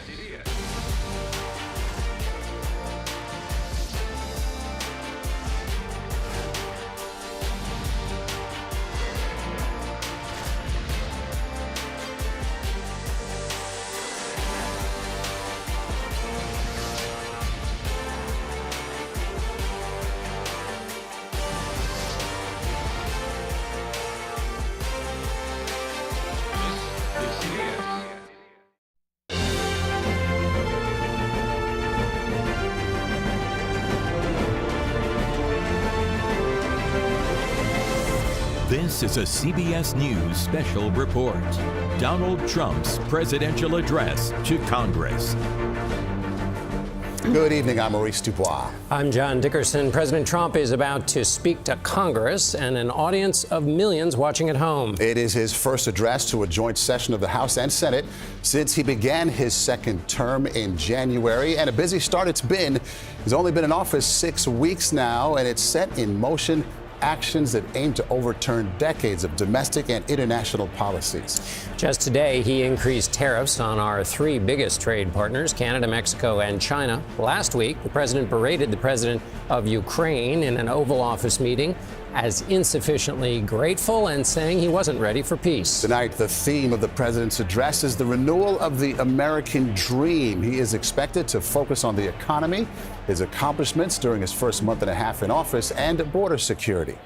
And while this will look like the annual State of the Union address, it is not that.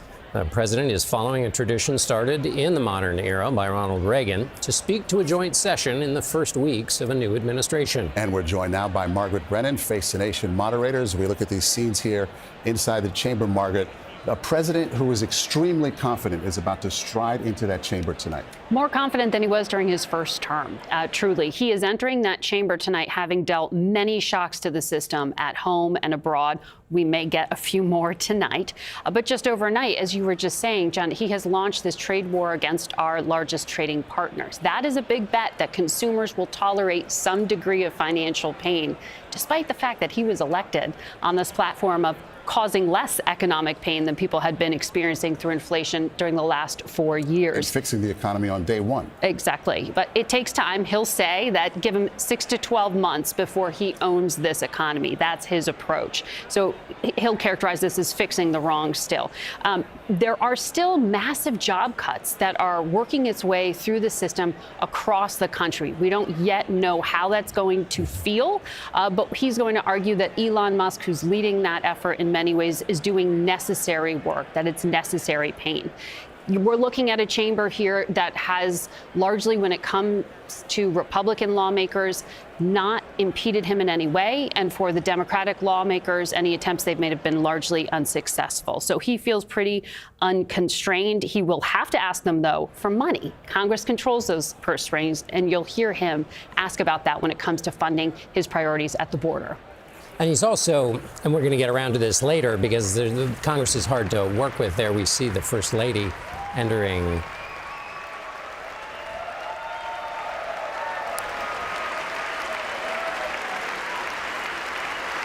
First Lady Melania Trump, who was just on the Hill. And right next to her was Steve Witkoff, a dear friend of the president's who's now taken on a large role in this administration as Mideast envoy. Margaret, the president's he's saying, judge me in a little while on the economy, but he's moving quickly on issues like Ukraine, right? He's not saying let that go slowly. It'll be interesting tonight to see which things he says, well, it'll take me a while, other things he's moving quickly. What's the latest on the set two between him and the president of Ukraine? Well, that's going to be watched very closely tonight by our adversaries like China, who want to know how much maneuvering room they have, given the room given to Vladimir Putin, but also by the allies and partners. Ukraine's ambassador, just to give you a physical manifestation of this, John, is not up there with the First Lady as she was in the years past. She is down with the rest of the diplomatic corps. She is present. We know President Trump says he still wants to bring ultimately peace between Russia and Ukraine, but that is at the moment not happening. No negotiations underway. And there we see the Secretary of State, Marco Rubio, returning to familiar climes since he was a senator there from Florida. Walking down, the cabinet is arriving. Weijia Zhang is at the White House. I want to bring her in. Weijia, what can we expect to hear from this from the president in these remarks? John, I've been talking to White House sources all day here, and they say this is going to be a totally Trumpian speech when it comes to the tone. Even late this evening, he was huddling with his team and his speech writers to make last-minute edits because this is all going to be, they say, in his voice. And so the president has organized this speech into 4 very distinctive parts. He will start off talking about all the things he considers to be his accomplishments and then pivot to the economy. And we were told that he was going to talk about the, quote, mess that he inherited. And now we have excerpts to show what that means, because, John, I have several excerpts here from his speech, and he will name check former President Biden several times. As an example, he will say Joe Biden especially let the price of eggs get out of control, and we are working hard to get it back down. The next part of his speech, he will make a direct plea to Congress to say that despite all of the things he has accomplished on the southern border, they need more border security funding, which you may remember a bipartisan bill to provide just that ultimately failed under the Biden administration. And then he will talk about foreign policy. And John, in these excerpts that the White House has provided, he does talk about Ukraine. He is going to say, I am tirelessly working to end the savage conflict in Ukraine, and talk about the billions of dollars that the U.S. has already sent. And another dig at Biden, saying Biden has authorized more money in this fight than Europe has spent. But what we don't know is whether he'll break any news on where things currently stand, because of course we are watching this back and forth between the U.S. and Ukraine, between Trump and Zelensky, who issued a lengthy statement, stopping short of apologizing for what we saw in the Oval Office, but saying we need to get things back on course, John. And so there's so many things to watch here, but we are told again that this is going to be a big speech, and the president is going to have a lot of fun.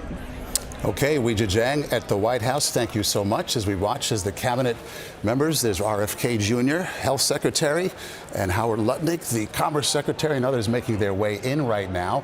Let's go to Major Garrett for your expectations tonight, Major. I'm wondering in particular about foreign policy and upending the whole world order. Any thoughts on that?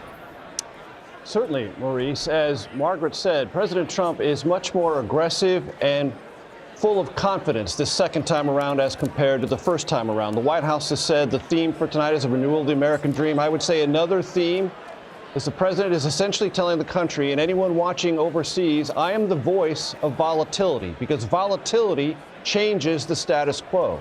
President Trump has made it pretty clear, both internally with domestic politics here, whether it's diversity, equity, inclusion, transgender rights, cryptocurrency, immigration policy, jawboning the Federal Reserve, that he is a fan of volatility because it changes people's perspective. It rattles people's cages. And he wants that volatility extended not to our enemies. Hardly any discouraging words from President Trump about Vladimir Putin or Xi Jinping. Lots of volatility with our closest geographic neighbors, Canada and Mexico, in the form of tariffs. Panama, talking about the Panama Canal, Greenland, and if not disparaging, certainly undermining some of the underpinnings of the transatlantic alliance and NATO. All of what Trump has done in the first 6 weeks is press the envelope on volatility to change people's perspective, change the conversation, keep him at the center of it, because he will tell the American people in so many words, when volatility occurs, that strengthens my ability to negotiate. And if you trust me to negotiate, all will end well. I'm not here to predict all will end well, but that will be the subtext of the president's remarks. Major Garrett, thank you so much. Now we'd like to bring in Chief White House Correspondent Nancy Cordes. Nancy, hefty new tariffs on imported goods from Canada, Mexico, and China. Those went into effect today. China said it will retaliate. Canada is already hitting back. But now this afternoon, the Commerce Secretary said that, well, maybe I've been on the phone and maybe those tariffs will go away. Where are we on this? Right. Policy moves fast in Trump world, sometimes from day to day, sometimes from hour to hour. And the Commerce Secretary now says that these new tariffs that were just imposed less than 24 hours ago could be lifted tomorrow. If President Trump is happy with what he's hearing from the leaders of Mexico and Canada. Is it that, or is it because the Dow fell 1,300 points in 2 days, and even some Republicans expressed alarm and said they didn't think that these tariffs were going to work? They felt that they would raise prices. You started hearing from big box retailers like Target and Best Buy saying they were going to have to raise their prices. Hard to say what triggered this, but we now know that it's looking like President Trump, for the second time in just about a month, could be stepping back from tariffs that he has wanted to impose on Canada and Mexico. It hasn't happened yet, so we can't say it's a guarantee, but this is something that will probably come as a big relief to members of his own party. Okay, Nancy Cordes, thank you so much. Again, President running a little bit behind here. We will talk now to senior White House and political correspondent Ed O'Keefe with the latest from our CBS News polling. Ed, we've been looking at these same polls, and we have seen warning signs for the president when it comes to the economy in particular. That's right, Maurice. He has a 51 to 49% approval rating right now, so evenly split, it would seem, amongst Americans. And when you ask them the question, what do you want to hear about tonight?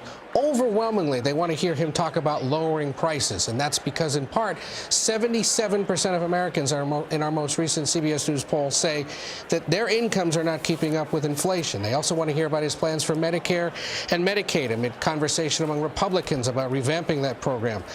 Less about things like cutting government spending, which, of course, has gotten such outsized attention given Elon Musk and that Department of Government Efficiency that have been slashing government operations across the federal government.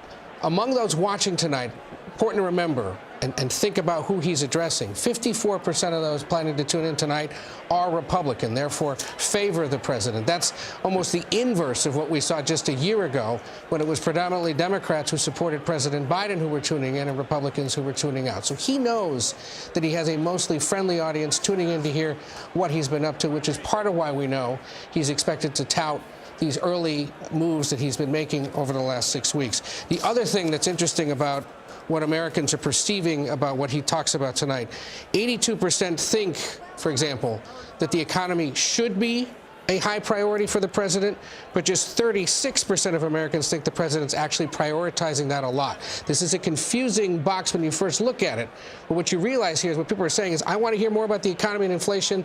I don't hear the president talking enough about that, which is telling why the White House today was so insistent to all of us. He will talk about the economy. He will talk about tariffs. He will talk about inflation.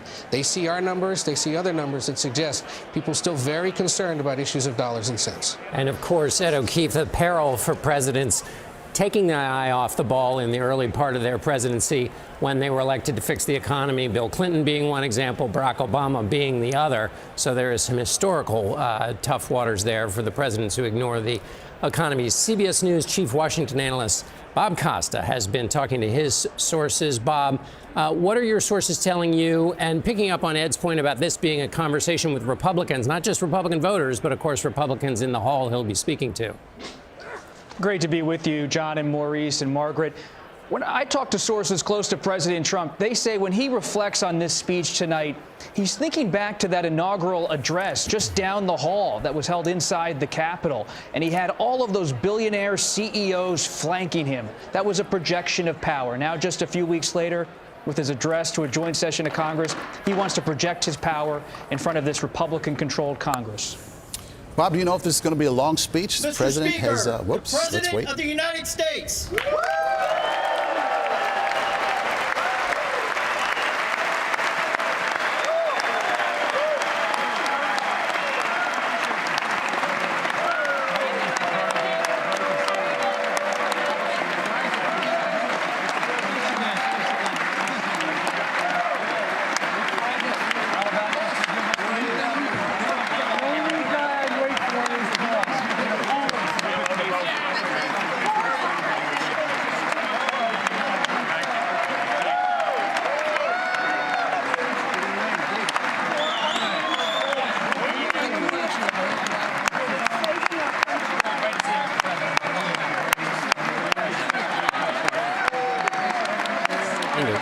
Rituals are somewhat familiar. That was the Sergeant of Arms, and of course people lining up, members of Congress who get there early so they can shake the president's hand. Bob Costa, back to you as we see the president go through a long handshaking session here. Back to your point about what your reporting was telling you. What we see here, based on people close to the president, is a commander-in-chief who's totally at ease with the power he has won with this second term. It was just a little under 10 years ago he came down that escalator in New York. Now he's coming down inside of the House chamber to the lectern, and he has the Senate and the House behind him. He has much of Wall Street behind him, as uncomfortable as they are with tariffs. He has Silicon Valley, epitomized by Elon Musk, behind him in many respects.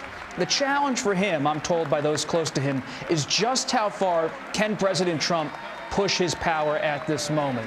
He has overcome an assassination attempt. He was convicted of a crime last year in New York.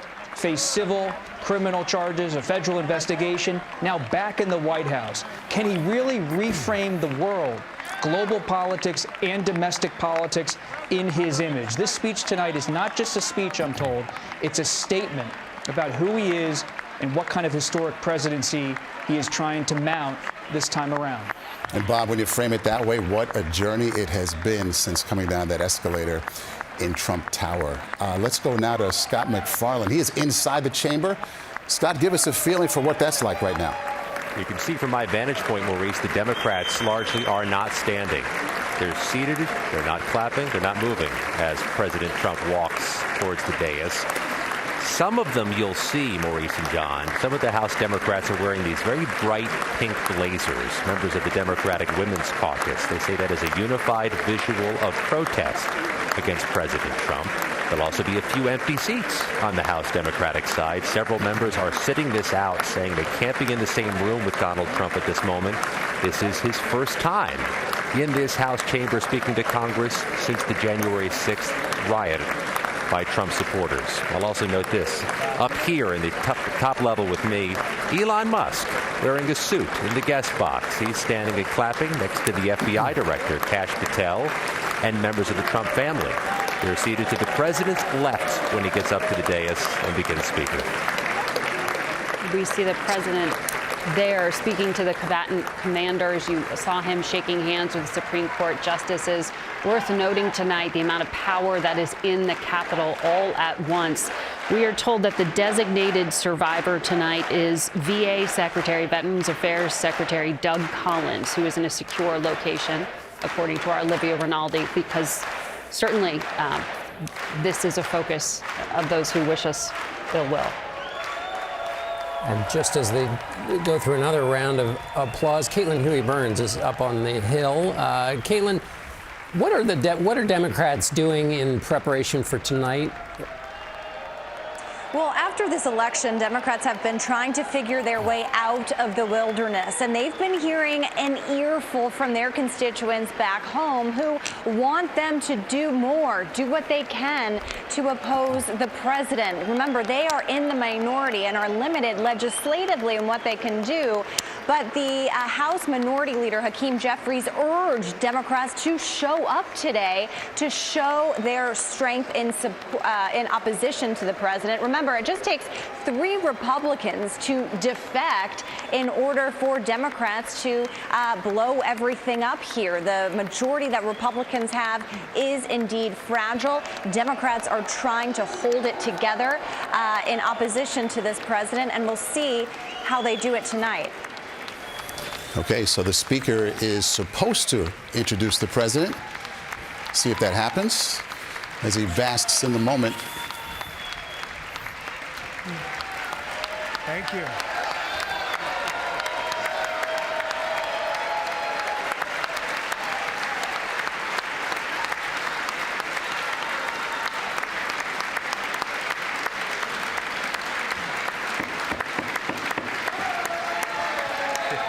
Thank you very much. Thank you very much. It's a great honor. Thank you very much. Speaker Johnson, Vice President Vance, the First Lady of the United States,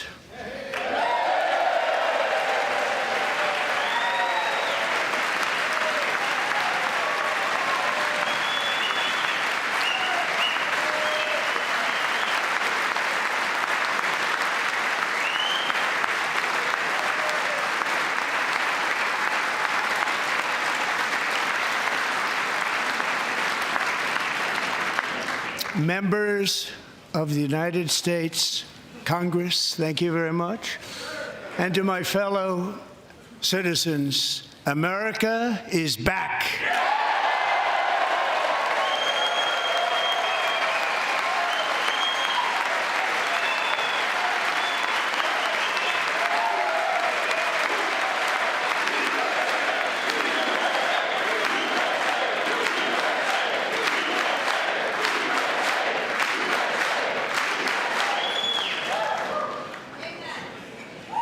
Six weeks ago, I stood beneath the dome of this Capitol and proclaimed the dawn of the golden age of America.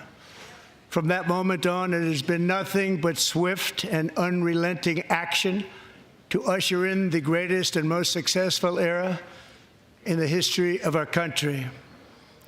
We have accomplished more in 43 days than most administrations accomplished in 4 years or 8 years, and we are just getting started.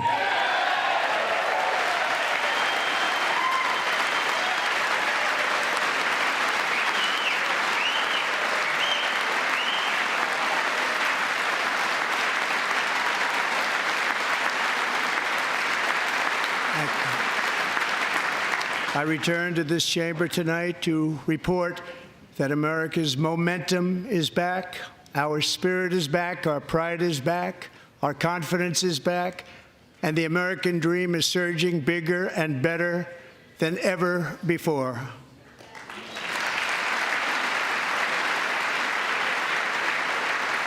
The American dream is unstoppable, and our country is on the verge of a comeback, the likes of which the world has never witnessed and perhaps will never witness again.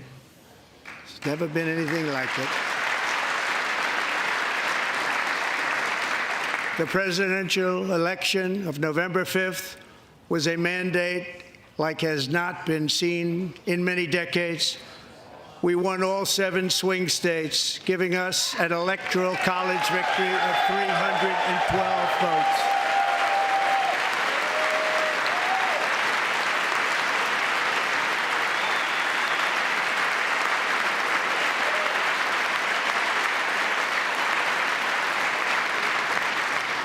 We won the popular vote by big numbers and won counties in our country.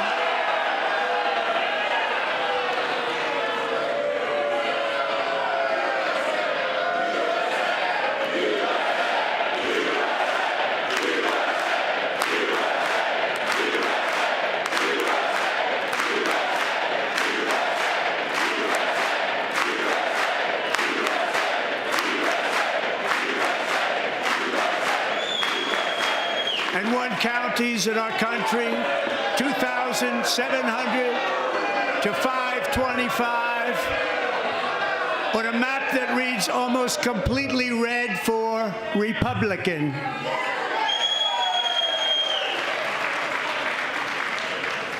Now, for the first time in modern history, more Americans believe that our country is headed in the right direction than the wrong direction. In fact, it's an astonishing record, 27-point swing, the most ever.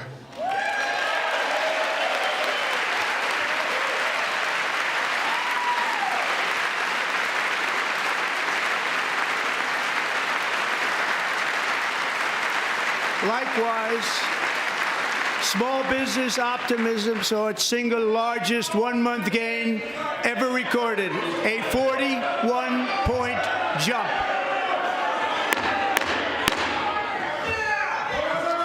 Members are directed to uphold and maintain decorum in the House and to cease any further disruptions. That's your warning.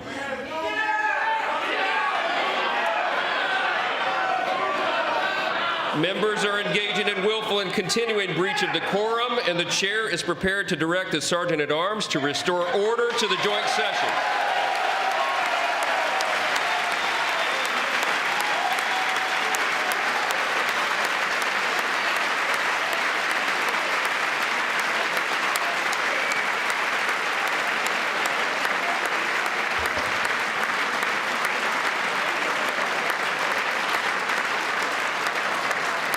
Mr. Green, take your seat.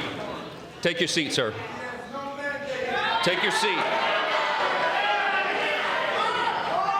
Finding that members continue to engage in willful and concerted disruption of proper decorum, the chair now directs the Sergeant-at-Arms to restore order. Remove this gentleman from the chamber.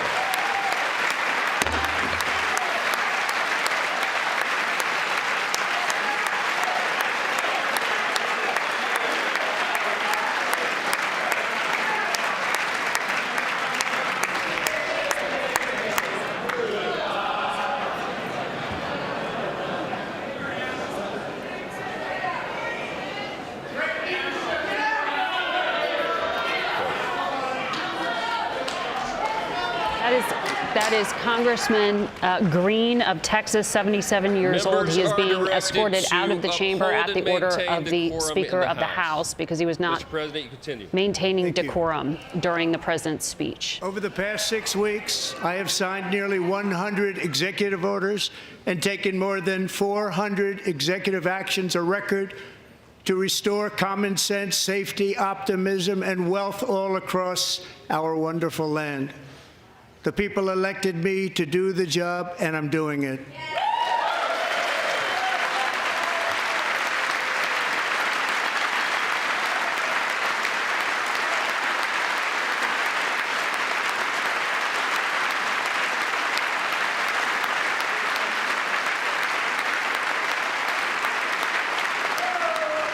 In fact, it has been stated by many that the first month of our presidency, it's our presidency, is the most successful in the history of our nation. By many.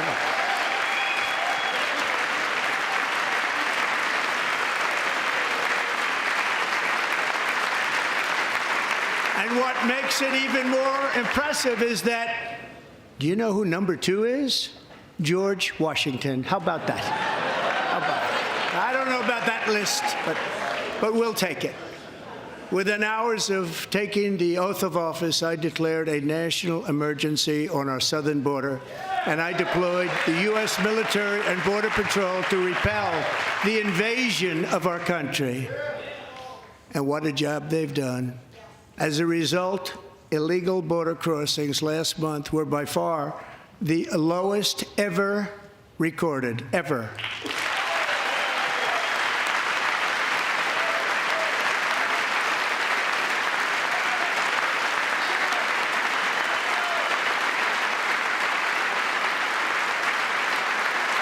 They heard my words and they chose not to come. Much easier that way. In comparison, under Joe Biden, the worst president in American history, there were hundreds of thousands of illegal crossings a month, and virtually all of them, including murderers, drug dealers, gang members, and people from mental institutions and insane asylums, were released into our country. Who would want to do that? This is my 5th such speech to Congress. And once again, I look at the Democrats in front of me, and I realize there is absolutely nothing I can say to make them happy or to make them stand or smile or applaud. Nothing I can do. I could find a cure to the most devastating disease, a disease that would wipe out entire nations, or announce the answers to the greatest economy in history, or the stoppage of crime to the lowest levels ever recorded. And these people sitting right here will not clap, will not stand, and certainly will not cheer for these astronomical achievements. They won't do it, no matter what. Five times I've been up here. It's very sad, and it just shouldn't be this way.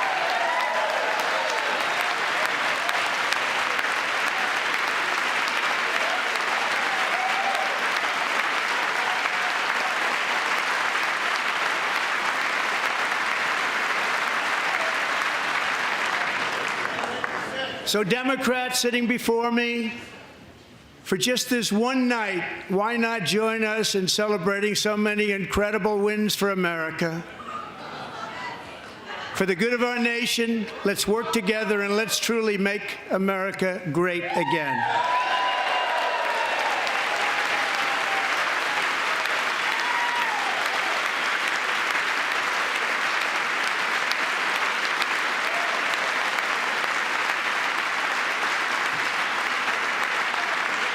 Every day, my administration is fighting to deliver the change America needs to bring a future that America deserves, and we're doing it. This is a time for big dreams and bold action. Upon taking office, I imposed an immediate freeze on all federal hiring, a freeze on all new federal regulations, and a freeze on all foreign aid.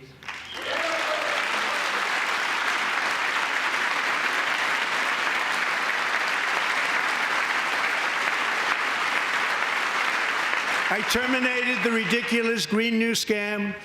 I withdrew from the unfair Paris Climate Accord, which was costing us trillions of dollars that other countries were not paying.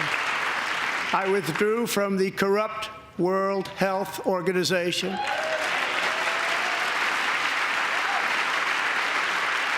And I also withdrew from the anti-American UN Human Rights Council.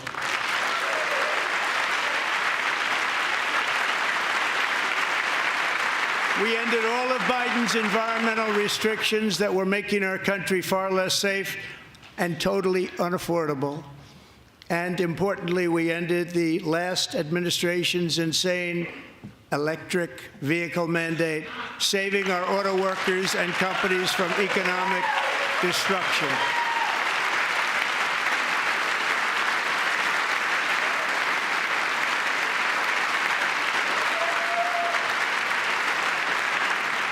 To unshackle our economy, I have directed that for every one new regulation, 10 old regulations must be eliminated, just like I did in my very successful first term.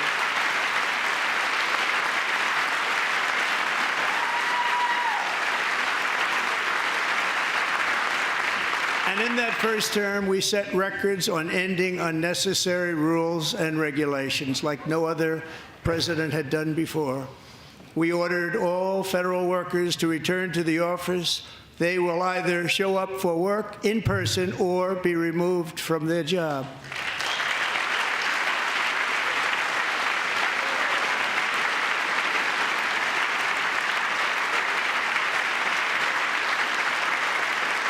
And we've ended weaponized government where, as an example, a sitting president is allowed to viciously prosecute his political opponent, like me.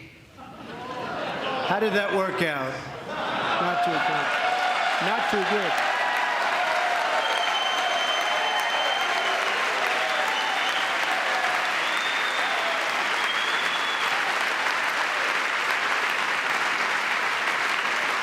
And I have stopped all government censorship and brought back free speech in America. It's back.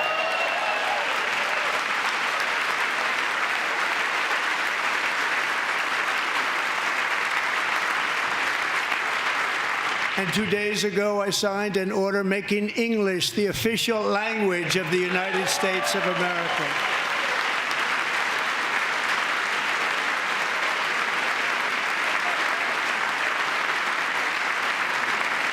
I renamed the Gulf of Mexico the Gulf of America.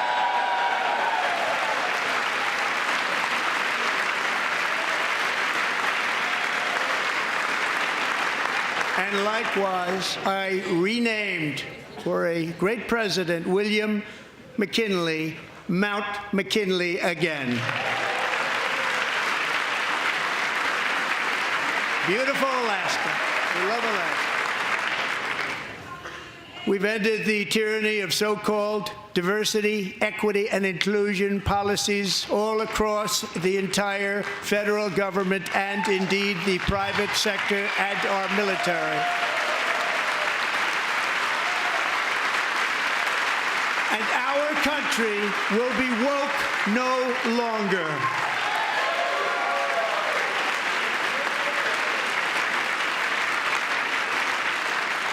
We believe that whether you are a doctor, an accountant, a lawyer, or an air traffic controller, you should be hired and promoted based on skill and competence, not race or gender. Very important.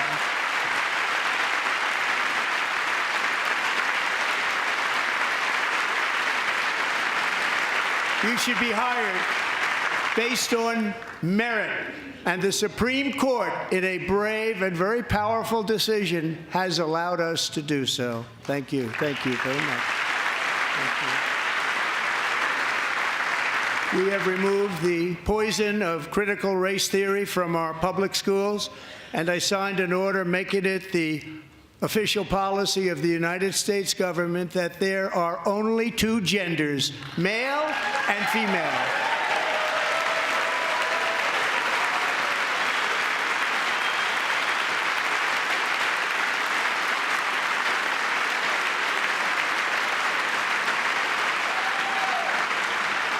also signed an executive order to ban men from playing in women's sports.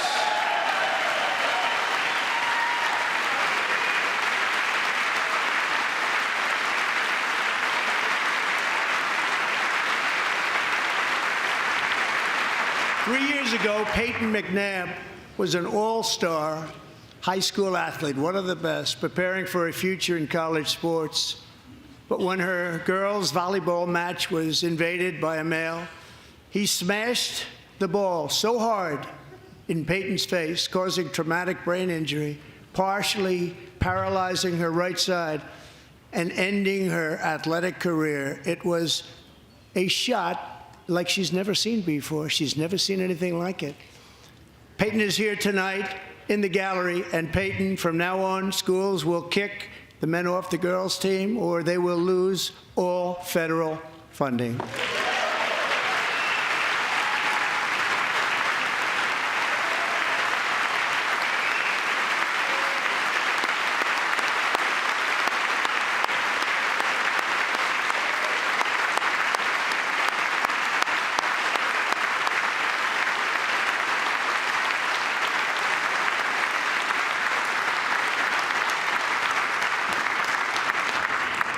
And if you really want to see numbers, just take a look at what happened in the women's boxing, weightlifting, track and field, swimming, or cycling, where a male recently finished a long-distance race 5 hours and 14 minutes ahead of a woman for a new record by 5 hours.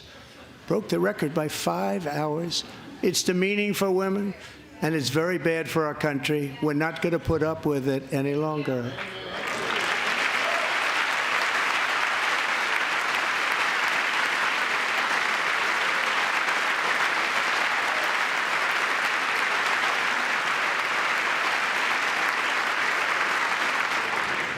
What I have just described is only a small fraction of the common sense revolution that is now, because of us, sweeping the entire world.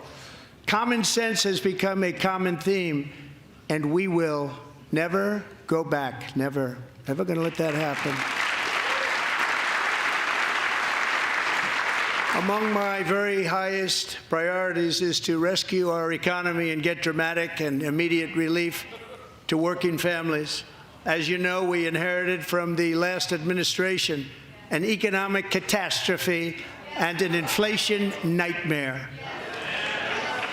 Their policies drove up energy prices, pushed up grocery costs, and drove the necessities of life out of reach for millions and millions of Americans. They've never had anything like it. We suffered the worst inflation in 48 years, but perhaps even in the history of our country. They're not sure. As president, I'm fighting every day to reverse this damage and make America affordable again.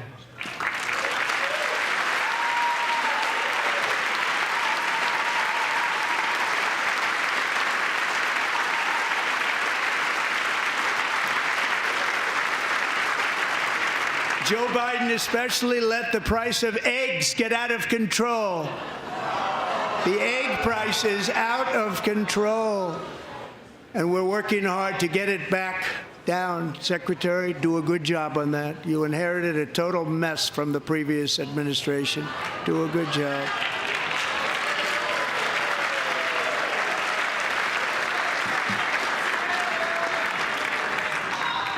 A major focus of our fight to defeat inflation is rapidly reducing the cost of energy.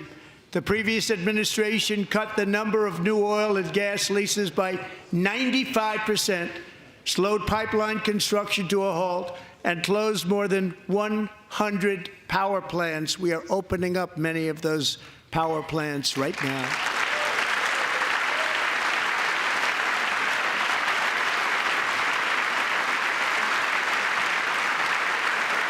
And frankly, we have never seen anything like it.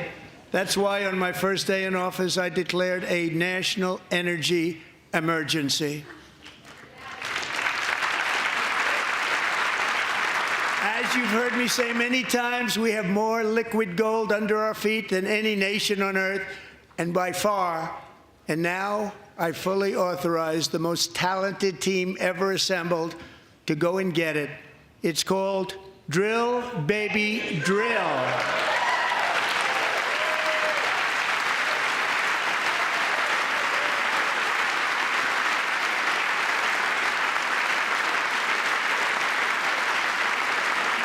My administration is also working on a gigantic natural gas pipeline in Alaska, among the largest in the world, where Japan, South Korea, and other nations want to be our partner with investments of trillions of dollars each. There's never been anything like that one. It will be truly spectacular. It's all set to go. The permitting is gotten. And later this week, I will also take historic action to dramatically expand production of critical minerals and rare earths here in the USA.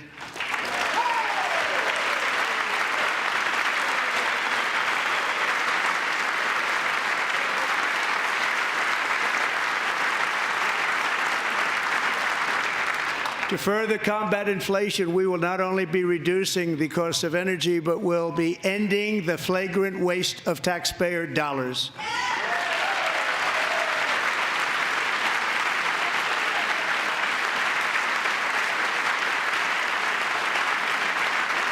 And to that end, I have created the brand new Department of Government Efficiency, DOGE. Perhaps you've heard of it. Perhaps.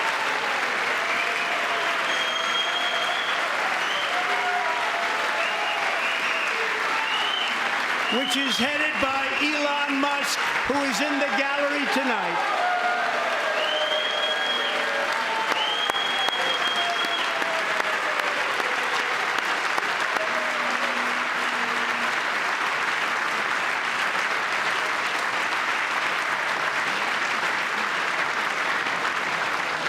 Thank you, Elon. He's working very hard. He didn't need this. He didn't need this. Thank you very much. We appreciate it. Everybody here, even this side, appreciates it, I believe. They just don't want to admit that. Just listen to some of the appalling waste we have already identified. $22 billion from HHS to provide free housing and cars for illegal aliens. $45 million for diversity, equity, and inclusion scholarships in Burma. $40 million to improve the social and economic inclusion of sedentary migrants. Nobody knows what that is. $8 million to promote LGBTQI+ in the African nation of Lesotho, which nobody has ever heard of.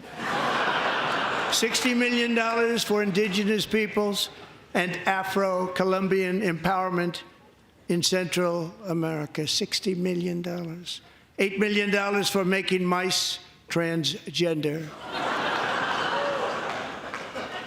This is real. $32 million for a left-wing propaganda operation in Moldova. $10 million for male circumcision in Mozambique. $20 million for the Arab Sesame Street in the Middle East. It's a program. $20 million for a program. $1.9 billion to recently created Decarbonization of Homes Committee, headed up, and we know she's involved. Just at the last moment, the money was passed over by a woman named Stacey Abrams. Have you ever heard of her? A $3.5 million consulting contract for lavish fish monitoring. $1.5 million for voter confidence in Liberia. $14 million for social cohesion in Mali. $59 million for illegal alien hotel rooms in New York City. He's a real estate developer. He's done very well. $250,000 to increase vegan local climate action innovation in Zambia.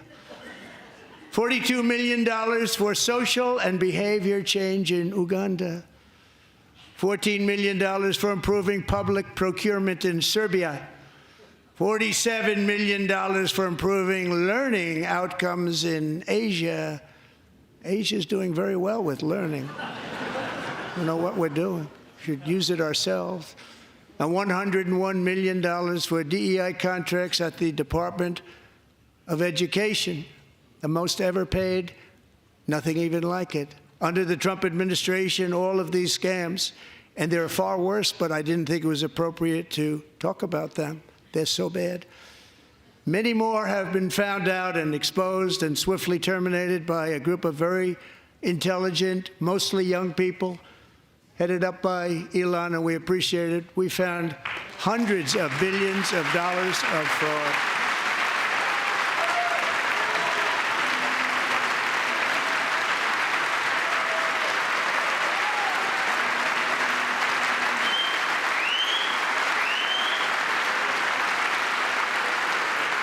And we've taken back the money and reduced our debt to fight inflation and other things. Taking back a lot of that money. We got it just in time. This is just the beginning. The Government Accountability Office, a federal government office, has estimated annual fraud of over $500 billion in our nation, and we are working very hard to stop it. We're going to. We're also identifying shocking levels of incompetence and probable fraud in the Social Security program for our seniors, and that our seniors and people that we love rely on. Believe it or not, government databases list 4.7 million Social Security members from people aged 100 to 109 years old. It lists 3.6 million people from ages 110 to 119. I don't know any of them. I know some people that are rather elderly, but not quite that elderly. 3.47 million people from ages 120 to 129. 3.9 million people from ages 130 to 139. 3.5 million people from ages 140 to 149. And money is being paid to many of them, and we're searching right now. In fact, Pam, good luck. Good luck. You're going to find it. But a lot of money is paid out to people because it just keeps getting paid, and nobody does, and it really hurts Social Security and hurts our country. 1.3 million people from ages 150 to 159, and over 130,000 people, according to the Social Security databases, are age over 160 years old. We have a healthier country than I thought, Bobby.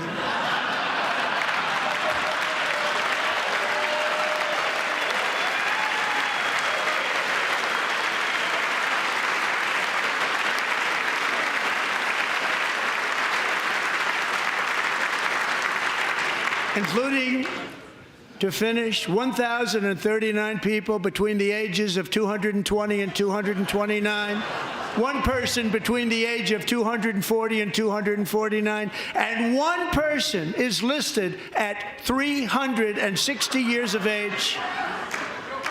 More than 100 years older than our country. But we're going to find out where that money's going, and it's not going to be pretty. By slashing all of the fraud, waste, and theft we can find, we will defeat inflation, bring down mortgage rates, lower car payments and grocery prices, protect our seniors, and put more money in the pockets of American families.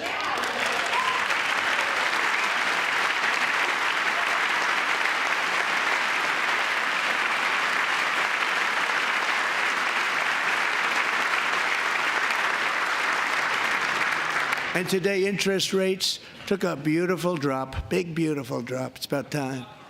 And in the near future, I want to do what has not been done in 24 years, balance the federal budget. We're going to balance it.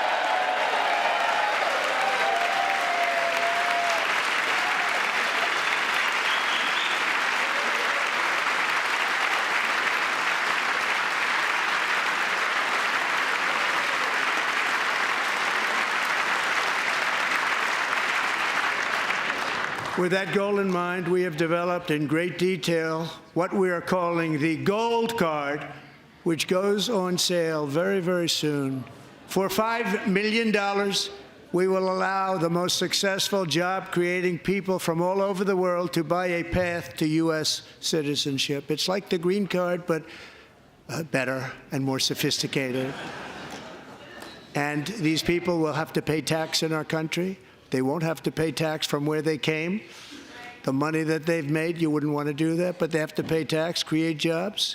They'll also be taking people out of colleges and paying for them so that we can keep them in our country instead of having them being forced out. Number one, at the top school, as an example, being forced out and not being allowed to stay and create tremendous numbers of jobs and great success for a company out there. So while we take out the criminals, killers, traffickers, and child predators who are allowed to enter our country under the open border policy of these people, the Democrats, the Biden administration, the open border insane policies that you've allowed to destroy our country, we will now bring in brilliant, hardworking, job-creating people. They're going to pay a lot of money, and we're going to reduce our debt with that money.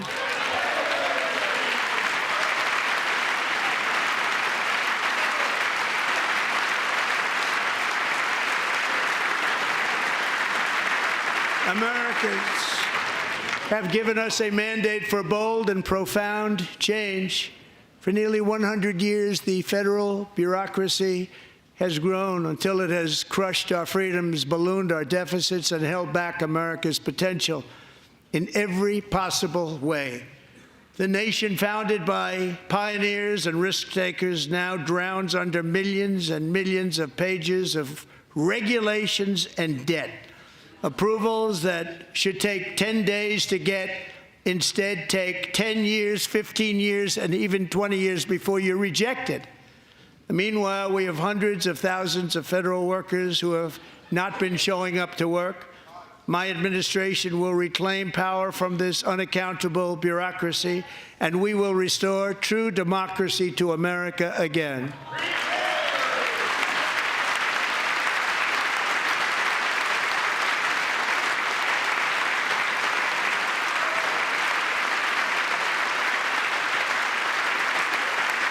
Any federal bureaucrat who resists this change will be removed from office immediately. Because we are draining the swamp. It's very simple. And the days of rule by unelected bureaucrats are over.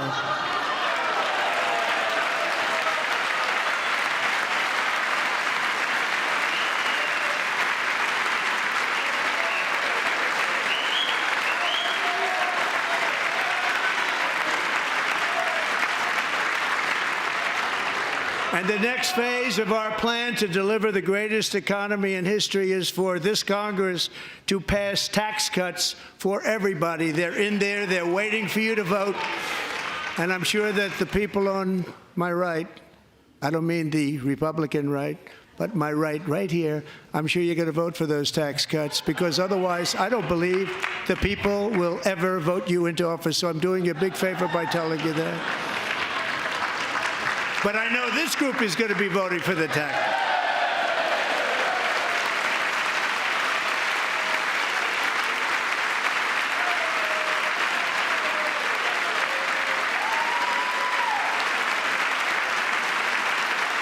Thank you. It's a very, very big part of our plan. We had tremendous success in our first term with it. A very big part of our plan. We're seeking permanent income tax cuts all across the board. And to get urgently needed relief to Americans hit especially hard by inflation, I'm calling for no tax on tips, no tax on overtime, and no tax on Social Security benefits for our great seniors.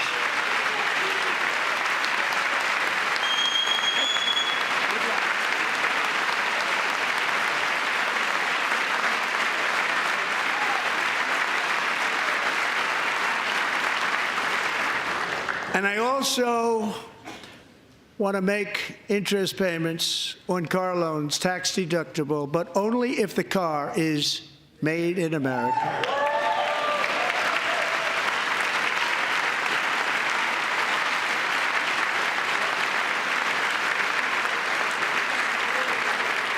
And by the way, we're going to have growth in the auto industry like nobody's ever seen. Plants are opening up all over the place. Deals are being made.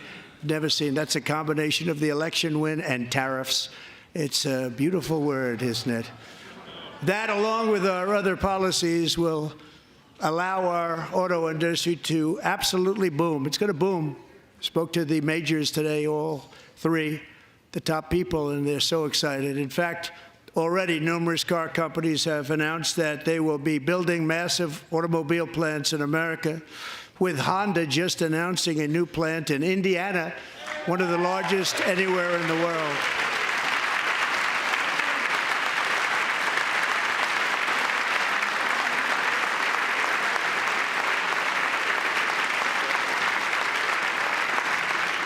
And this has taken place since our great victory on November 5th, a date which will hopefully go down as one of the most important in the history of our country.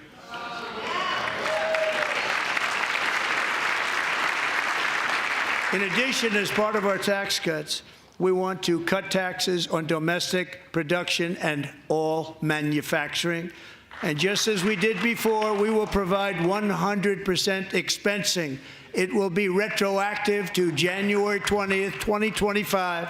And it was one of the main reasons why our tax cuts were so successful in our first term, giving us the most successful economy in the history of our country, first term. We had a great first term.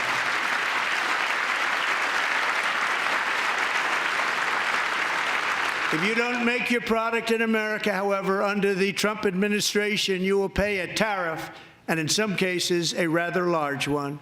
Other countries have used tariffs against us for decades, and now it's our turn to start using them against those other countries. On average, the European Union, China, Brazil, India, Mexico, and Canada, have you heard of them? And countless other nations charge us tremendously higher tariffs than we charge them. It's very unfair. India charges us auto tariffs higher than 100%. China's average tariff on our products is twice what we charge them.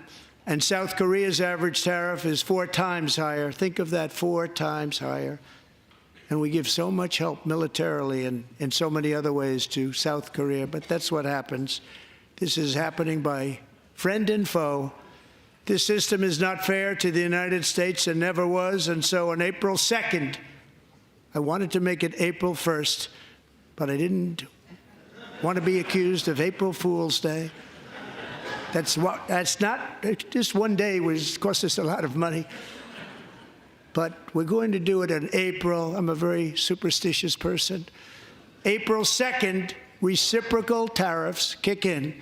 And whatever they tariff us, other countries, we will tariff them. That's reciprocal, back and forth. Whatever they tax us, we will tax them. If they do non-monetary tariffs to keep us out of their market, then we will do non-monetary barriers to keep them out of our market. There's a lot of that, too. They don't even allow us in their market. We will take in trillions and trillions of dollars and create jobs like we have never seen before. I did it with China, and I did it with others, and the Biden administration couldn't do anything about it because there was so much money they couldn't do anything about it. We have been ripped off for decades by nearly every country on earth, and we will not let that happen any longer.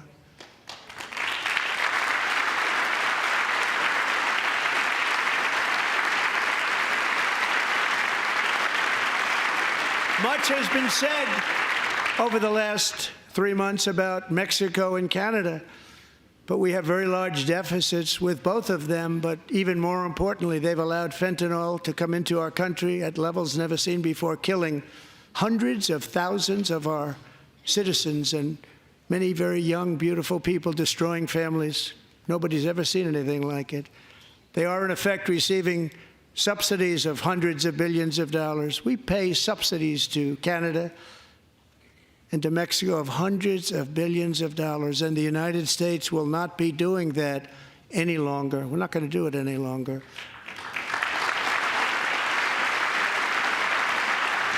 Thanks to our America First policies we're putting into place, we have had $1.7 trillion of new investment in America in just the past few weeks. The combination of the election and our economic policies that people of SoftBank, one of the most brilliant anywhere in the world, announced a $200 billion investment. OpenAI and Oracle, Larry Ellison, announced $500 billion investment, which they wouldn't have done if Kamala had won. Apple announced $500 billion investment. Tim Cook called me. He said, I cannot spend it fast enough. It's going to be much higher than that, I believe. They'll be building their plants here instead of in China. And just yesterday, Taiwan Semiconductor, the biggest in the world, most powerful in the world, has a tremendous amount, 97% of the market, announced a $165 billion investment to build the most powerful chips on earth right here in the USA.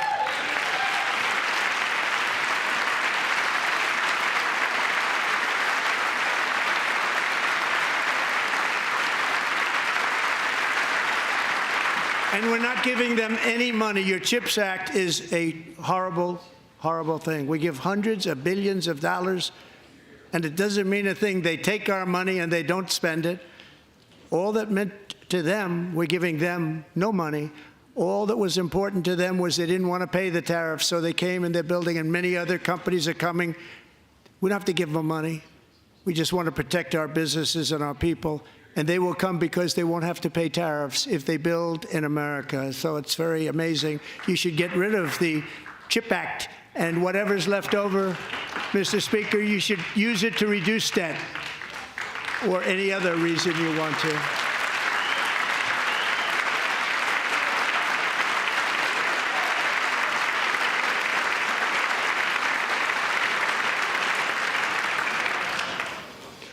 Our new trade policy will also be great for the American farmer. I love the farmer. Who will now be selling into our home market, the USA, because nobody is going to be able to compete with you. Because those goods that come in from other countries and companies, they're really in a bad position in so many different ways. They're uninspected. They may be very dirty and disgusting, and they come in and they pour in, and they hurt our American farmers. The tariffs will go on agricultural product coming into America, and our farmers, starting on April 2nd, it may be a little bit of an adjustment period. We had that before when I made the deal with China, $50 billion of purchases, and I said, just bear with me, and they did. They did. Probably have to bear with me again, and this will be even better. That was great. The problem with it was that Biden didn't enforce it. He didn't enforce it. $50 billion of purchases, and we were doing great, but Biden did not enforce it, and it hurt our farmers. But our farmers are going to have a field day right now. So to our farmers, have a lot of fun. I love you too. I love you too. It's all going to happen.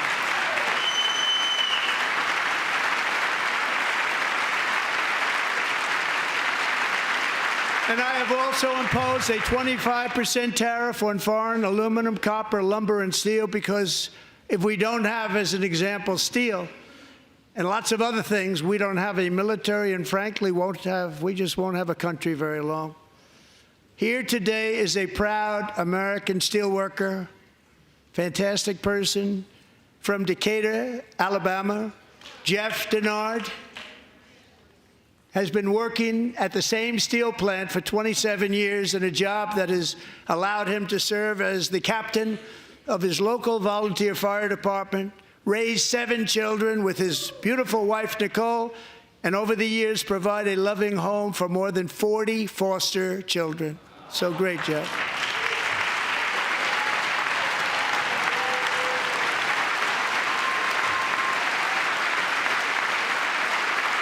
Thank you, Jeff. Thank you, Jeff.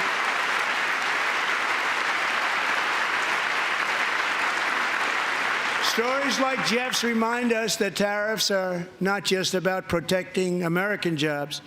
They're about protecting the soul of our country. Tariffs are about making America rich again and making America great again, and it's happening, and it will happen rather quickly. There'll be a little disturbance, but we're okay with that. It won't be much. No, you're not. Oh.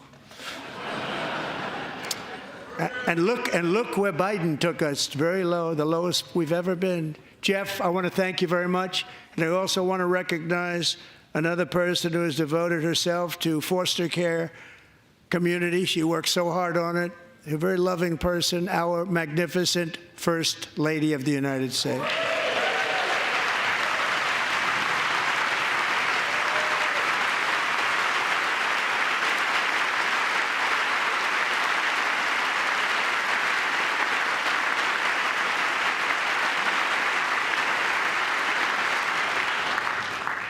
Melania's work has yielded incredible results, helping prepare our nation's future leaders as they enter the workforce. Our First Lady is joined by two impressive young women, very impressive. Haley Ferguson, who benefited from the First Lady's Fostering the Future initiative and is poised to complete her education and become a teacher.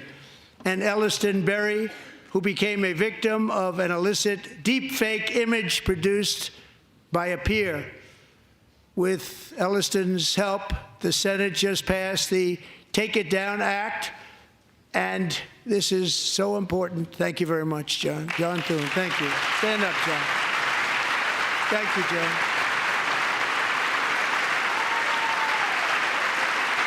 Thank you all very much.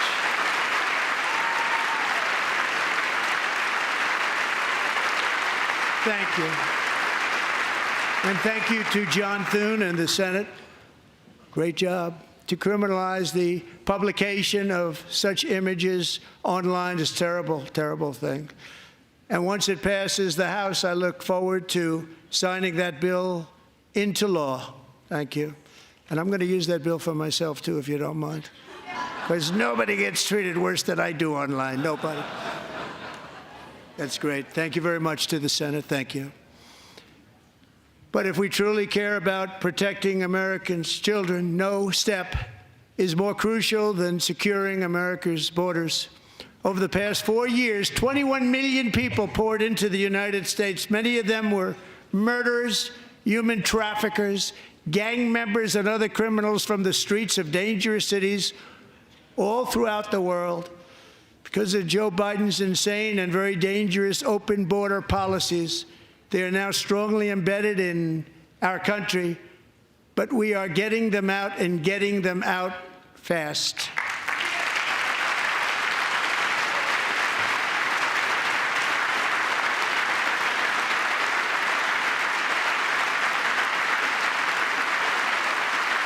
And I want to thank Tom Homan and Christy. I want to thank you and Paul of Border Patrol. I want to thank you. What a job they've all done. Everybody, Border Patrol, ICE, law enforcement in general is incredible. We have to take care of our law enforcement. Have to.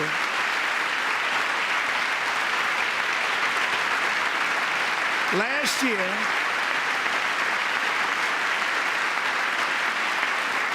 a brilliant 22-year-old nursing student named Laken Riley, the best in her class, admired by everybody, went out for a jog on the campus of the University of Georgia. That morning, Laken was viciously attacked, assaulted, beaten, brutalized, and horrifically murdered. Laken was stolen from us by a savage illegal alien gang member who was arrested while trespassing across Biden's open southern border and then set loose into the United States under the heartless policies of that failed administration. It was indeed a failed administration. He had then been arrested and released in a Democrat-run sanctuary city, a disaster, before ending the life of this beautiful young angel. With us this evening are Laken's beloved mother, Allison, and her sister, Lauren.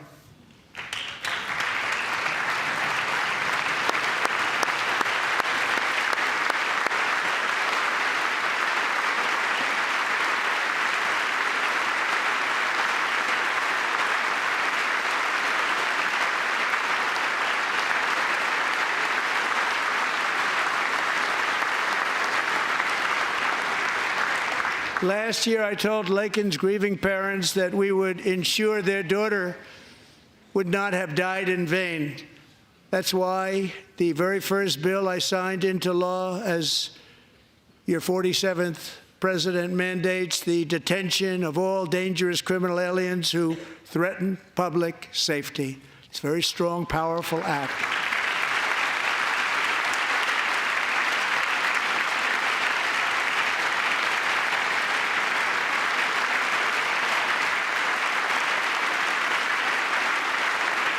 It's called the Laken-Riley Act. So Allison and Lauren, America will never, ever forget our beautiful Laken Hope Riley.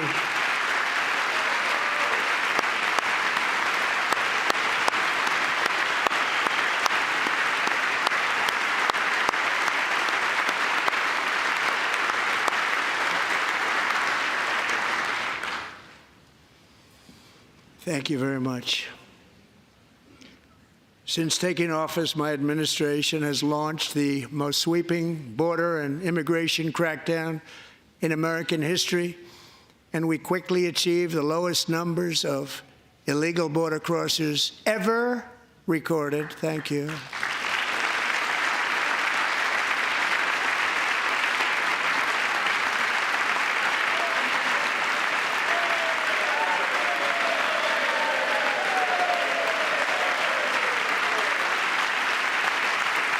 The media and our friends in the Democrat Party kept saying we needed new legislation, we must have legislation to secure the border. But it turned out that all we really needed was a new president.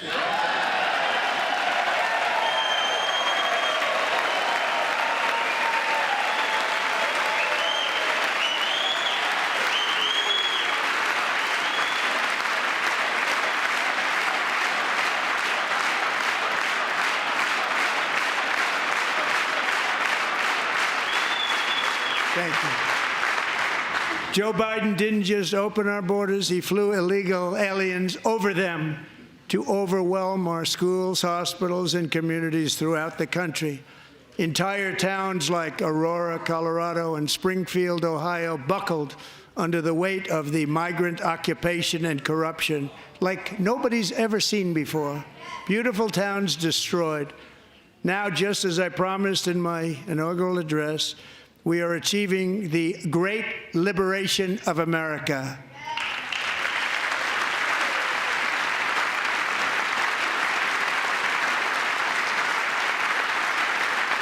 But there still is much work to be done. Here tonight is a woman I have gotten to know, Alexis Nungari from Houston. Wonderful woman. Last June, Alexis's 12-year-old daughter, her precious Jocelyn, walked to a nearby convenience store. She was kidnapped, tied up, assaulted for 2 hours under a bridge, and horrifically murdered. Arrested and charged with this heinous crime are 2 illegal alien monsters from Venezuela, released into America by the last administration through their ridiculous open border. The death of this beautiful 12-year-old girl and the agony of her mother and family touched our entire nation greatly. Alexis, I promised that we would always remember your daughter, your magnificent daughter, and earlier tonight I signed an order keeping my word to you.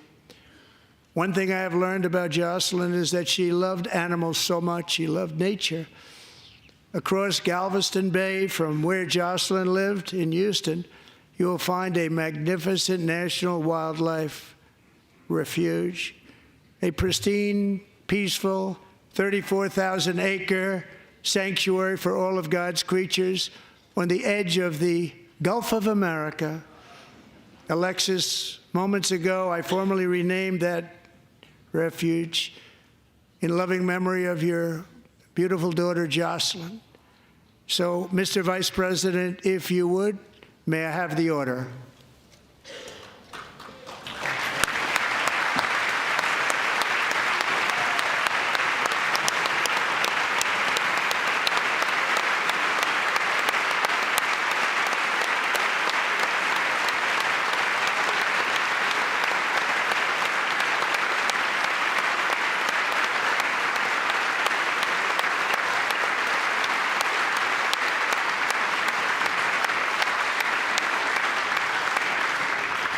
Thank you very much.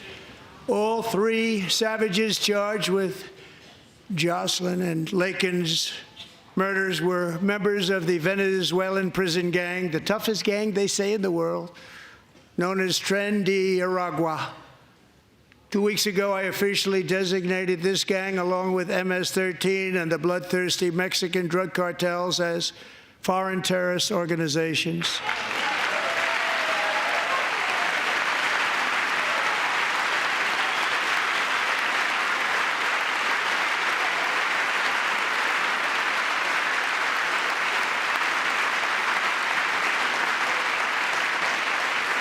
They are now officially in the same category as ISIS, and that's not good for them. Countless thousands of these terrorists were welcomed into the U.S. by the Biden administration. But now every last one will be rounded up and forcibly removed from our country, or, if they're too dangerous, put in jails, standing trial in this country, because we don't want them to come back ever. With us this evening is a warrior on the front lines of that battle, Border Patrol Agent Roberto Ortiz. Great guy.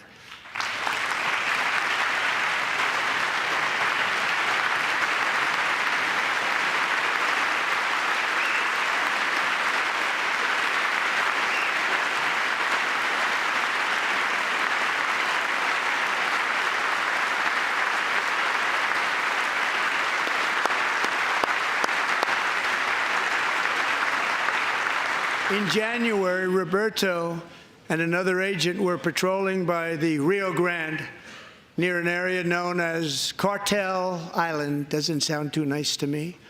When heavily armed gunmen started shooting at them, Roberto saw that his partner was totally exposed, at great danger, and he leapt into action, returning fire and providing crucial seconds for his fellow agent to seek safety, just barely.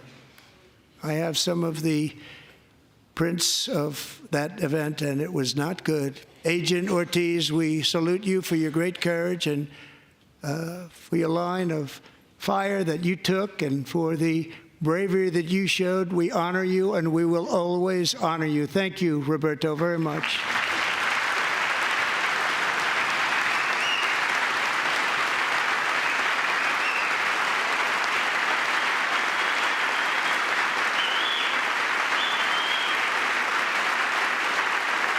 Thank you, Roberto. And I actually got to know him on my many calls to the border. He's a great gentleman. The territory to the immediate south of our border is now dominated entirely by criminal cartels that murder, rape, torture, and exercise total control. They have total control over a whole nation, posing a grave threat to our national security. The cartels are waging war on America, and it's time for America to wage war on the cartels, which we are doing.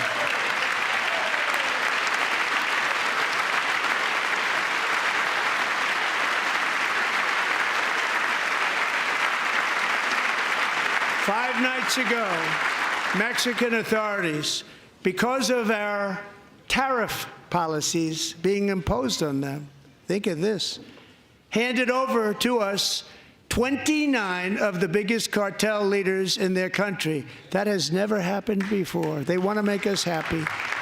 First time ever. But we need Mexico and Canada to do much more than they've done, and they have to stop the fentanyl and drugs pouring into the USA. They're going to stop it. I have sent Congress a detailed funding request laying out exactly how we will eliminate these threats to protect our homeland and complete the largest deportation operation in American history, larger even than current record holder President Dwight D. Eisenhower, a moderate man, but someone who believed very strongly in borders. Americans expect Congress to send me this funding without delay so I can sign it into law. So, Mr. Speaker, John Thune, both of you, I hope you're going to be able to do that, Mr. Speaker. Thank you. Mr. Leader, thank you. Thank you very much. And let's get it to me. I'll sign it so fast, you won't even believe it.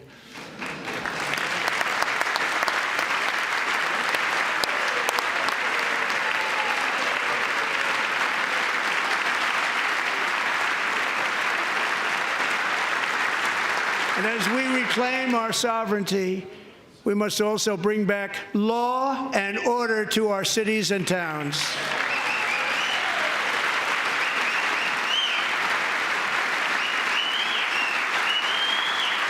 In recent years, our justice system has been turned upside down by radical left lunatics. Many jurisdictions virtually ceased enforcing the law against dangerous repeat offenders while weaponizing law enforcement against political opponents like me. My administration has acted swiftly and decisively to restore fair, equal, and impartial justice under the constitutional rule of law, starting at the FBI and the DOJ. Pam, good luck. Cash, wherever you may be, good luck. Good luck. Pam Bond, good luck. So important. Going to do a great job. Cash, thank you. Thank you, Cash.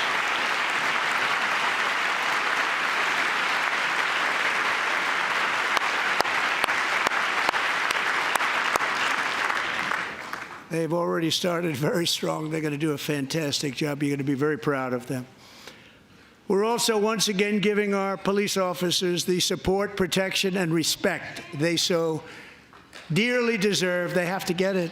They have such a hard, dangerous job, but we're going to make it less dangerous. The problem is the bad guys don't respect the law, but they're starting to respect it, and they soon will respect it. This also includes our great fire departments throughout the country. Our firemen and women are unbelievable people, and we'll never forget them.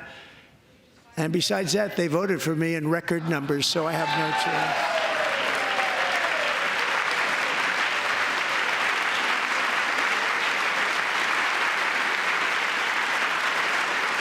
1 year ago this month, 31-year-old New York police officer Jonathan Diller, unbelievably wonderful person and a great officer, was gunned down at a traffic stop on Long Island. I went to his funeral. The vicious criminal charged with his murder had 21 prior arrests, and they were rough arrests, too. He was a real bad one. The thug in the seat next to him had 14 prior arrests and went by the name of Killer. He was Killer. He killed other people, they say, a lot of them. I attended Officer Diller's service, and when I met his wife and one-year-old son, Ryan, it was very inspirational, actually. His widow's name is Stephanie, and she is here tonight. Stephanie, thank you very much, Stephanie. Thank you very much.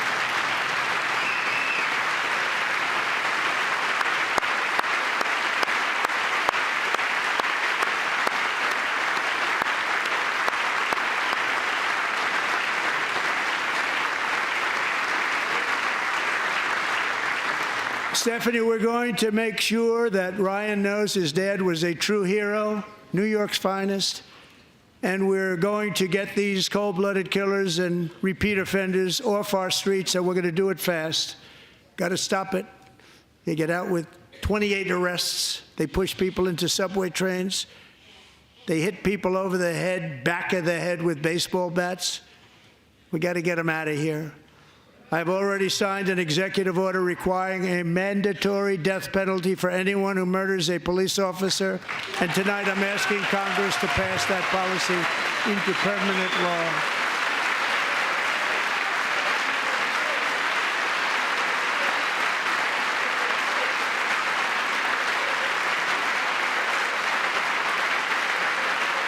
I'm also asking for a new crime bill getting tough on repeat offenders while enhancing protections for America's police officers so they can do their jobs without fear of their lives being totally destroyed. They don't want to be killed.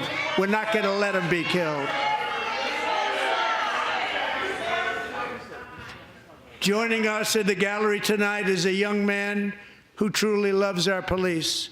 His name is DJ Daniel. He is 13 years old, and he has always dreamed of becoming a police officer.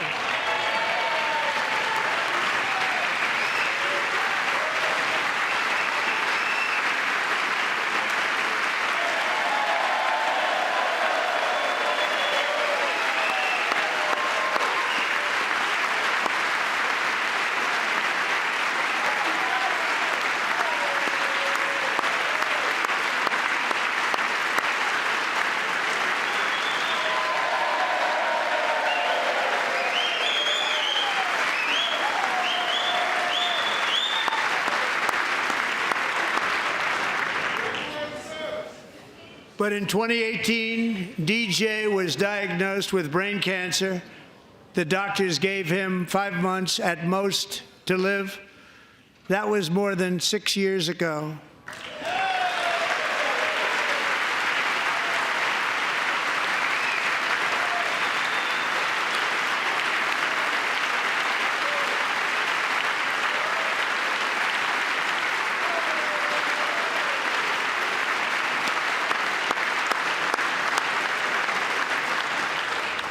Since that time, DJ and his dad have been on a quest to make his dream come true, and DJ has been sworn in as an honorary law enforcement officer, actually a number of times. The police love him, the police departments love him. And tonight, DJ, we're going to do you the biggest honor of them all.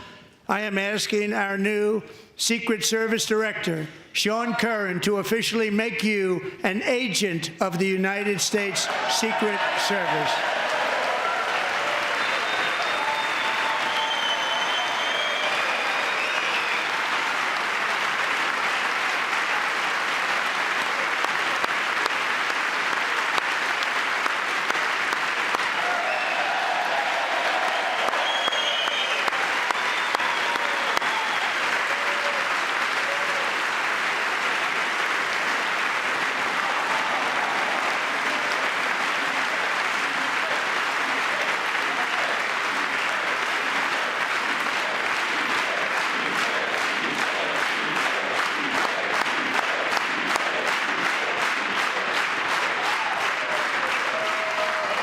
Thank you, DJ. DJ's doctors believe his cancer likely came from a chemical he was exposed to when he was younger. Since 1975, rates of child cancer have increased by more than 40%. Reversing this trend is one of the top priorities for our new presidential commission to make America healthy again, chaired by our new Secretary of Health and Human Services, Robert F. Kennedy, Jr.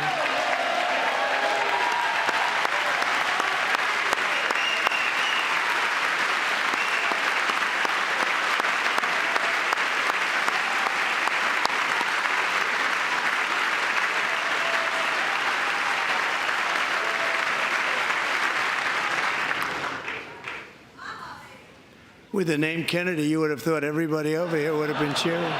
How quickly they forget. Our goal is to get toxins out of our environment, poisons out of our food supply, and keep our children healthy and strong.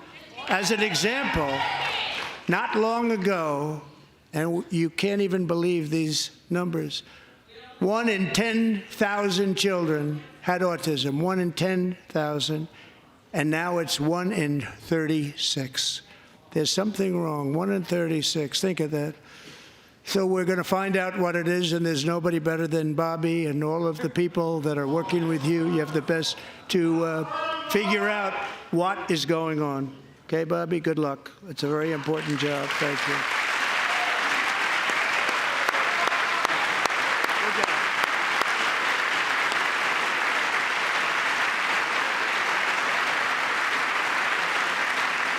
Thank you. My administration is also working to protect our children from toxic ideologies in our schools. A few years ago, January, little John and her husband discovered that their daughter's school had secretly socially transitioned their 13-year-old little girl. Teachers and administrators conspired to deceive January and her husband while encouraging her daughter to use a new name and pronouns. They, them pronoun, actually, all without telling January, who is here tonight and is now a courageous advocate against this form of child abuse. January, thank you. Thank you. Thank you very much.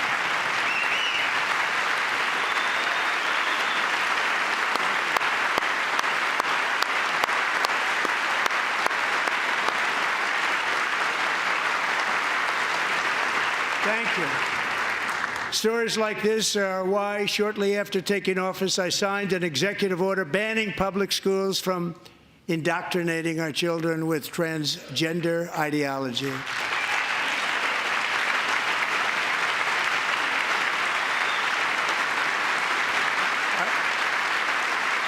I also signed an order to cut off all taxpayer funding to any institution that engages in the sexual mutilation of our youth.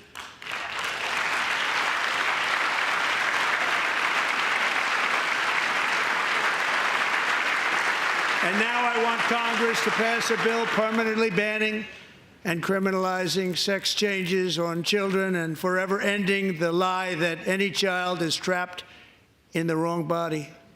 This is a big lie.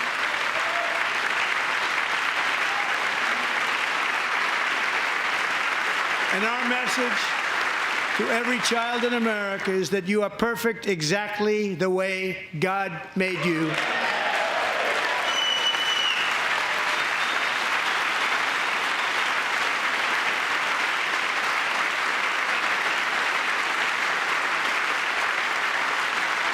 Because we're getting wokeness out of our schools and out of our military, and it's already out, and it's out of our society. We don't want it. Wokeness is trouble. Wokeness is bad. It's gone. It's gone. And we feel so much better for it, don't we? Don't we feel better? Our service members won't be activists and ideologues. They will be fighters and warriors. They will fight for our country. And Pete, congratulations. Secretary of Defense, congratulations.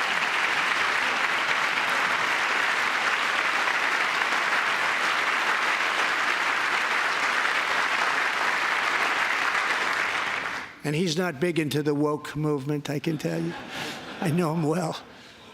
I am pleased to report that in January, the U.S. Army had its single best recruiting month in 15 years, and that all armed services are having among the best recruiting results ever in the history of our services. What a difference.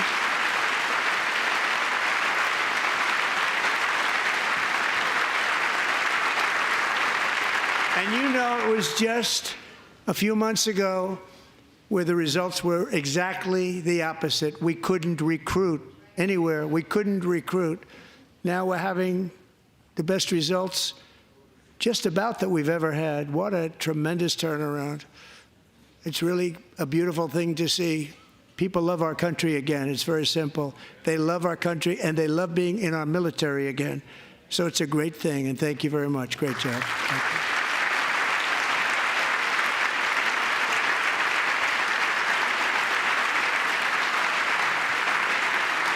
We're joined tonight by a young man, Jason Hartley, who knows the weight of that call of duty.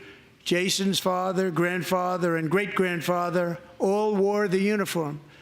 Jason tragically lost his dad, who was also a Los Angeles County Sheriff's deputy when he was just a boy, and now he wants to carry on the family legacy of service. Jason is a senior in high school, a six-letter varsity athlete, a really good athlete, they say, a brilliant student with a 4.46, that's good, GPA. And his greatest dream is to attend the U.S. Military Academy at West Point.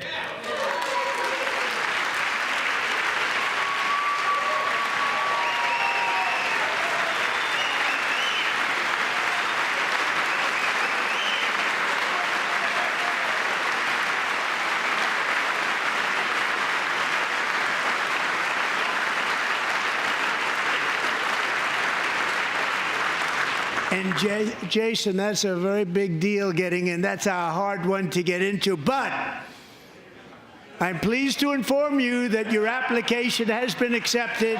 You will soon be joining the Corps of Cadets.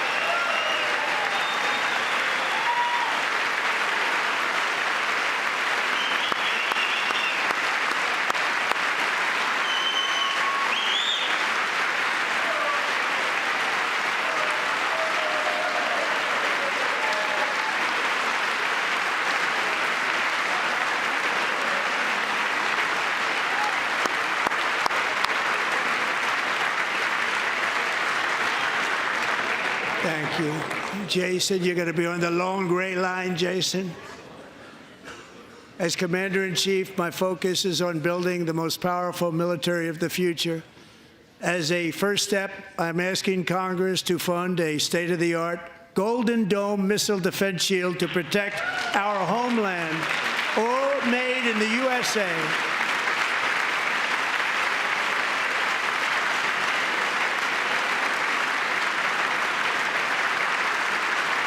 And Ronald Reagan wanted to do it long ago, but the technology just wasn't there, not even close. But now we have the technology. It's incredible, actually. And other places, they have it. Israel has it. Other places have it. And the United States should have it too, right, Tim, right? They should have it too. So I want to thank you. But it's a very, very important. This is a very dangerous world. We should have it. We want to be protected, and we're going to protect our citizens like never before. To boost our defense industrial base, we are also going to resurrect the American shipbuilding industry, including commercial shipbuilding and military shipbuilding.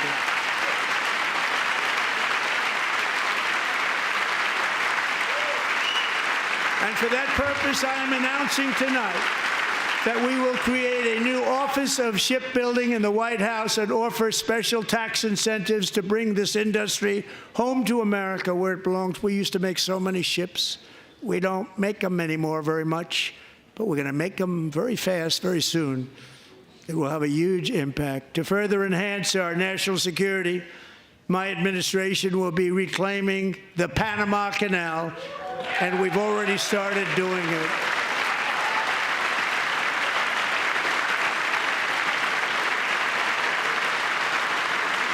Just today, a large American company announced they are buying both ports around the Panama Canal and lots of other things having to do with the Panama Canal and a couple of other canals.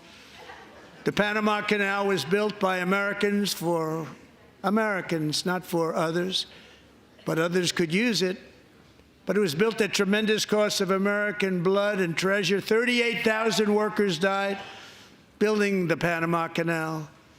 They died of malaria. They died of snake bites and mosquitoes. Not a nice place to work. They paid them very highly to go there, knowing there was a 25% chance that they would die. The most expensive project also that was ever built in our country's history, if you bring it up to modern day costs. It was given away by the Carter administration for $1. But that agreement has been violated very severely. We didn't give it to China. We gave it to Panama, and we're taking it back.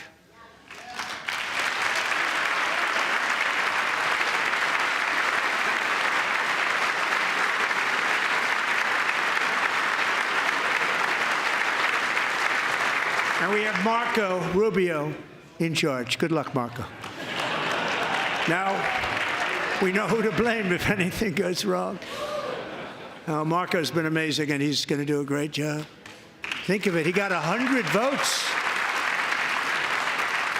You know, he was approved with actually 99, but the 100th was this gentleman, and I feel very certain. So let's assume he got 100 votes. And I'm either very, very happy about that, or I'm very concerned about it. But he's already proven. I mean, he's a great gentleman. He's respected by everybody, and we appreciate you voting for Marco. He's going to do a fantastic job. Thank you. Thank you. He's doing a great job. Great job. And I also have a message tonight for the incredible people of Greenland. We strongly support your right to determine your own future. And if you choose, we welcome you into the United States of America. We need Greenland for national security and even international security, and we're working with everybody involved to try and get it. But we need it really for international world security, and I think we're going to get it. One way or the other, we're going to get it. We will keep you safe. We will make you rich, and together we will take Greenland to heights like you have never thought possible before. It's a very small population, but very, very large piece of land and very, very important for military security. America is once again standing strong against the forces of radical Islamic terrorism. 3.5 years ago, ISIS terrorists killed 13 American service members and countless others in the Abbey Gate bombing during the disastrous and incompetent withdrawal from Afghanistan. Not that they were withdrawing, it was the way they withdrew. Perhaps the most embarrassing moment in the history of our country. Tonight, I am pleased to announce that we have just apprehended the top terrorist responsible for that atrocity, and he is right now on his way here to face the swift sword of American justice.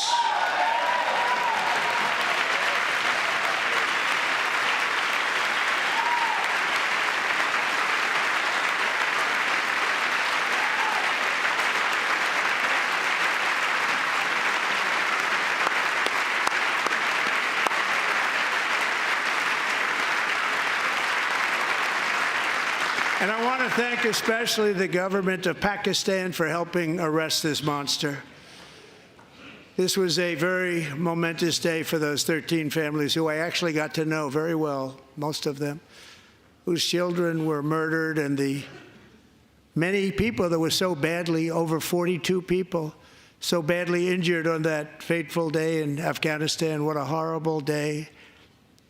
Such incompetence was shown that when Putin saw what happened, I guess he said, wow, maybe this is my chance. That's how bad it was. Should have never happened. Grossly incompetent people. I spoke to many of the parents and loved ones, and they're all in our hearts tonight.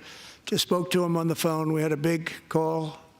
Every one of them called, and everybody was on the line, and they did nothing but cry with happiness. They were very happy, as happy as you can be under those circumstances. Their child, brother, sister, son, daughter was killed for no reason whatsoever. In the Middle East, we're bringing back our hostages from Gaza. In my first term, we achieved one of the most groundbreaking peace agreements in generations, the Abraham Accords.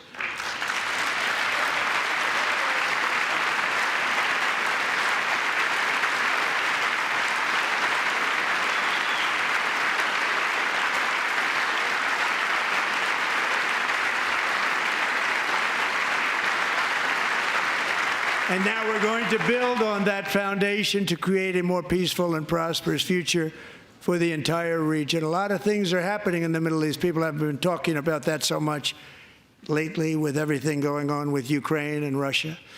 But a lot of things are happening in the Middle East. It's a rough neighborhood, actually. I'm also working tirelessly to end the savage conflict in Ukraine. Millions of Ukrainians and Russians have been needlessly killed or wounded in this horrific and brutal conflict with no end in sight. The United States has sent hundreds of billions of dollars to support Ukraine's defense with no security, with no anything.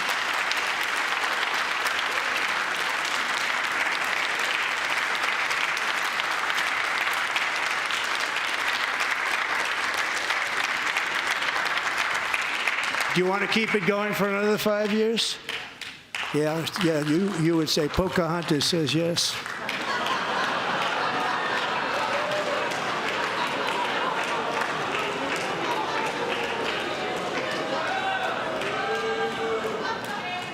$2,000 people are being killed every single week. More than that. They're Russian young people. They're Ukrainian young people. They're not Americans. But I want it to stop. Meanwhile, Europe has sadly spent more money buying Russian oil and gas than they have spent on defending Ukraine, by far. Think of that. They've spent more buying Russian oil and gas than they have defending. And we've spent perhaps $350 billion, like taking candy from a baby. That's what happened. And they've spent $100 billion. What a difference that is. And we have an ocean separating us, and they don't. But we're getting along very well with them, and lots of good things are happening. Biden has authorized more money in this fight than Europe has spent by billions and billions of dollars. It's hard to believe that they wouldn't have stopped it and said at some point, come on, let's equalize. You got to be equal to us. But that didn't happen. Earlier today, I received an important letter from President Zelensky of Ukraine. The letter reads, Ukraine is ready to come to the negotiating table as soon as possible to bring lasting peace closer. Nobody wants peace more than the Ukrainians, he said. My team and I stand ready to work under President Trump's strong leadership to get a peace that lasts.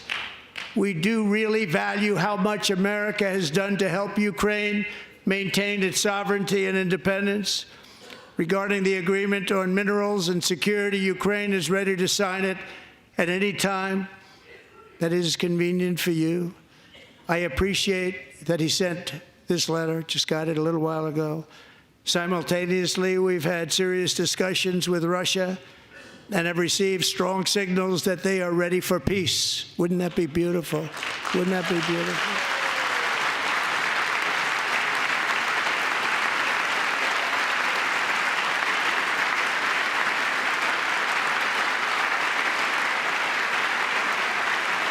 Wouldn't that be beautiful?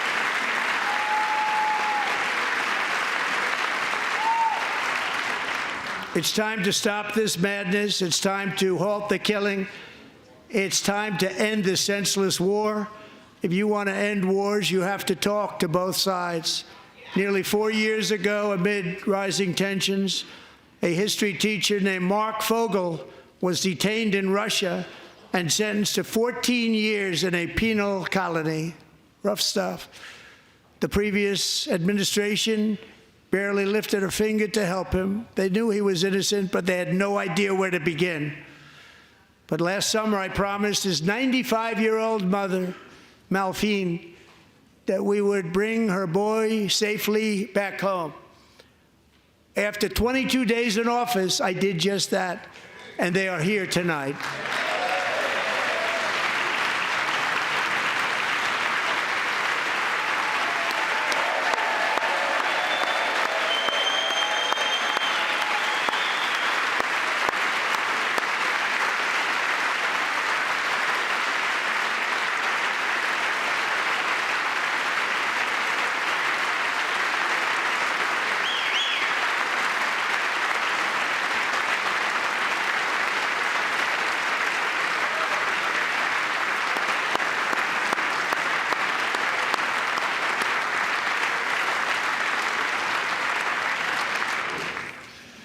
To Mark and his great mom, we are delighted to have you safe and sound and with us.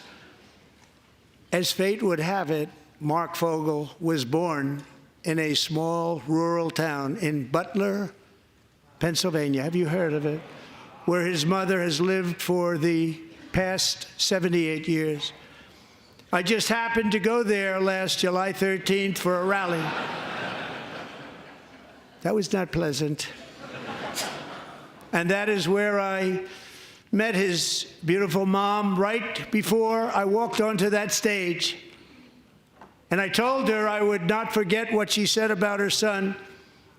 And I never did I? Never forgot.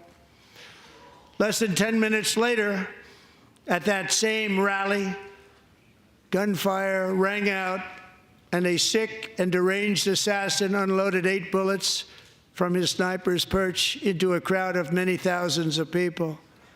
My life was saved by a fraction of an inch, but some were not so lucky.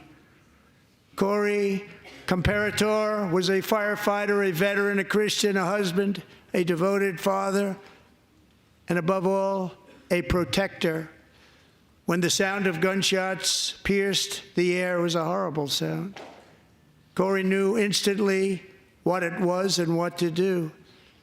He threw himself on top of his wife and daughters and shielded them from the bullets with his own body. Corey was hit really hard. You know the story from there. He sacrificed his life to save theirs. 2 others, very fine people, were also seriously hit. But thankfully, with the help of 2 great country doctors, we thought they were gone and they were saved. So those doctors had great talent. We're joined by Corey's wife, Helen, who was his high school sweetheart, and their two beloved daughters, Allison and Kaylee. Thank you.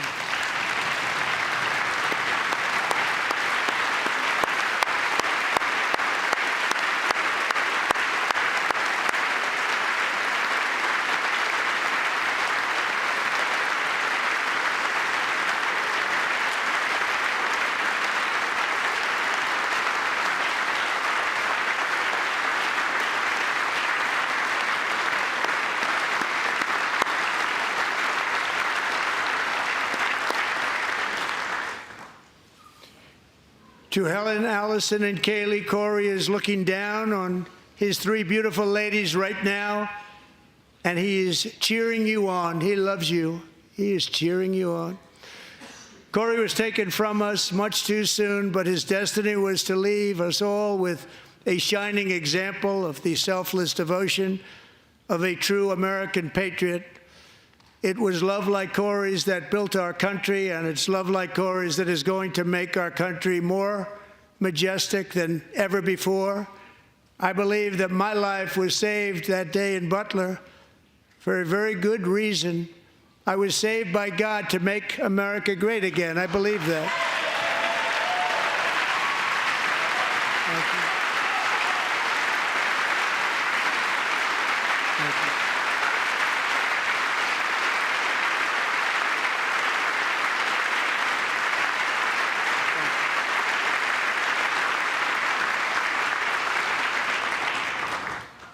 Thank you very much. From the patriots of Lexington and Concord to the heroes of Gettysburg and Normandy, from the warriors who crossed the Delaware to the trailblazers who climbed the Rockies, and from the legends who soared at Kitty Hawk to the astronauts who touched the moon, Americans have always been the people who defied all odds, transcended all dangers, made the most extraordinary sacrifices, and did whatever it took to defend our children, our country, and our freedom. And as we have seen in this chamber tonight, that same strength, faith, love, and spirit is still alive and thriving in the hearts of the American people. Despite the best efforts of those who would try to censor us, silence us, break us, destroy us, Americans are today a proud, free, sovereign, and independent nation that will always be free, and we will fight for it till death. We will never let anything happen to our beloved country, because we are a country of doers, dreamers, fighters, and survivors. Our ancestors crossed a vast ocean, strode into the unknown wilderness, and carved their fortunes from the rock and soil of a perilous and very dangerous frontier. They chased our destiny across a boundless continent. They built the railroads, laid the highways, and graced the world with American marvels like the Empire State Building, the mighty Hoover Dam, and the towering Golden Gate Bridge. They lit the world with electricity, broke free of the force of gravity, fired up the engines of American industry, vanquished the communists, fascists, and Marxists all over the world, and gave us countless modern wonders sculptured out of iron, glass, and steel. We stand on the shoulders of these pioneers who won and built the modern age, these workers who poured their sweat into the skylines of our cities, these warriors who shed their blood on fields of battle and gave everything they had for our rights and for our freedom. Now it is our time to take up the righteous cause of American liberty, and it is our turn to take America's destiny into our own hands and begin the most thrilling days in the history of our country. This will be our greatest era.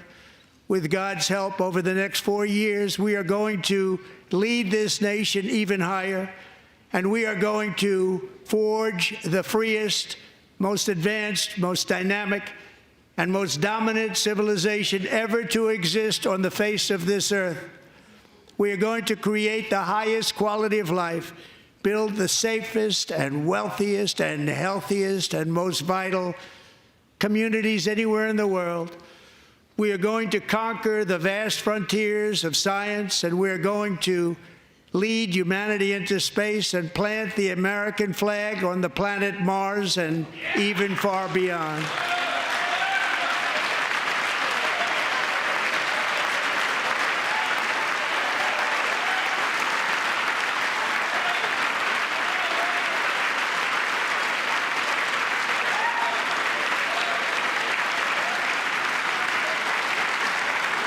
And through it all, we are going to rediscover the unstoppable power of the American spirit.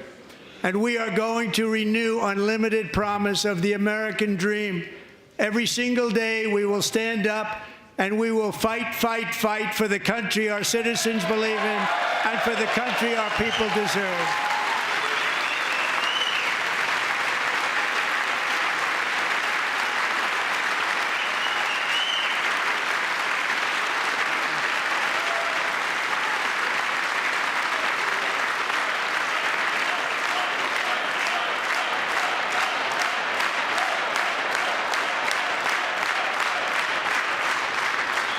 My fellow Americans, get ready for an incredible future, because the golden age of America has only just begun. It will be like nothing that has ever been seen before. Thank you, God bless you, and God bless America.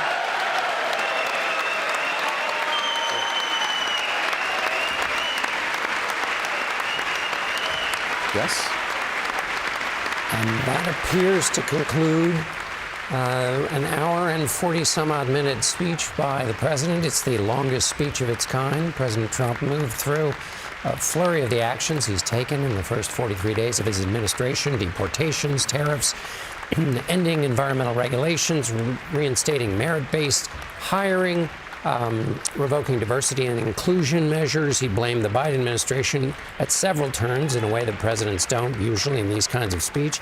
He praised Elon Musk and the efforts of his department. And I would say, just as a final note, he gave the speech to half the room, the Republican half, tilting his body because the Democrats were having none of it. But as a final note, I'd note that while voters say that lowering prices is their key issue, it was arguably the thing that got him elected, he spent very little of the speech on that, and indeed, he devoted more direct attention and detail to the issue, to transgender issues, than he did to lowering consumer prices. Right you are, John. Couple of thoughts here. How'd you like to be Alyssa Slotkin tonight? The Michigan senator set to give the Democratic response. She's been waiting, I'm going to guess, impatiently, because she's going to go next, and it's going to be late and fewer people will see it.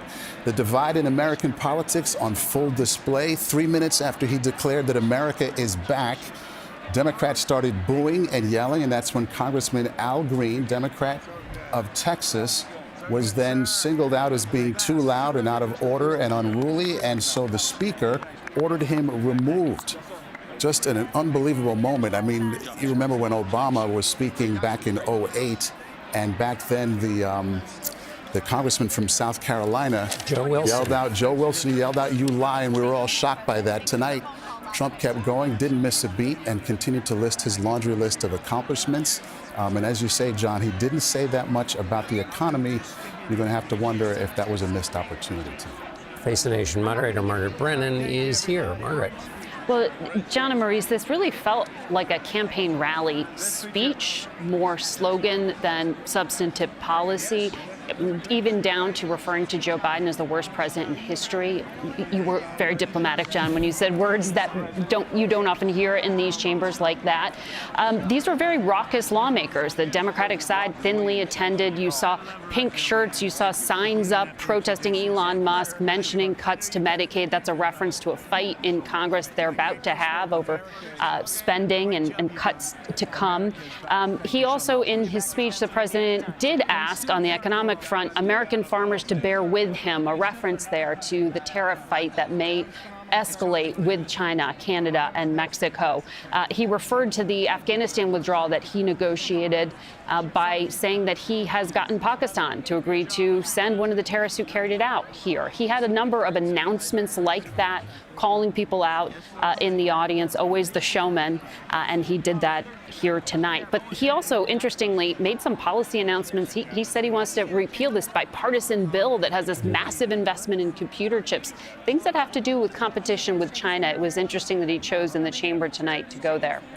Wondering what it was like on the floor tonight. Scott McFarland, you are there. Give us a peek, Scott. Yeah, Maurice, it was a horribly tense feeling in this chamber at moments. After Congressman Green of Houston was ejected, there was this loud, visceral, ugly screaming inside the chamber, directed at Mr. Green, then directed between both parties and each other. There was another moment when Congresswoman Melanie Stansbury of New Mexico was holding up a white sign that said, "This is not normal." A Republican snatched the paper from her hand and threw it across the room. And then there were the protests from some House Democrats. One after another, they walked out mid-speech. At some point, some of them turned their backs on the president, waited there a moment, then departed. Among those who left, Maxwell Frost of Florida, Jasmine Crockett of Texas, but also there were those empty seats that were so noticeable as the protest continued. And John, Maurice, and Margaret, first time I can remember a State of the Union where the minority party didn't stand once for anything. Scott McFarland there reporting from the hall. It was also notable, Scott, since you covered the January 6th prosecutions and also the fallout from it, that the president spoke at length about trusting and protecting law enforcement officers. He, of course, pardoning those in the January 6th attack on the Capitol that attacked officers as well. He's about to walk out the door that those rioters tried to enter January 6, 2021. He's about to walk out that very door. The president mentioned his predecessor a lot during the congressional address, and Weijia Zhang is at the White House. Weijia, this was as much of a campaign speech as you can have in that, or at least as we've ever seen in that venue.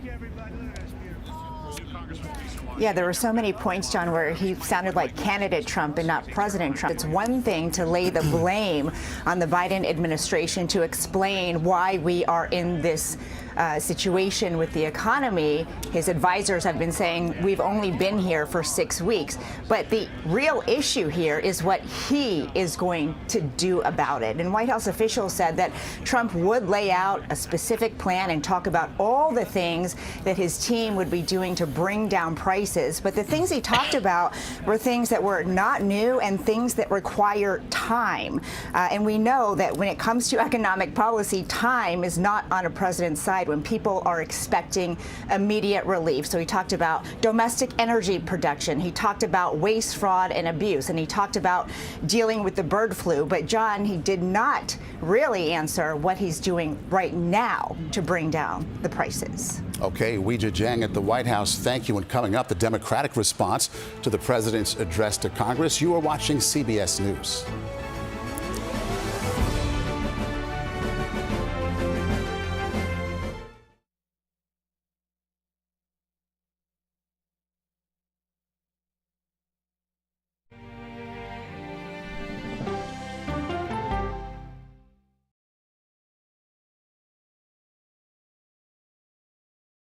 I think I asked direct questions. I don't know that they're tough questions per se. When do consumers actually get to touch and feel a difference in their lives? So you would encourage Democrats to work with Donald Trump on an issue like healthcare. That's the role of Face the Nation, to focus on the issues at hand. That means a civil conversation with perspective. Sunday morning, Wicked Oscar nominee Cynthia Erivo. A few words from Flo, plus 100 years of The New Yorker. Listen for the trumpet. It was almost like being face to face with the devil. Women riding bicycles dismembered. She just vanished. 48 hours reports. I fought and fought. 911, what is your emergency? She disappeared off the face of the earth. Ever think in your wildest dreams someone might want to kill you? This almost became a game of psychological warfare. You're caught. You're gonna go down. Stream 48 hours, 24/7. CBS Sunday night. Here we go. The ultimate tradition continues. From what I've seen, it's like chaos. America's longest-running news magazine show is back. For 60 minutes! 60 minutes. With a new season. Hey, let's go. You're willing to talk about anything. I'm open to all of it. Ask me the hard-hitting questions. So how do you get over the nerves? Honestly, it's a whole bunch of mind The most influential people. Who's the best coach in college football? Let me see a mirror so I can look at it. Are you a billionaire yet? None of your business. Ain't you trying to get me robbed? Investigative journalism. Am I getting a real look at what life is like in here today? Absolutely not. Do you think people visiting know that these were looted? When stories threaten our way of life, 60 Minutes demands answers. This is the pager that Hezbollah was using. Do you have hope that you may find him yet? They were asking me to do something that was illegal. They're fighting for faulty parts? Yeah. What is the most important takeaway for our audience? How big of a problem is doping? Where was the military? Why are people suspicious? That sounds like a problem. How is this possible? Oh, come on. Come on. Whoa. Wow. What is going on? I'm Scott Pelley. I'm John Worth. I'm Leslie Stahl. I'm Bill Whitaker. I'm Sharon Alfonsi. I'm Cecilia Vega. I'm Anderson Cooper. This is 60 Minutes. The CBS News original. Showtime, baby. It's time for 60 Minutes Sunday on CBS. Don't miss a minute. Now streaming. What happens when you get conversation over conflict? I think they've taught me to have grace and compassion. When we follow the human side of the headline. I'm not asking that we ignore disability, rather that we do not ignore ability. When news takes you where the story happens. We've just crossed into Lebanon. When the world's best journalists come together to cover your world, you get the all-new CBS Evening News every weeknight. This is CBS.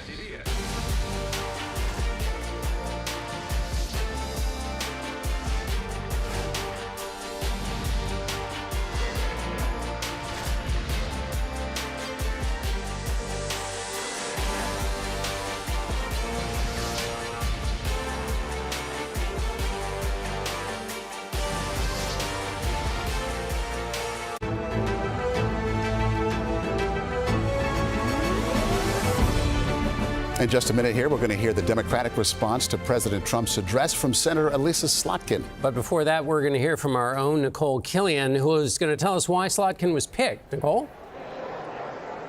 Well, as is the case with these rebuttals, often the minority party will pick a rising star within their ranks, and that includes a congresswoman, or who used to be a congresswoman, Senator Elisa Slotkin, who won Michigan, of course, by a very narrow margin, but was really a bright spot in the 2024 election, despite some pretty major losses for the Democrats. So this is an opportunity to try to chart a path forward in terms of Democrats' messaging and strategy and deliver a strong rebuttal to the president's message tonight. Okay, thanks, Nicole. We're going to listen now to Senator Elisa Slotkin. So I promise to be a lot shorter than what you just watched. I won't take it personally if you've never heard of me. I'm the new senator from the great state of Michigan, where I grew up. I've been in public service my entire life because I happened to be in New York City on 9/11 when the Twin Towers came down. Before the smoke cleared, I knew I wanted to make a life in national security. I was recruited by the CIA and did 3 tours in Iraq alongside the military. In between, I worked at the White House under President Bush and President Obama, 2 very different leaders who both believed that America is exceptional. You can find that same sense of patriotism here in Wyandotte, Michigan, where I'm speaking from tonight. It's a working-class town just south of Detroit. President Trump and I both won here in November. It might not seem like it, but plenty of places like this still exist across the United States. Places where people believe that if you work hard and play by the rules, you should do well and your kids should do better. It reminds me of how I grew up. My dad was a lifelong Republican, my mom a lifelong Democrat. But it was never a big deal, because we had shared values that were bigger than any one party. We just went through another fraught election season. Americans made it clear that prices are too high and that the government needs to be more responsive to their needs. America wants change, but there's a responsible way to make change and a reckless way. And we can make that change without forgetting who we are as a country and as a democracy. So that's what I'm going to lay out tonight. Because whether you're from Wyandotte or Wichita, most Americans share three core beliefs: that the middle class is the engine of our country, that strong national security protects us from harm, and that our democracy, no matter how messy, is unparalleled and worth fighting for. Let's start with the economy. Michigan literally invented the middle class, the revolutionary idea that you could work at an auto plant and afford the car you were building. That's the American dream. And in order to expand and protect the middle class, we have to do a few basic things. We need to bring down the price of things we spend the most money on: groceries, housing, healthcare. We need to make more things in America with good-paying union jobs and bring our supply chains back home from places like China. We need to give American businesses the certainty they need to invest and create the jobs of the future. And we need a tax system that's fair for people who don't happen to make $1 billion. Look, the president talked a big game on the economy, but it's always important to read the fine print. So, do his plans actually help Americans get ahead? Not even close. President Trump is trying to deliver an unprecedented giveaway to his billionaire friends. He's on the hunt to find trillions of dollars to pass along to the wealthiest in America. And to do that, he's going to make you pay in every part of your life. Grocery and home prices are going up, not down, and he hasn't laid out a credible plan to deal with either of those. His tariffs on allies like Canada will raise prices on energy, lumber, and cars, and start a trade war that will hurt manufacturing and farmers. Your premiums and prescriptions will cost more because the math on his proposals doesn't work without going after your health care. Meanwhile, for those keeping score, the national debt is going up, not down. And if he's not careful, he could walk us right into a recession. And one more thing. In order to pay for his plan, he could very well come after your retirement, the Social Security, Medicare, and VA benefits you worked your whole life to earn. The president claims he won't, but Elon Musk just called Social Security the biggest Ponzi scheme of all time. While we're on the subject of Elon Musk, is there anyone in America who is comfortable with him and his gang of 20-year-olds using their own computer servers to poke through your tax returns, your health information, and your bank accounts? No oversight, no protections against cyber attack, no guardrails on what they do with your private data. We need a more efficient government. You want to cut waste? I'll help you do it. But change doesn't need to be chaotic or make us less safe.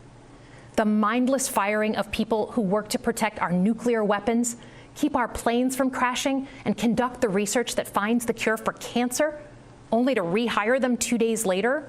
No CEO in America could do that without being summarily fired.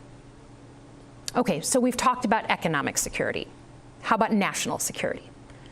Let's start with the border. As someone who spent my whole career protecting our homeland, every country deserves to know who and what is coming across its border. Period. Democrats and Republicans should all be for that.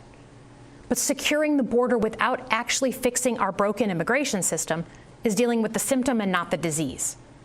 America is a nation of immigrants. We need a functional system keyed to the needs of our economy that allows vetted people to come and work here legally. So I look forward to the president's plan on that. Because here's the thing. Today's world is deeply interconnected. Migration, cyber threats, AI, environmental destruction, terrorism. One nation cannot face these issues alone. We need friends in all corners, and our safety depends on it. President Trump loves to say peace through strength. That's actually a line he stole from Ronald Reagan. But let me tell you, after the spectacle that just took place in the Oval Office last week, Reagan must be rolling in his grave. We all want an end to the war in Ukraine, but Reagan understood that true strength required America to combine our military and economic might with moral clarity. And that scene in the Oval Office wasn't just a bad episode of reality TV. It summed up Trump's whole approach to the world. He believes in cozying up to dictators like Vladimir Putin and kicking our friends like the Canadians in the teeth. He sees American leadership as merely a series of real estate transactions. As a Cold War kid, I'm thankful it was Reagan and not Trump in office in the 1980s. Trump would have lost us the Cold War. Donald Trump's actions suggest that in his heart, he doesn't believe we're an exceptional nation. He clearly doesn't think we should lead the world. Look, America is not perfect, but I stand with the majority of Americans who believe we are still exceptional, unparalleled. And I would rather have American leadership over Chinese or Russian leadership any day of the week. Because for generations, America has offered something better. Our security and our prosperity, yes, but our democracy, our very system of government, has been the aspiration of the world. And right now, it's at risk. It's at risk when the president decides you can pick and choose what rules you want to follow, when he ignores court orders and the Constitution itself, or when elected leaders stand by and just let it happen. But it's also at risk when the president pits Americans against each other, when he demonizes those who are different and tells certain people they shouldn't be included. Because America is not just a patch of land between two oceans. We are more than that. Generations have fought and died to secure the fundamental rights that define us. Those rights and the fight for them make us who we are. We're a nation of strivers, risk takers, innovators, and we are never satisfied. That is America's superpower. And look, I've lived and worked in many countries. I've seen democracies flicker out. I've seen what life is like when a government is rigged. You can't open a business without paying off a corrupt official. You can't criticize the guys in charge without getting a knock at the door in the middle of the night.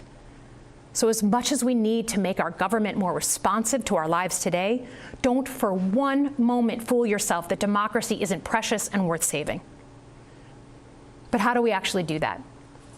I know a lot of you have been asking that question. First, don't tune out. It's easy to be exhausted, but America needs you now more than ever. If previous generations had not fought for this democracy, where would we be today? Second, hold your elected officials, including me, accountable. Watch how they're voting. Go to town halls and demand they take action. That's as American as apple pie. Third, organize. Pick just one issue you're passionate about and engage. And doom scrolling doesn't count. Join a group that cares about your issue and act. And if you can't find one, start one. Some of the most important movements in our history have come from the bottom up. In closing, we all know that our country is going through something right now. We're not sure what the next day is going to hold, let alone the next decade. But this isn't the first time we've experienced significant and tumultuous change as a country. I'm a student of history, and we've gone through periods of political instability before. And ultimately, we've chosen to keep changing this country for the better. But every single time, we've only gotten through those moments because of two things: engaged citizens and principled leaders. Engaged citizens who do a little bit more than they're used to doing to fight for the things that they care about, and principled leaders who are ready to receive the ball and do something about it. So thank you tonight for caring about your country.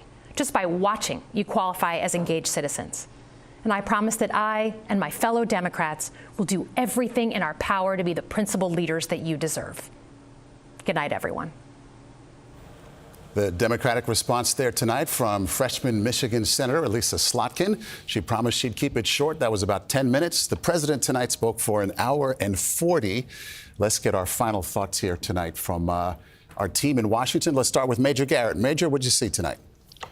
So I've learned to be humble about analyzing speeches like this because the country often catches on to things that those of us in Washington might not sift the way the country does. When the president listed things that he thought were extravagant examples of wasteful spending, those of us around this table might say, well, that's not going to be enough, even if you cut all that to balance the budget, which is $840 billion out of balance. But Americans will hear it and say, wait a minute, those things sound wasteful to me. Sounds like Elon Musk and the president are on to something. There was also tremendous emotive power in several parts of the speech that I think will resonate across the country.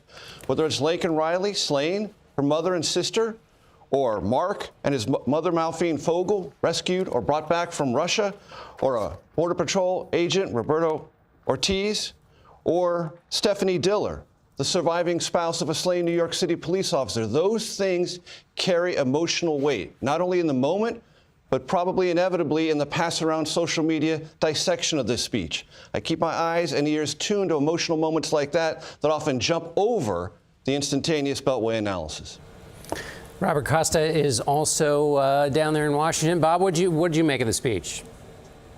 John, a brief reflection on what we just heard. So many Americans watched President Trump tonight and saw Democrats walking out of the chamber. Others were holding up signs calling Elon Musk someone who's stealing from the country. There was a lot of anger and frustration among the Democrats on the House floor. Talking to Democrats tonight via text message, those watching the speech, they see in Senator Slotkin a glimmer of hope for the party as it looks towards 2025 and 2026. A young female lawmaker, someone with national security credentials. They look at Abigail Spanberger in Virginia, someone with a similar profile running for governor of Virginia this year. And they know the party is facing its challenges as it faces off against President Trump and these Republican majorities in Congress. But they're trying to find their footing. And tonight they look at Senator Slotkin and her message about the economy, an approachable tone. And they're hoping this maybe sets the mark for them when it comes to competing with President Trump, who right now, certainly, in the eyes of both Democrats and Republicans I've spoken with, has his grip firmly on power in Washington and in the world. Okay, Robert Costa, thank you. As we bring in Nancy Cordes here, the polls we looked at and we have here at CBS, Nancy, show that people wanted to hear more about the economy tonight. I'm wondering if you thought the president did enough of that. It's interesting, Maurice. This is a president who doesn't like to admit weakness very often, and yet in his speech tonight, he did admit that there could be some temporary downsides to the tariffs that he says he is determined to impose around the world. He said that there could be a bit of an adjustment period. He said there may be a little disturbance in prices, which is a big admission when you consider that voters tell us time and time again that their biggest issue is inflation. Still, the president said he is not changing course. He plans to impose those reciprocal tariffs. He said, whatever they tariff us, we'll tariff them. If you don't make your product in America, you will pay a tariff, and in some cases, a rather large one. He insists that in the long run, this will help the U.S. economy, bringing companies back from overseas. But so many Americans right now are worried about the short run. Nancy Cordes in Washington. Thank you, Nancy. That's going to be the last word. Thank you to our team here at CBS News and for all of you for sticking with us and watching us with our coverage of the president's address to Congress. It'll continue on your local news and tomorrow on CBS Mornings. I'm John Dickerson with Maurice Dubois. Have a good night. Good night.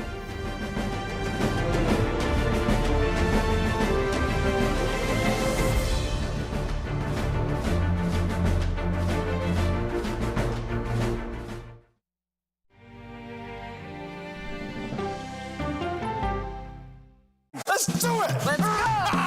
Let's do this! I can see clearly now that the rain is gone. Superstar approaching, superstar approaching. Just get your popcorn and get ready. Come on, Julia. Oh, no. I will if you will. You go, gal. Yeah, boy! Dollar Jill. If you can't get into the market, it's okay. Renting is fine. Box, oh, it's bad. Screw cap, oh, it's bad. It's not true. We are making a wonderful lemony chicken. Ooh, it's hot. That's good. I wonder what Serena's doing. I wonder how Serena is feeling. That's a really good question. No one's asked me that yet.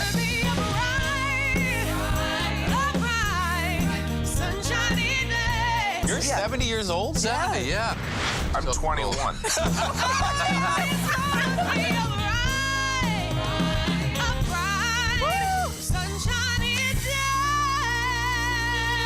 We'll see you 7 o'clock sharp.